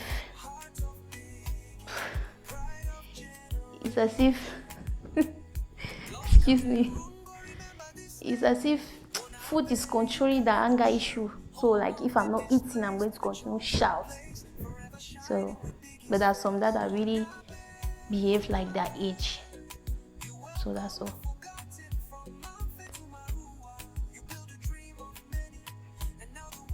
Pensez-vous que vous ferez partie de ceux qui seront expulsés dimanche? Non, je ne pense pas être parmi ceux qui seront expulsés dimanche.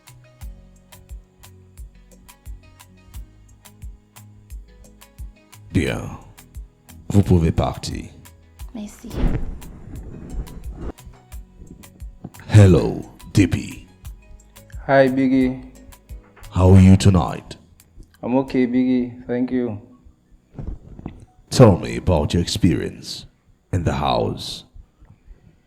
It's quite sweet and good memories to keep, Biggie. At least I feel much better and I feel at home.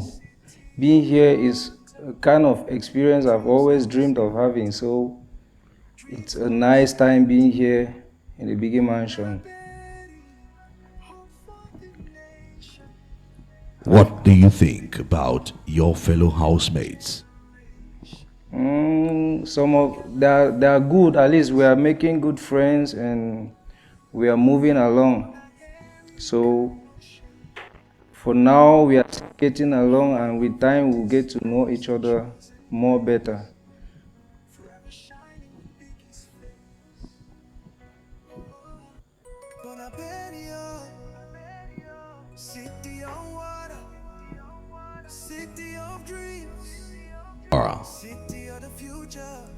I didn't get DP you. Star. Yes, Biggie. What do you think about the ladies in the house? The ladies are, some are good, though they are good. It's just that one thing I noticed from them, and actually I don't feel good about it. Though it's normal, it's their way of dressing. The way some of them dress. Though I understand it's normal, but at times it irritates me in person. Why does it irritate you? You know, because I grew up in a family, a Christian home, and my whole life I've been like it's indecent dressing. So married man, for that matter, I feel like I don't want to be tempted, but it's normal, Biggie. So with time I'll get to move along with. Do you think you will be one of those to be evicted come Sunday? I don't know for now, but if I'm one of those to be evicted, I bear it in good faith. But I hope not to be one of them, Biggie. Good. You may now leave. Thank you, Biggie. Oh, Biggie. How are you tonight? I'm good. Thank you. Laura, Yes, Biggie. tell me about your experience in the house. So far, everything has been good.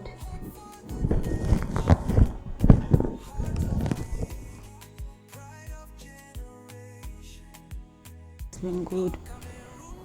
Though just the pressure and everything about the eviction. How do you feel about the eviction? Not really good at all. Are you afraid to leave? Yeah, because I'm already used to the place. Why? I'm already too used to the place and I feel comfortable. What do you think about your fellow housemates? So far, everybody is good. Yeah, everybody's good.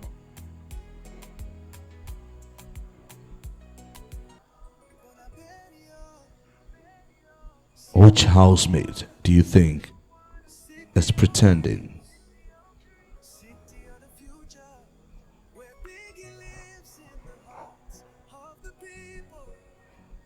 I think Cameroon Pepe.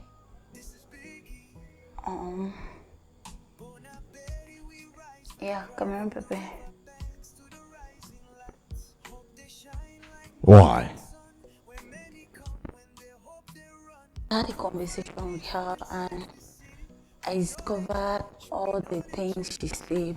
Most times she's not that person.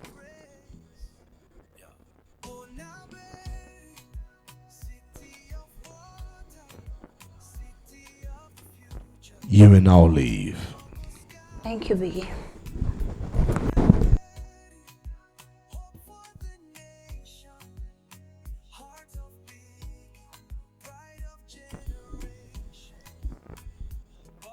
Hello, the lady. Yes, Biggie. How are you tonight? I'm fine, Biggie. You look excited. Yes, Biggie. Do you want to tell me about it? Like, I've been really waiting to talk to you, Biggie. Tell me about your experience in the mansion. Biggie, it has been a great experience. Seriously, I was not really expecting the show to be like this, but I'm really impressed. Seriously, Biggie, this is 100 on 100. I'm really impressed.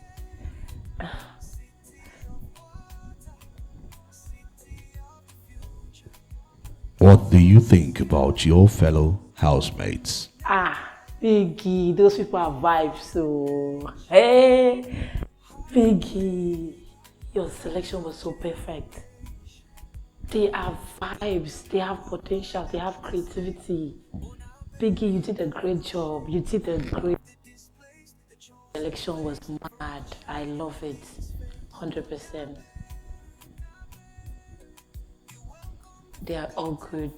I'm cool with everyone, and I'm enjoying their vibes. They are all cool. The lady. Yes, sir. Last night, Yes, Biggie. you kissed Guagua.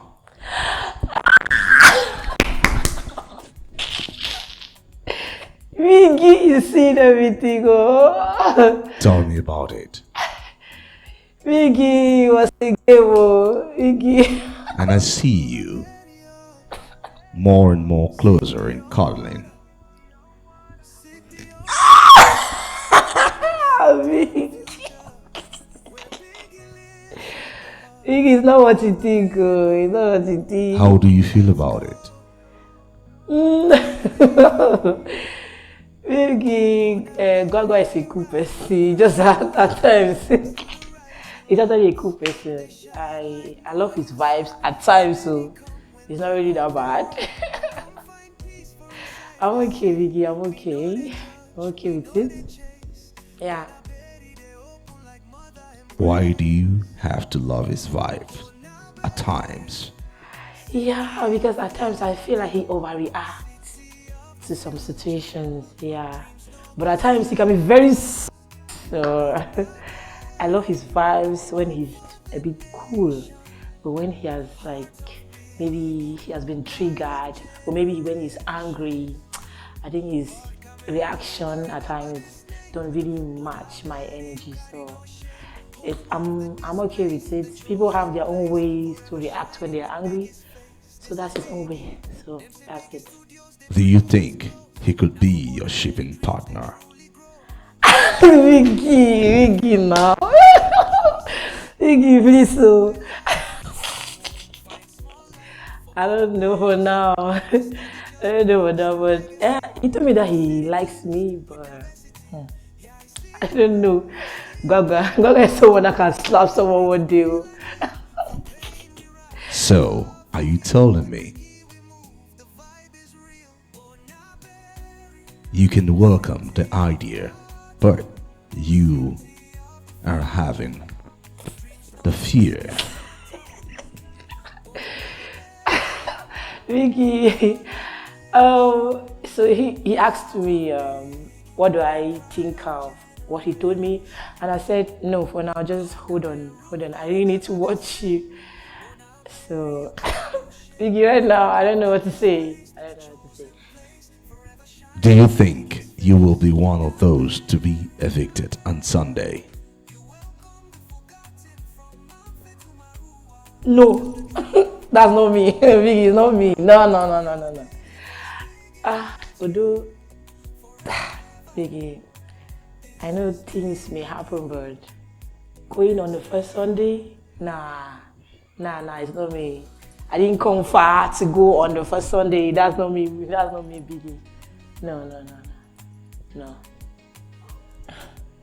The lady. Yes, Biggie. You may now leave. Thank you, Biggie. Hello, Tiller. Hi, Biggie. How are you tonight? I'm a little exhausted from cooking, but I'm alright. Be audible. I'm a little exhausted from the cooking today and the workout in the gym in the morning, but I'm alright, I guess. Tiller. Yes, Biggie. Tell me about your experience in the house. Well, it's pretty much what I expected, you know, different people, different backgrounds. But I guess I have spoken a lot more than I usually speak in the few days where I've been here. I even lost my voice a little bit, like I had my voice cracked. But it's really a deep and healing experience for me.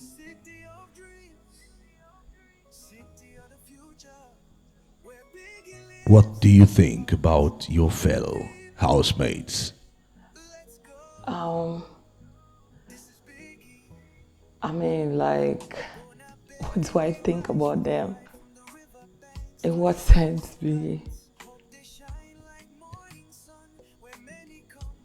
How do you relate with them? I'm pretty cool with almost everybody. Just a couple of people I haven't, or maybe I've had one or two misunderstandings, but it's all right. They're all right.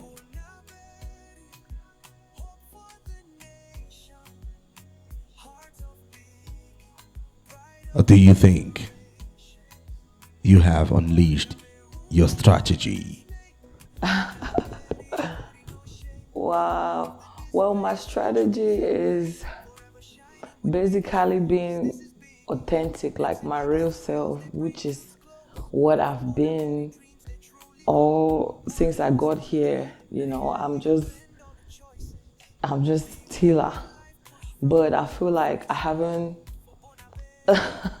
like they don't know yet, because I got a whole lot more I haven't shown, so, you know. What are you waiting for to show? I mean, not like my personality, I guess. I'm just talking about maybe some dressing styles that I haven't really done before, based on maybe the required outfits that we were required to bring. So I just feel like it's going to be dramatic, you know.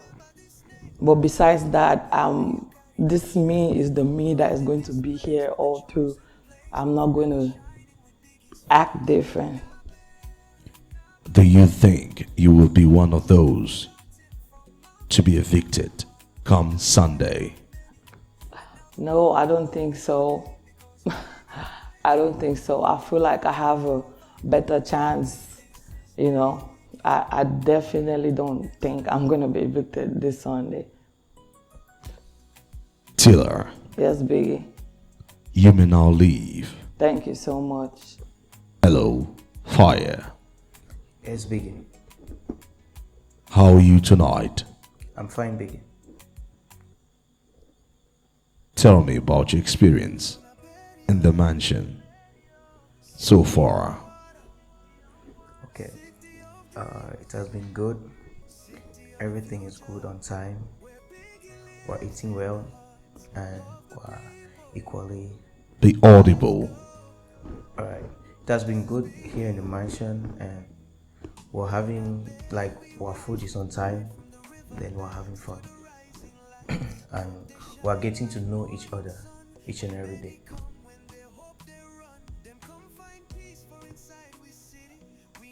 How do you feel about your fellow housemates?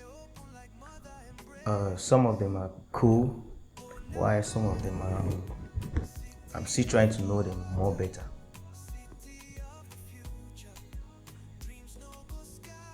Fire. Yes, Biggie. Which housemate do you think is faking?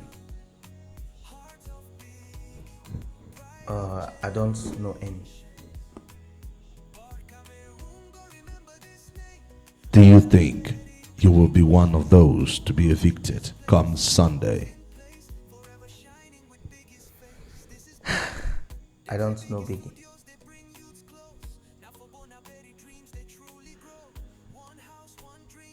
You may now